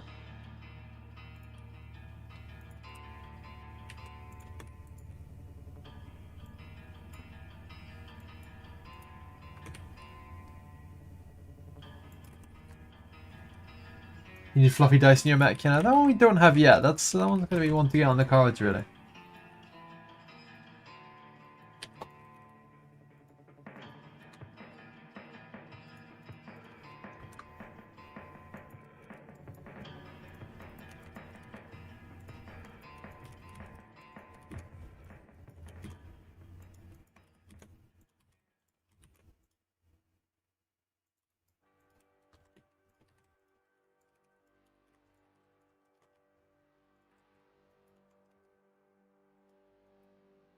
Hello, RNG Gaming.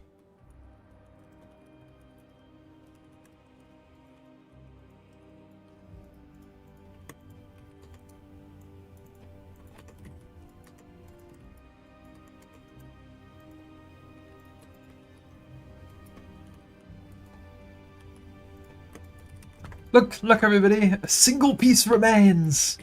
A single piece remains. We're nearly done with Topology. We're doing a pretty good time here. We're getting this whole model done in like one day and it's not even too bad. Oh yes. Oh yes.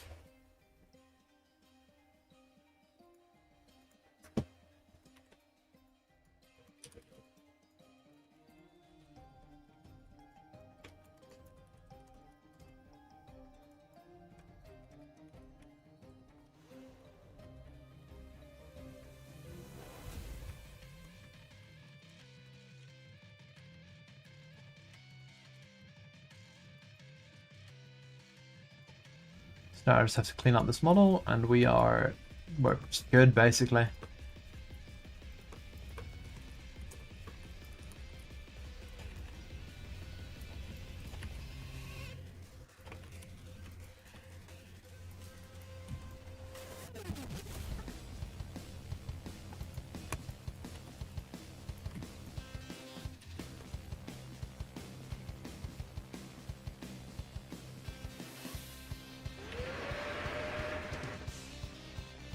Couple of bits of topology to clean up.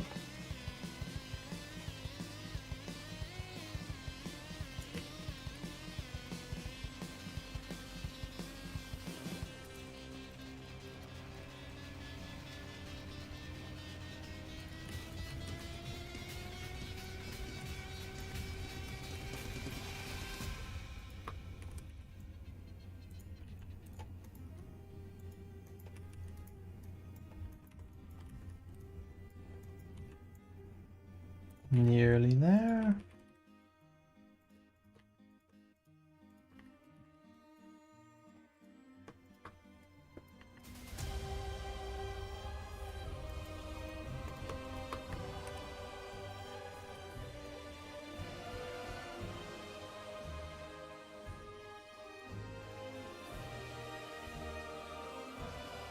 It's impressive how quickly you are. Thank you very much. Yeah, I mean, getting fast was really important for me as an artist, because if I didn't get fast, then I couldn't finish all the models that EOD requires on a reasonable timescale, so I just like really kind of go as quickly as I can, especially with hard surface stuff, because that's my expertise. I think there's many people who are a lot better than me in a lot of different ways, but I know that I have the particular skill set for making EOD, and that's kind of what matters to me, so good stuff as far as I'm concerned.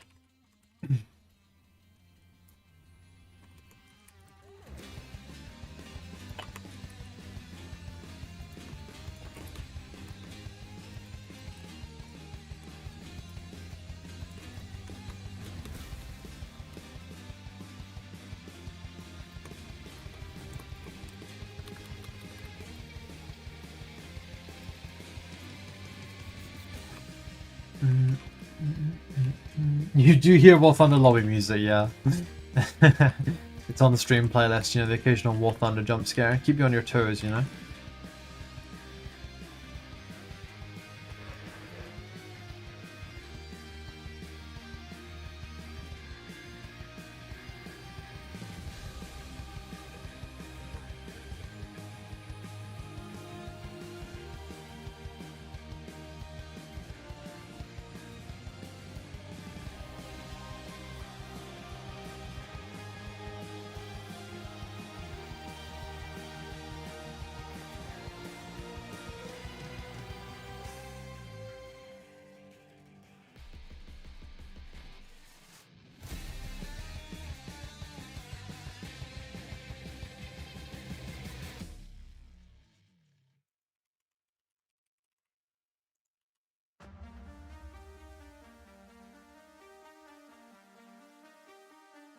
Okay, we are finished with Topology. So let's prep this asset and give it some UVs.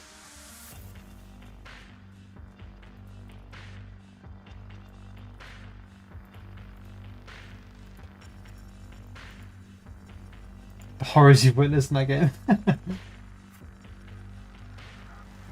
Will we get more U's or V's? I think you're gonna get about as many U's as you get V's.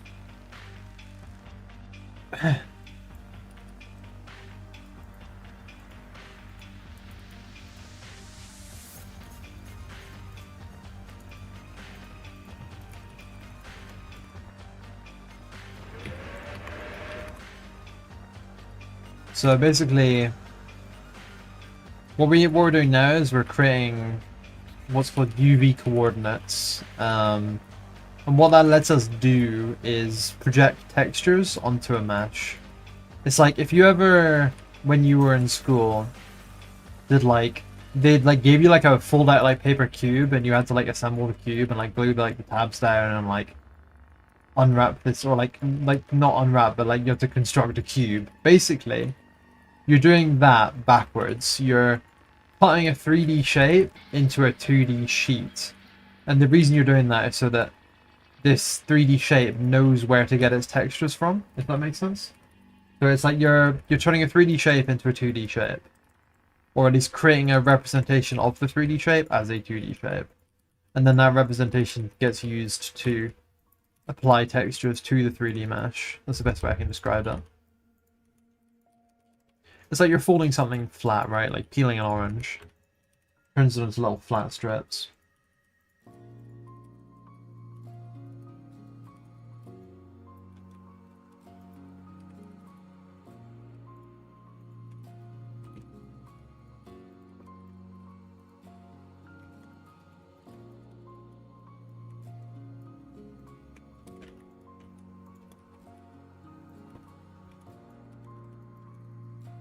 Without counting EOD, what's my favorite game? I feel like it'd be so like it'd be so like narcissistic to be like EOD is my favorite game.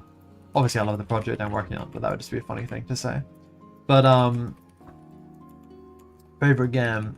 So it's tricky. At the moment I'm playing a game called Virtual Flight Maneuvers a lot. That's really enjoyable for me.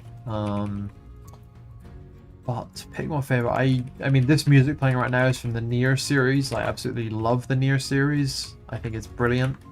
I think the story writing and the graphics and the combat are all extremely fun. In terms of mech games, I loved Armored Core 6. That game was brilliant. I love the game Arma 3. Making missions with your friends is always amazing. I mean, there's a lot of great games, you know? There's a lot of really great games that I like a lot.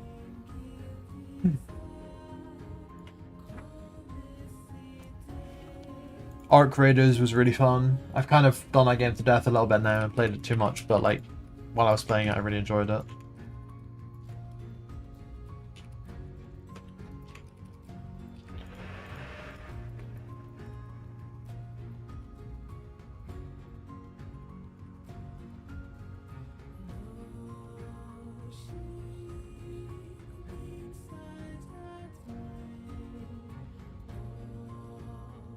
It's also difficult to pick, like picking your favorite food almost, you know? But all the food is so good. Not bad picks.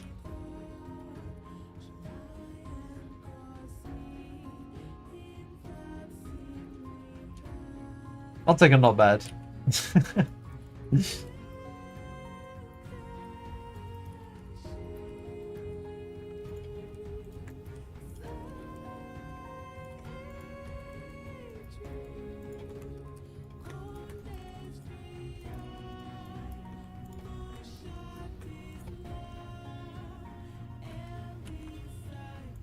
You have the Straftat credits. Now, you want permission, but I suppose the important question is here. Are you looking for a 2v2 or a 1v1? Because that entirely depends on the situation. I'll have to check in on Ethan.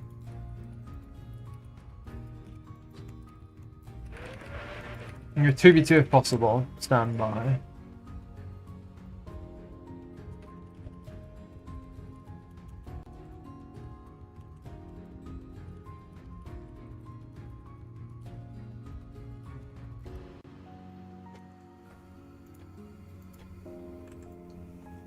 I've dropped him a line. We'll just see when that comes through. Your top 3 favorites are Subnautica, Ultra Kill, and War Thunder. Yeah, I played all those games, and they're all very good. None of them are like perfect to me though. Like, well, I think Subnautica is pretty good actually. I didn't finish it, but that was because the developers hadn't yet finished the game when I was playing it. Ultra Kill, really good. Didn't finish it because it kicked my ass a little bit too much. I'm a fake gamer. And War Thunder, the grind beat me in that game, unfortunately. But no, they're all good games, yeah.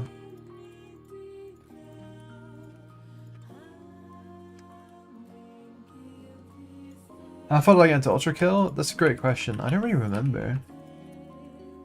I don't know if I can check easily with like my achievements. No, there's no achievements. I just don't really know. Oh, you know what it was? It was Gabriel. It was the guy. It's just, it's Gabriel. I couldn't get past Gabriel when you meet him, like inside the stomach.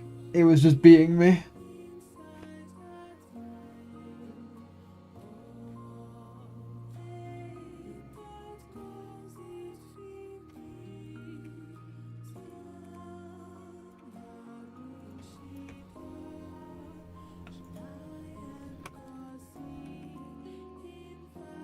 I didn't find anything too difficult until Gabriel. That was when I'd say it got really tricky for me. Yeah, so I was playing on hard difficulty or normal difficulty or like one of the... Like I did try it on easy and like I beat him on easy without too much trouble. But I wanted to continue the game on the difficulty that I was already on and I couldn't beat him on that difficulty. But I knew that things after him probably wouldn't be as hard. So... Or like I had a suspicion, I guess, so I just didn't want to drop my difficulty like for the rest of my playthrough. So I just kind of stopped, I guess.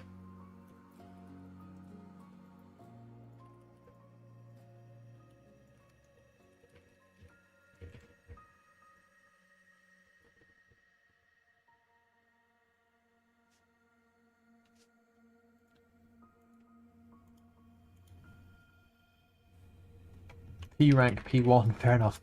Don't fully know the P ranks, to be honest. It's a bit beyond me, but respect.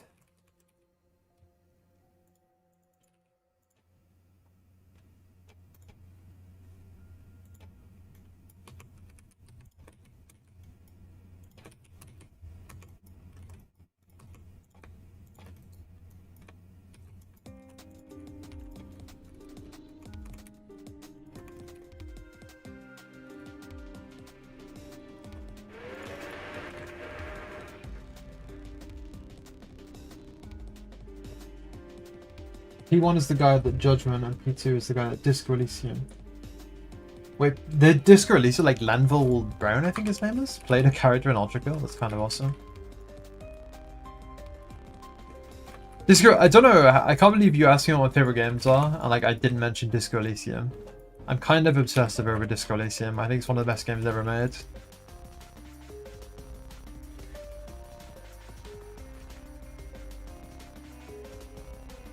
Huh, that's awesome. Now I have motivation to get further through. I think I played Ultra Kill before I played Disco Elysium, so I wouldn't have recognized him, but now I most certainly almost certainly would. I feel like I flashbanged if I heard his voice, like in a different context, I think.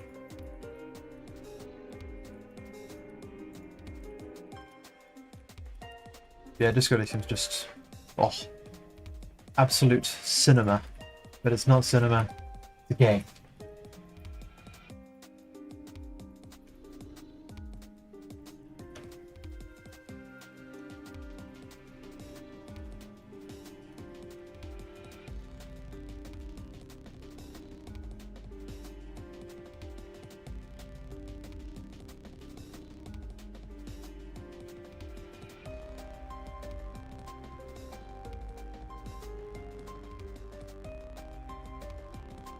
Quite a hard game to recommend, mind you. Like, it's not an easy game to get into, Disco Elysium. So, like, I think everyone should play Disco Elysium, right? But you know, it's not easy for everyone to play Disco Elysium because it's not just such an easy game to get into. It takes a lot of reading, a lot of time. You have to really go deep on it, and like, it's got a lot of like, it's heavy reading as well. Like, playing it is like, it takes a lot out of you, you know. You do a 90-minute Disco Elysium session, you're like, oof, that was big.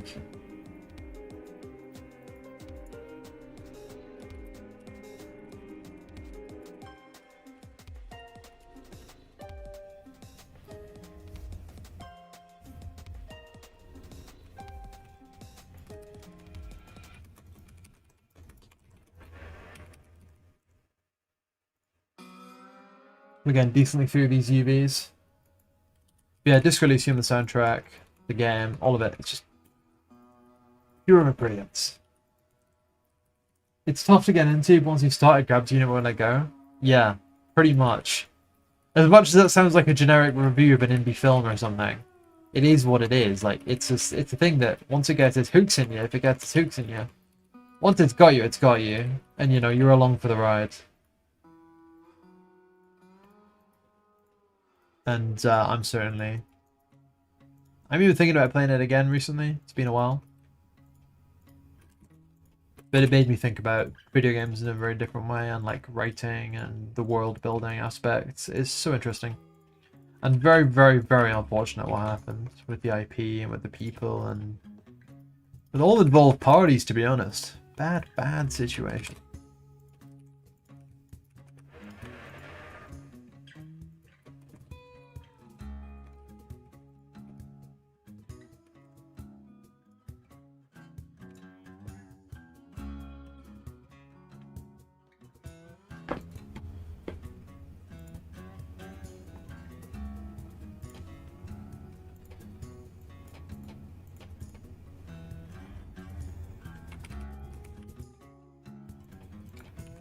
Ace Combat 7, that's another good video game.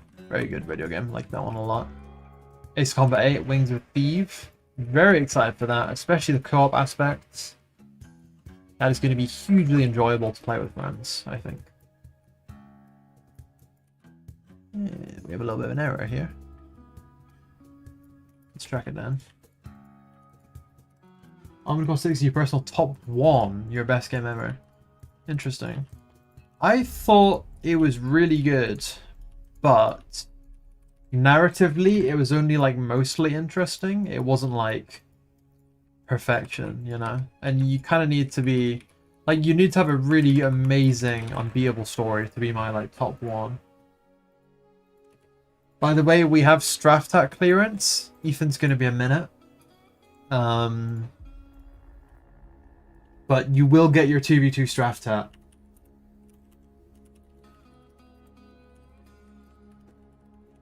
He's just finishing some programming, and you'll get your 2v2 draft out.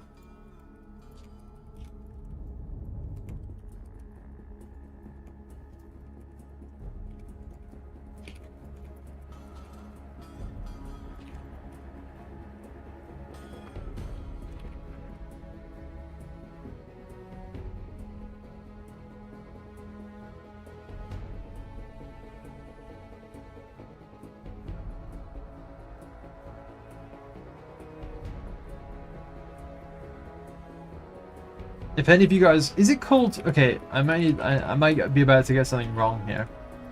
Is it called Pomodoro, where you like watch like a live stream of someone working, and then you do work at the same time?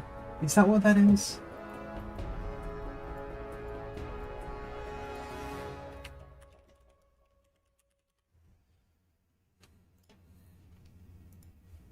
Anyway, point is, if anyone is working on anything cool right now, what are you doing? I want to know. I'm curious. Pomodoro is a 15-minute timer followed by... Okay, well that's completely wrong, man. I missed by a million yards. Maybe it's just like co-working. Nah, there's some name for it where you like watch someone like... It's like the... Do you remember the Chill Study Beats girl on YouTube? Who wasn't a girl at all, but was just, in fact, an animation? I think I've totally lost the plot here. Never mind. Forget we ever went down this avenue. I'm off the rails. You'll get your straft tat. We'll be straft tatting shortly. Model's looking good, thank you very much, Big Hammer. Enriching uranium 235. What? Oh, is that what you're doing? Okay, okay. Wait, what?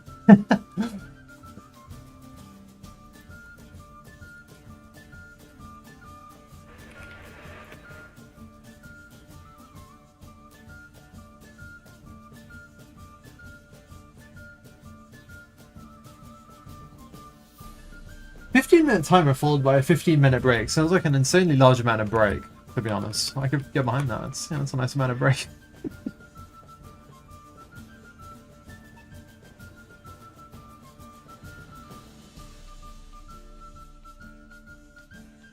The numbers may be wrong. Okay, okay, okay.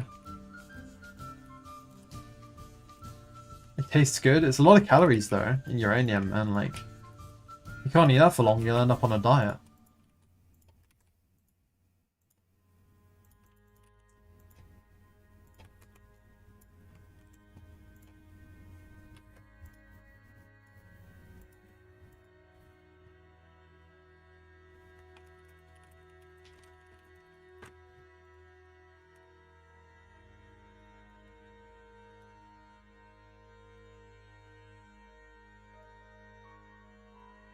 Body doubling or parallel working?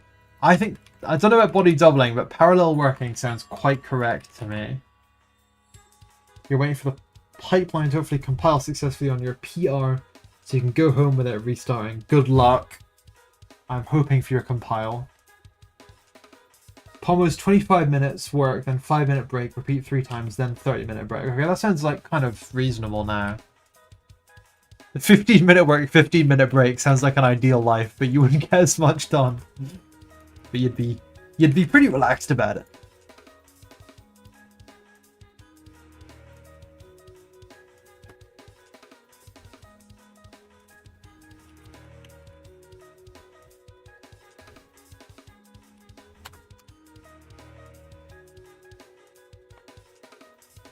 Oh. Get my jumper off. It's pretty warm on my desk.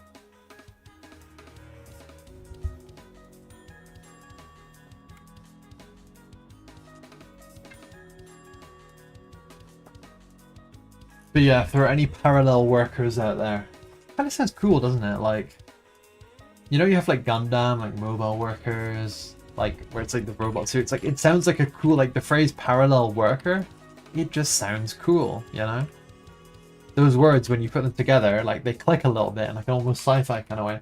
But anyway, if there's any parallel workers out there, we have a channel on the Discord for sharing your projects and stuff. So if you have anything cool you would like to share, please do.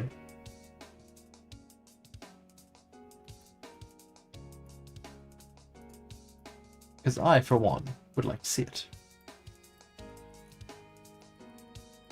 Okay, we got this whole thing down at like 5,000 polygons. That is pretty much in budget. Yeah, that's in budget by quite a large amount.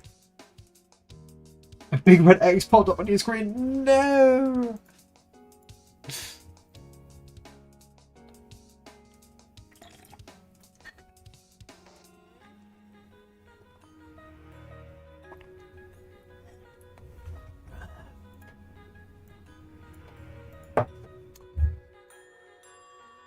Oh, got a bit of a stiff neck on, like. A bit of a stretchy out. There we go. Much better.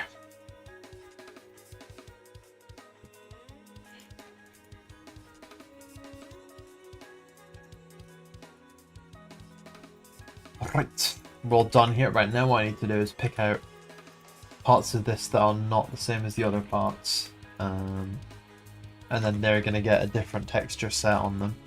That's the way this works. There's actually not that many in this one. I think just the barrels?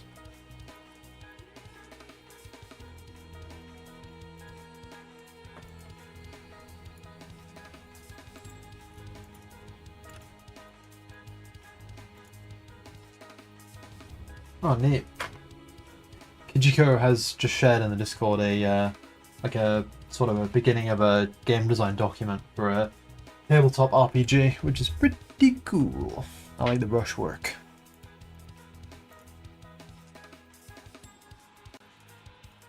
Oh, okay. A special guest has just arrived on the stream. And this means something. This means something very significant. There was a challenge on the Twitch, or there will be. I need to see those points cashed in. We're going to be having a 2v2 draft hat. Developers versus, I don't know, Twitchers. That sounds bad. We'll let them organise, and then we're going to hit it. We are so far undefeated. Ethan, our title as undefeated gamers, I held it down on Tetris earlier today. I beat this guy at Tetris. You know what he says after I finished beating him? He says he was playing on a steering wheel, and to organise where he was placing the Tetris blocks, he was turning the steering wheel left and right. Now, I didn't beat him by that much. So I'm a little afraid if he came back on keyboard and mouse or with a little gamepad or a controller of some description, it might be curtains for our undefeated record on the streams. Because if he did that with a steering wheel, I mean, just think, right?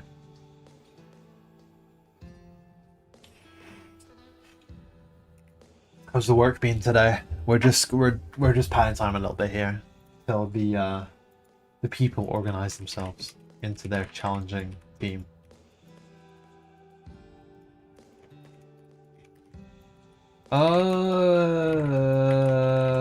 That's up to you.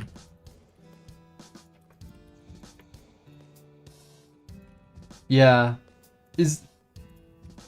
That's true, that's true. Yeah.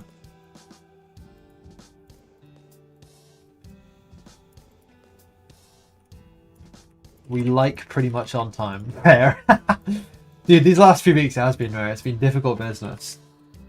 Does your game use pre-baked textures or LUTs or something else? Yeah, we pre-bake the textures. I don't know, LUTs though, that's for like colors and post-processing, right? I don't know about that. That's just a question in the chat there, Ethan. But, thank you very much. It took a little while to find the design, but like once we got the design in, things kept moving pretty rapid. No, not yet. We don't have, actually, that's not true. They want to call it the gnome. I think they, but I don't know how I feel about that. No, like GNOME, like a garden gnome.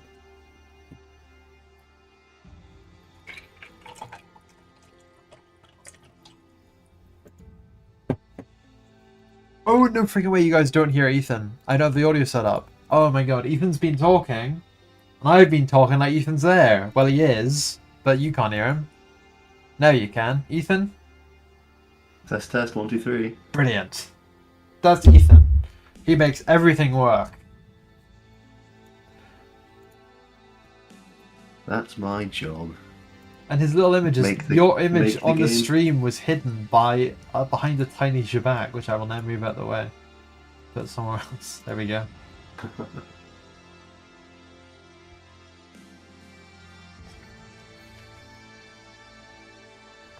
Gotta say, I honestly, Gnome is growing on me.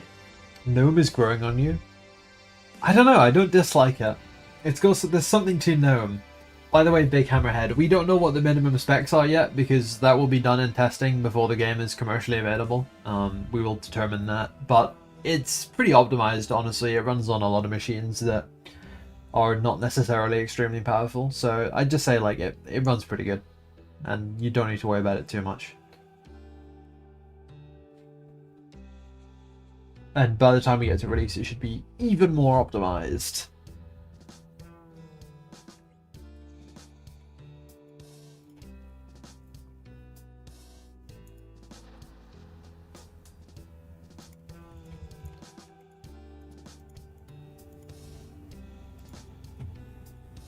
I'm not sure here, but this draft at 2v2 might be falling through.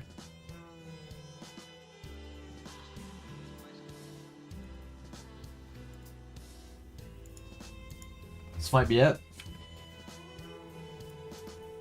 It might just be work. It might just be work on for the stream. Expert is not responding.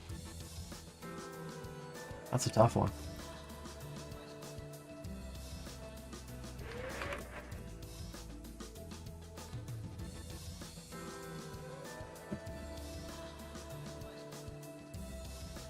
You bring your assist? Okay. As long as you have someone for the 2v2, we'll make it work.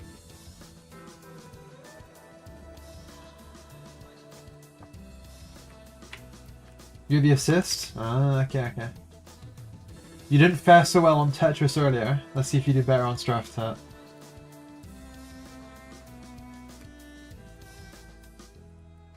They've done it. They've pulled it. Okay, so to everyone watching the stream, we have silly Twitch things we do where okay, yeah, maybe you played on a steering wheel, maybe you didn't, I wouldn't worry about it.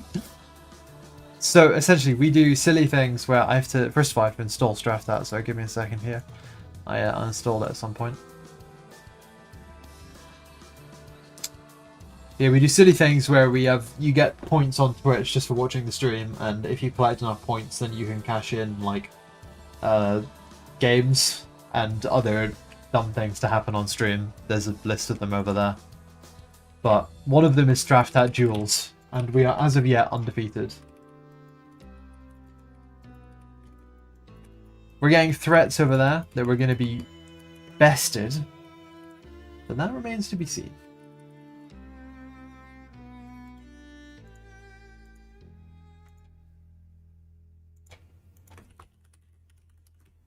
I'm going to carry on with this work now, just while the game downloads. It's halfway downloaded.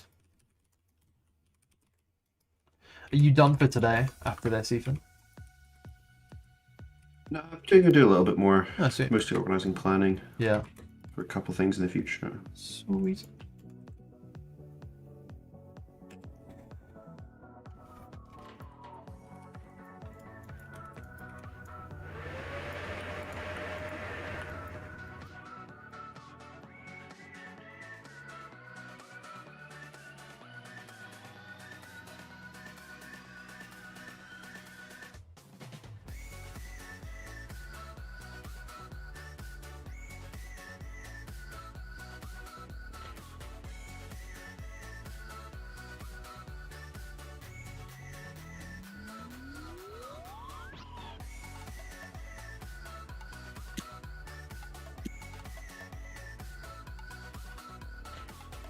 So what I'm doing here is just like picking which regions should be affected by the mech, like special camouflage, and which ones should be textured with like normal image textures.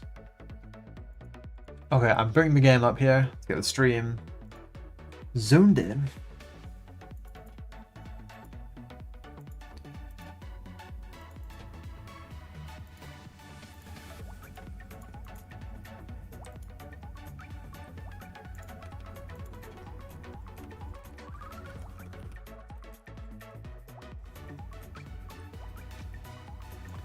Okay, guys, you can see Straftat.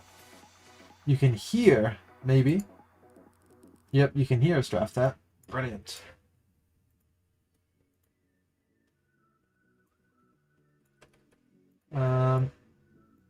Just a little adjustment here. I think we're good. Okay, I'm gonna host a lobby. If you just join like random public lobbies, you'll get into it pretty quickly, and I'll kick out anyone who is not the one of the two of you, basically. It's gonna be called Nighthawk's Lobby. Here we go. Ethan, you will get a personal invite. Because I actually have you added on Steam.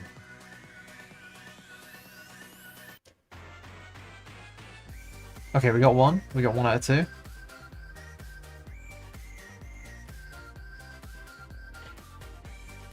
We got 2 out of 2. Okay, let's go.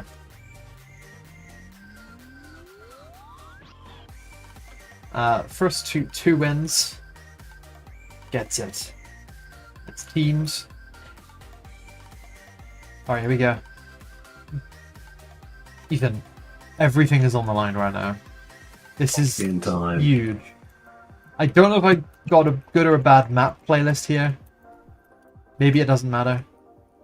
Oh! No! So I'm supposed to remember what you look like. I don't think so. I think there's like a... You'll get a blue halo around me, but don't worry, I'm dead. So, whoever you're killing, it's not going to be me. Go on. Oh, no. Whoa.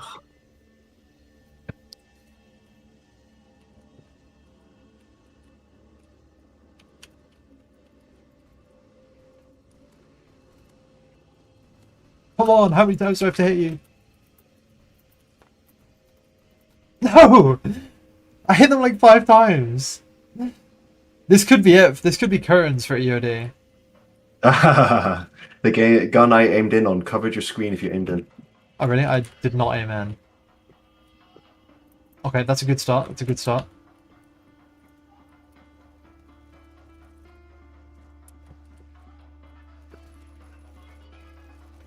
Yes! Yes!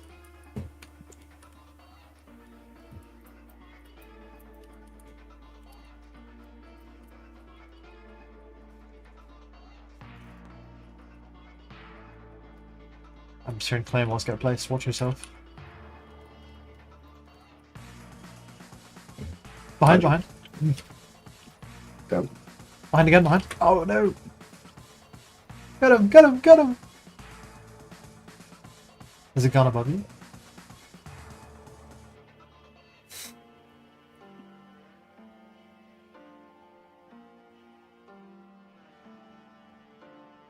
No! Oh, wait, how did we win that? Oh, you got them! I was spectating the wrong person. Oh, yes. Oh, Ethan, this is actually it. Whoever wins this.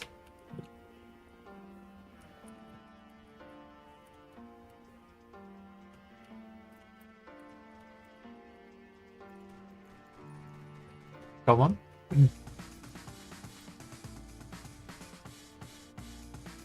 Oh, I'm dead.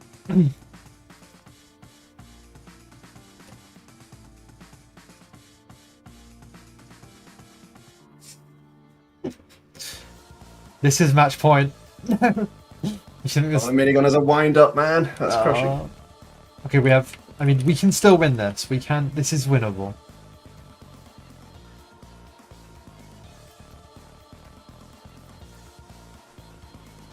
Got one.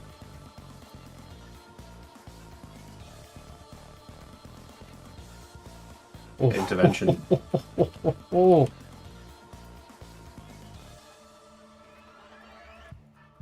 Oh, this gun sucks! One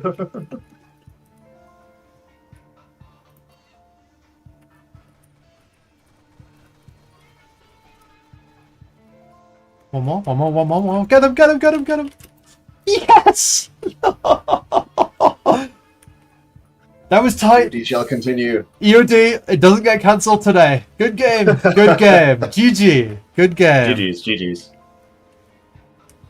Oh, the thrill of the game.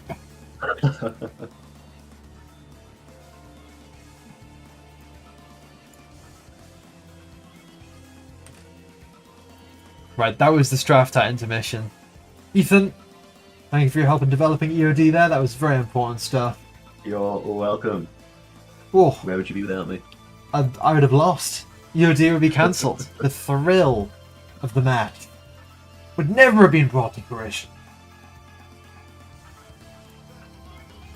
I've been told the game had no audio. My bad.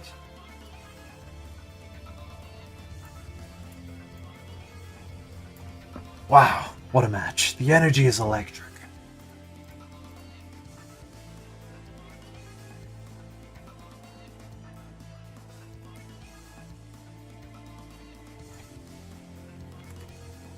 And just like that, it's back into the mundane. The everyday. The UV packing.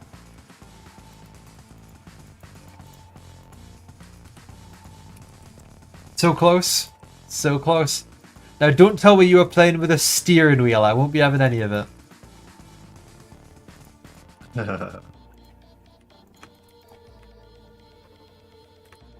See, Ethan is the ace in my hole because he's actually very good at video games.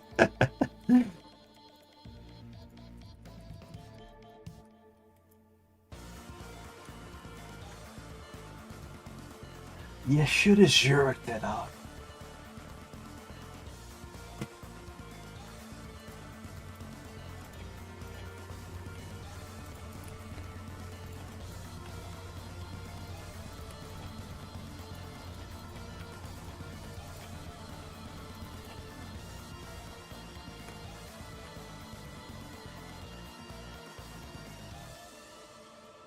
One Zabak added to the screen? No problem. Let's see where you get one down here. Hey.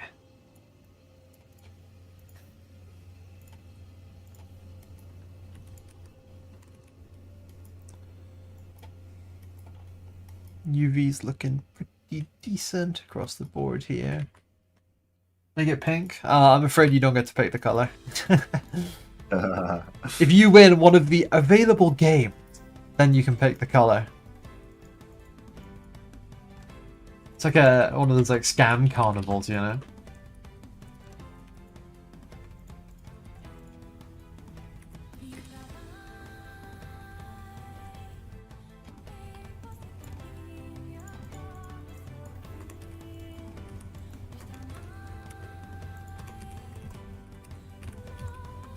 Bad saving up points. I don't know how quickly or slowly you get points, to be honest, but I think it seems to be about right, based on how much the challenges come through. They're not too frequent and they're not too uncommon.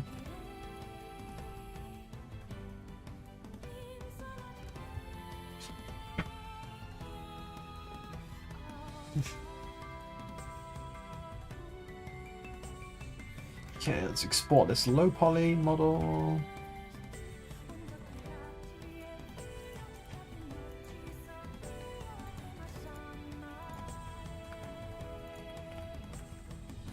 £10 every 10 to 20 minutes of watch time, something like that. That's kind of less than I thought, to be honest. Then you get random 50-point bonuses. Okay. If a game gets removed on lost, you have replacements. We don't know if I truly will remove one on lost. Like, we haven't decided yet. Because we never lose.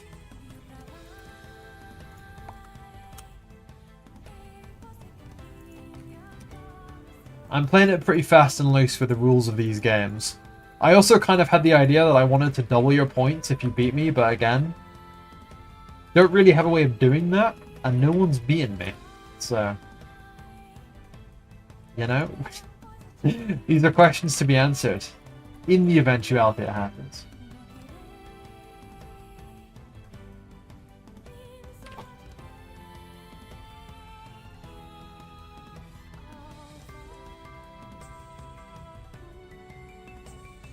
You'll be, well, we'll see about that one. We'll see about that one.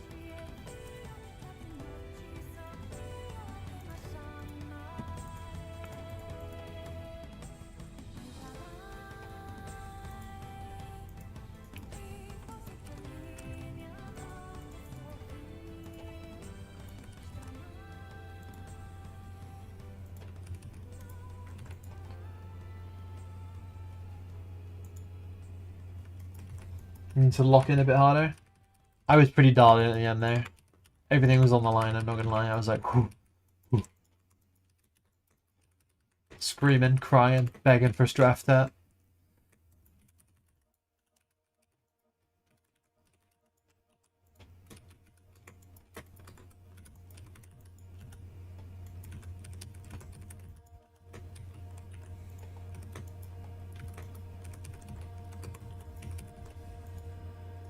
It was take for take. It was take for take until it wasn't.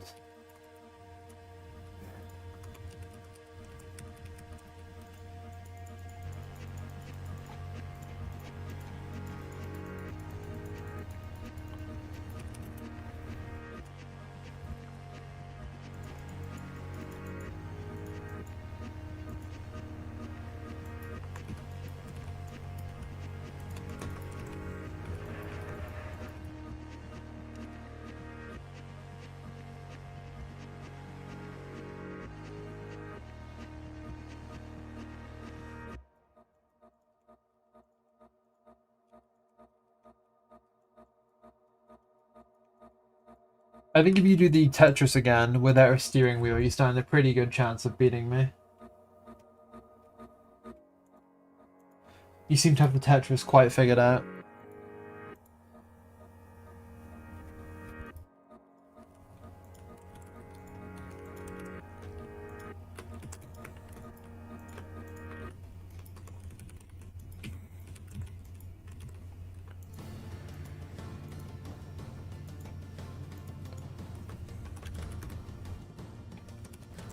So now what we're going to do is called baking. Woo! We're going to bake this texture down into like a normal map. Just have Straft that figured out. If only it wasn't so many points to run Straft. Yeah, fair enough. I mean, I just put the points up at one point because I think the economy was overinflated and the Strafts were coming in thick and heavy. So I had to make some minor adjustments. And I think I also really wanted to bait someone into doing a Tetris.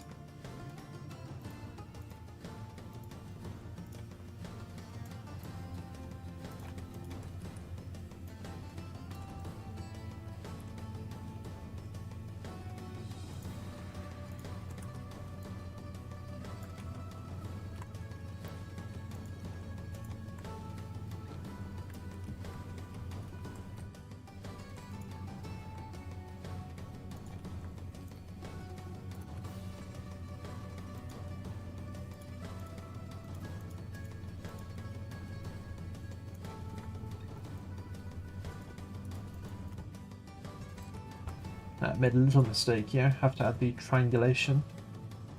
1,000 polygons to go until you can give them another strap. Please stream more. Yeah, we can get some more streams going. I don't know how many more streams there'll be before PPT4, to be honest, but at least some, I think. There'll also be streams for like. Ethan, do we want to do a gaming stream for PPT4, like playing the game when PPT4 is on? It'd be fun, yeah. We did one on PPT. It might have been 2. Or it might have been 3. I don't know. Can't remember. But I know we did do one. Well, I did one at least. Yeah, I don't think I was in that one. Well, now we have the miracle of group matchmaking, right?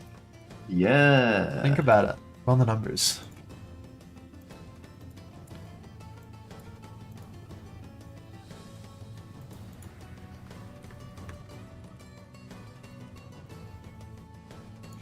People just playing the game, then they're going to run into the dev games, which is just the devs doing up together. I wonder, like, how many of them will recognize us though? Some, definitely. Some people know the names, but not everyone, right? Not everyone knows. Good question. Yeah, we often would see our like Discord regulars in there. Yeah. Message. But I mean, without getting too into it, I think the numbers are going to be terrifyingly high this time. When Polish support and engines of destruction? Probably on release we'll get all the translating done. Maybe across the early access period, and we'll just get it translated into basically as many languages as we can.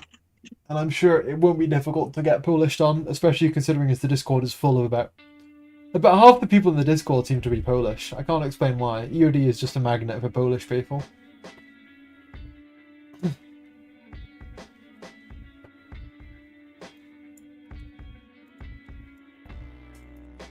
The new game in the making by the Strafta artist? No, I didn't actually. Please drop the link in the Discord because I would like to see that.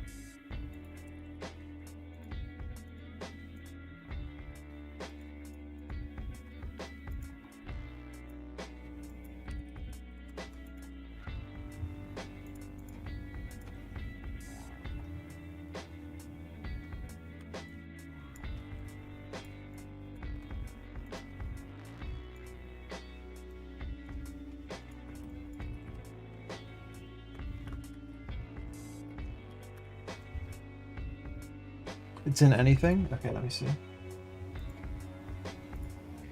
Volume. Oh yeah. This is the good stuff. The lighting is really nice.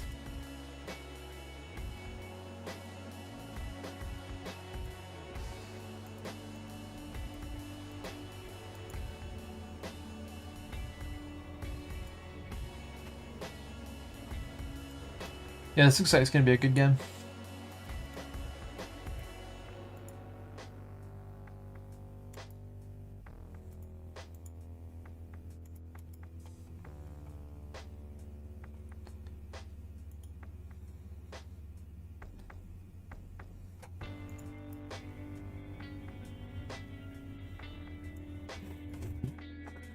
Only this, only the Polish characters. That's funny.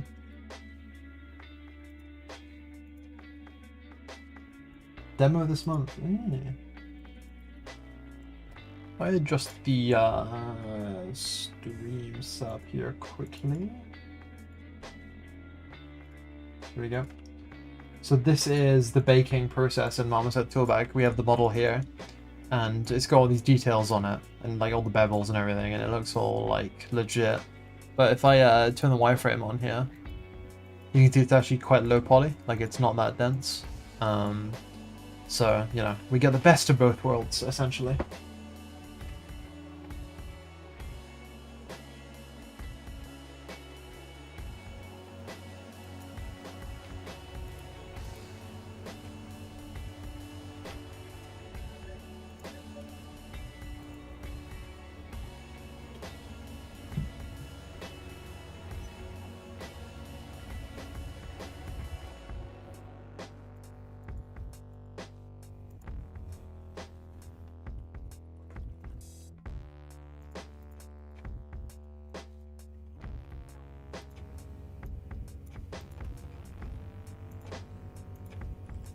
So what I need to do here is basically pull this model apart as well, so that when it bakes, we get a really good result. Because if the model's too close together, when it bakes, it's going to give us, like, you're going to get the shadows cast from the central area onto other parts, if that makes sense.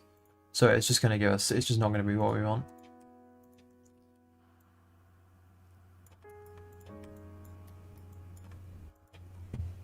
Where's the casing that that is sitting on the base plate? Is that being baked separately, or is it just hidden?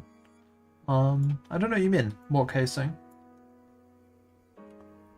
The casing that was sitting on the base. Oh yeah, wait, it's missing.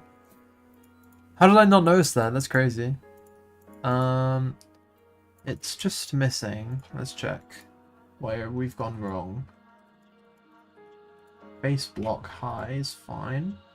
Low. Check the low poly folder. Base block. Didn't rename it properly. If you don't name things properly before you export them, they just stand up like getting lost in the process. And that's what's happened here. Base block. Okay, re-export that again quickly. And there, it's there. Brilliant. Thank you for the spot there. That nearly was just lost in the process. I use hops of high to low poly baking. You struggle to get high poly holes to bake down into low poly holes. You Substance Painter for baking. Is Marmoset better for baking? Marmoset is better for baking, yes. Because it allows you to paint like corrections in like really easily when you're baking, which is super, super handy.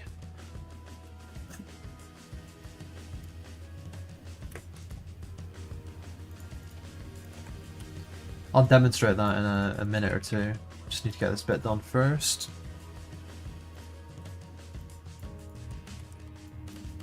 You've done worse?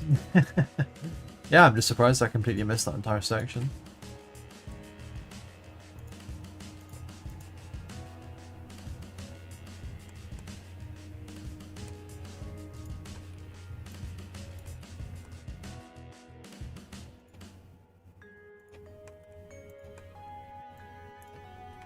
There we go. Okay, so I'm just pulling all these parts out. Like, you can see the shadow is baked like into the minigun. Because it's all going to be moving and mobile, it would look really unrealistic in the game if there were just like static shadows stuck there.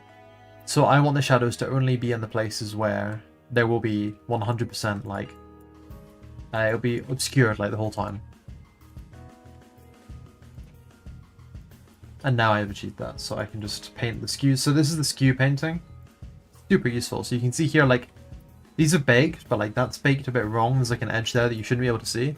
If I click on this, click here, and then I paint skew, I can paint over it with this brush. And this brush is going to paint like a new type of mask on it here. And this mask is going to show these like red lines pointing upwards, and what that's doing is it's correcting the normal angle for baking. So if you're not a 3D guy, this is going to sound like nonsense to you, don't worry about it. But the 3D guys in the chat right now are going to be like, oh, that's kind of useful. And then when you get the rebake in, it automatically does like a quick rebake, which I think doesn't do the AO. But then once I bake it down again, you can see we're going to have like perfect results here. Like, look at that. Smooth. Desirable. Exactly what you want. 3D is nonsense regardless. True. One RHS ripoff? What, like the armor mod?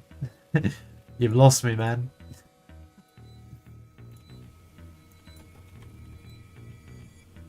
Yes. I don't know what this has to do with the armor mod, but go crazy, I guess.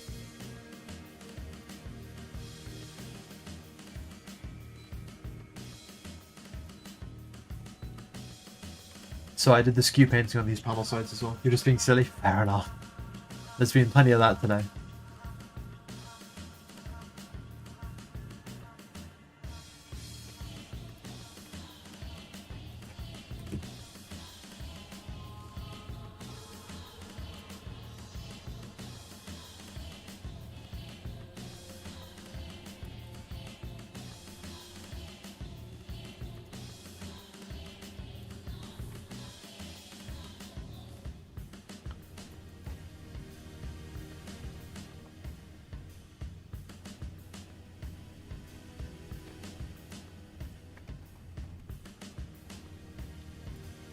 Okay.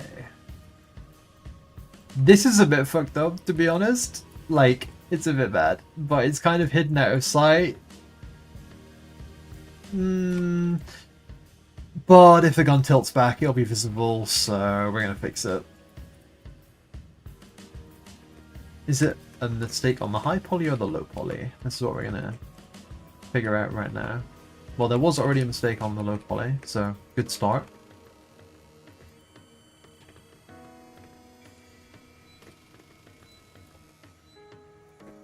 Yeah, this has a few errors here. Get it all corrected. Just don't allow the gun to raise that high. Okay, but this is a gun for shooting down missiles. It kind of needs to raise higher. That's its only thing. It's all it's got, you know? If it's not raising high, it's got nothing else. Any YouTube channels you recommend that use hops and box cutter that's not the guys who developed it? Yeah, well, the guy who developed it, I mean, his videos are decent, but I see what you mean. Like, they're kind of long and they're a little tricky to get through. I recommend Stellar Tech Industries, question mark? I don't know what his channel's called. Stellar Works, maybe? He's a friend of mine. He does some good tutorials. I think Creative Shrimp did some Blender Hard Ops tutorial. I think that's probably the only ones I'd recommend. There's another very prominent tutorial creator in the hard ops space. Not gonna say their name. Really don't recommend them. I wouldn't be so rude. Apart from that, I'm not sure. I made a few tutorials back in the day. If you find my YouTube channel from that era, yeah, that's basically it.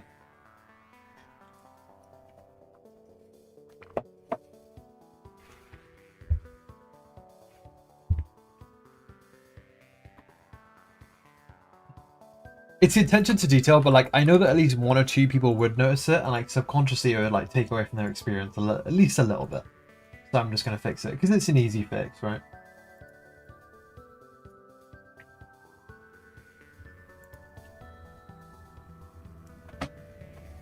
What's the name of my channel? Like, same as my name on here, it's just Nighthawk. But, I don't know, my videos on it aren't that great because they're kind of old and quite specific. Stellar Tech is the one you're going to want to check out. His stuff is good. Stellar Tech Industries is the channel name. There you go.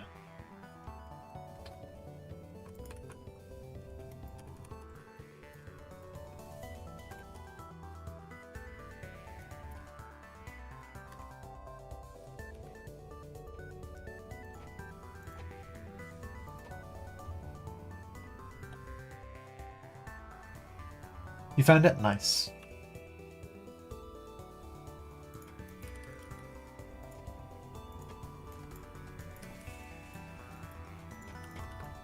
Oh look, it was super messed up here as well, and I just didn't clock it. Let's fix that up.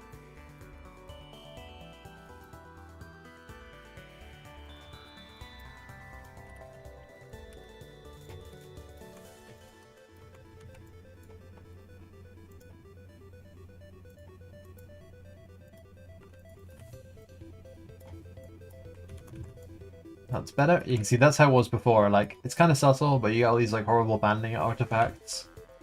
We can just smooth that over.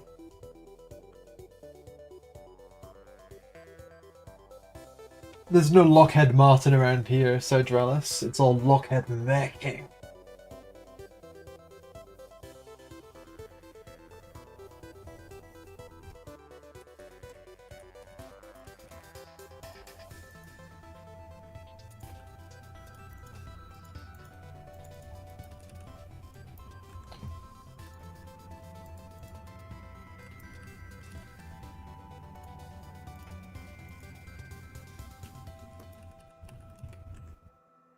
Right.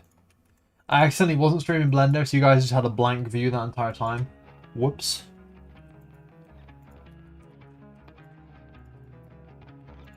Anyway, model fixed now. Let's re-import this. Split it apart again. Takes a minute, but it's worth doing.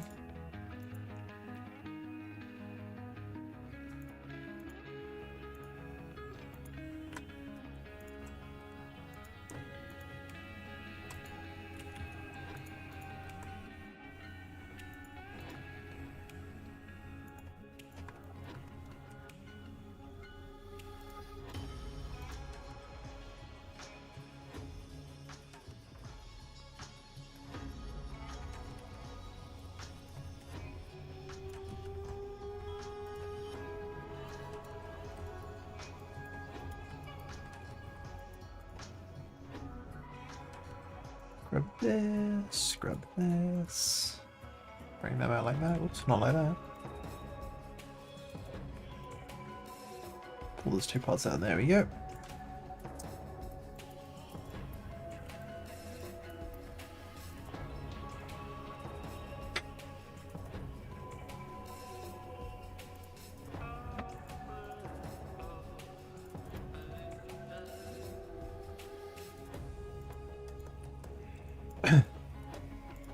Okay, we're gonna rebake. Nearly done.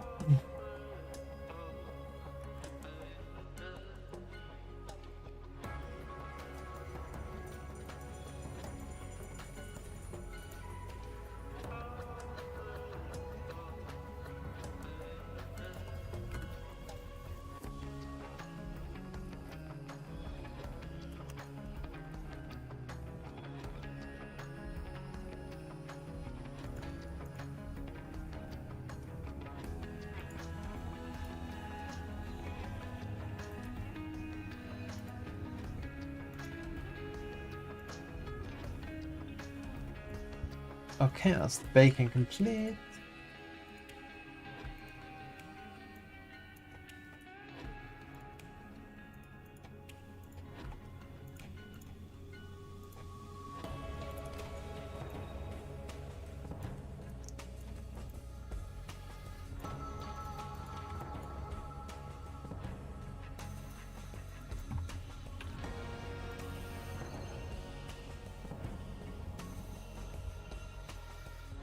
Alright, bacon done.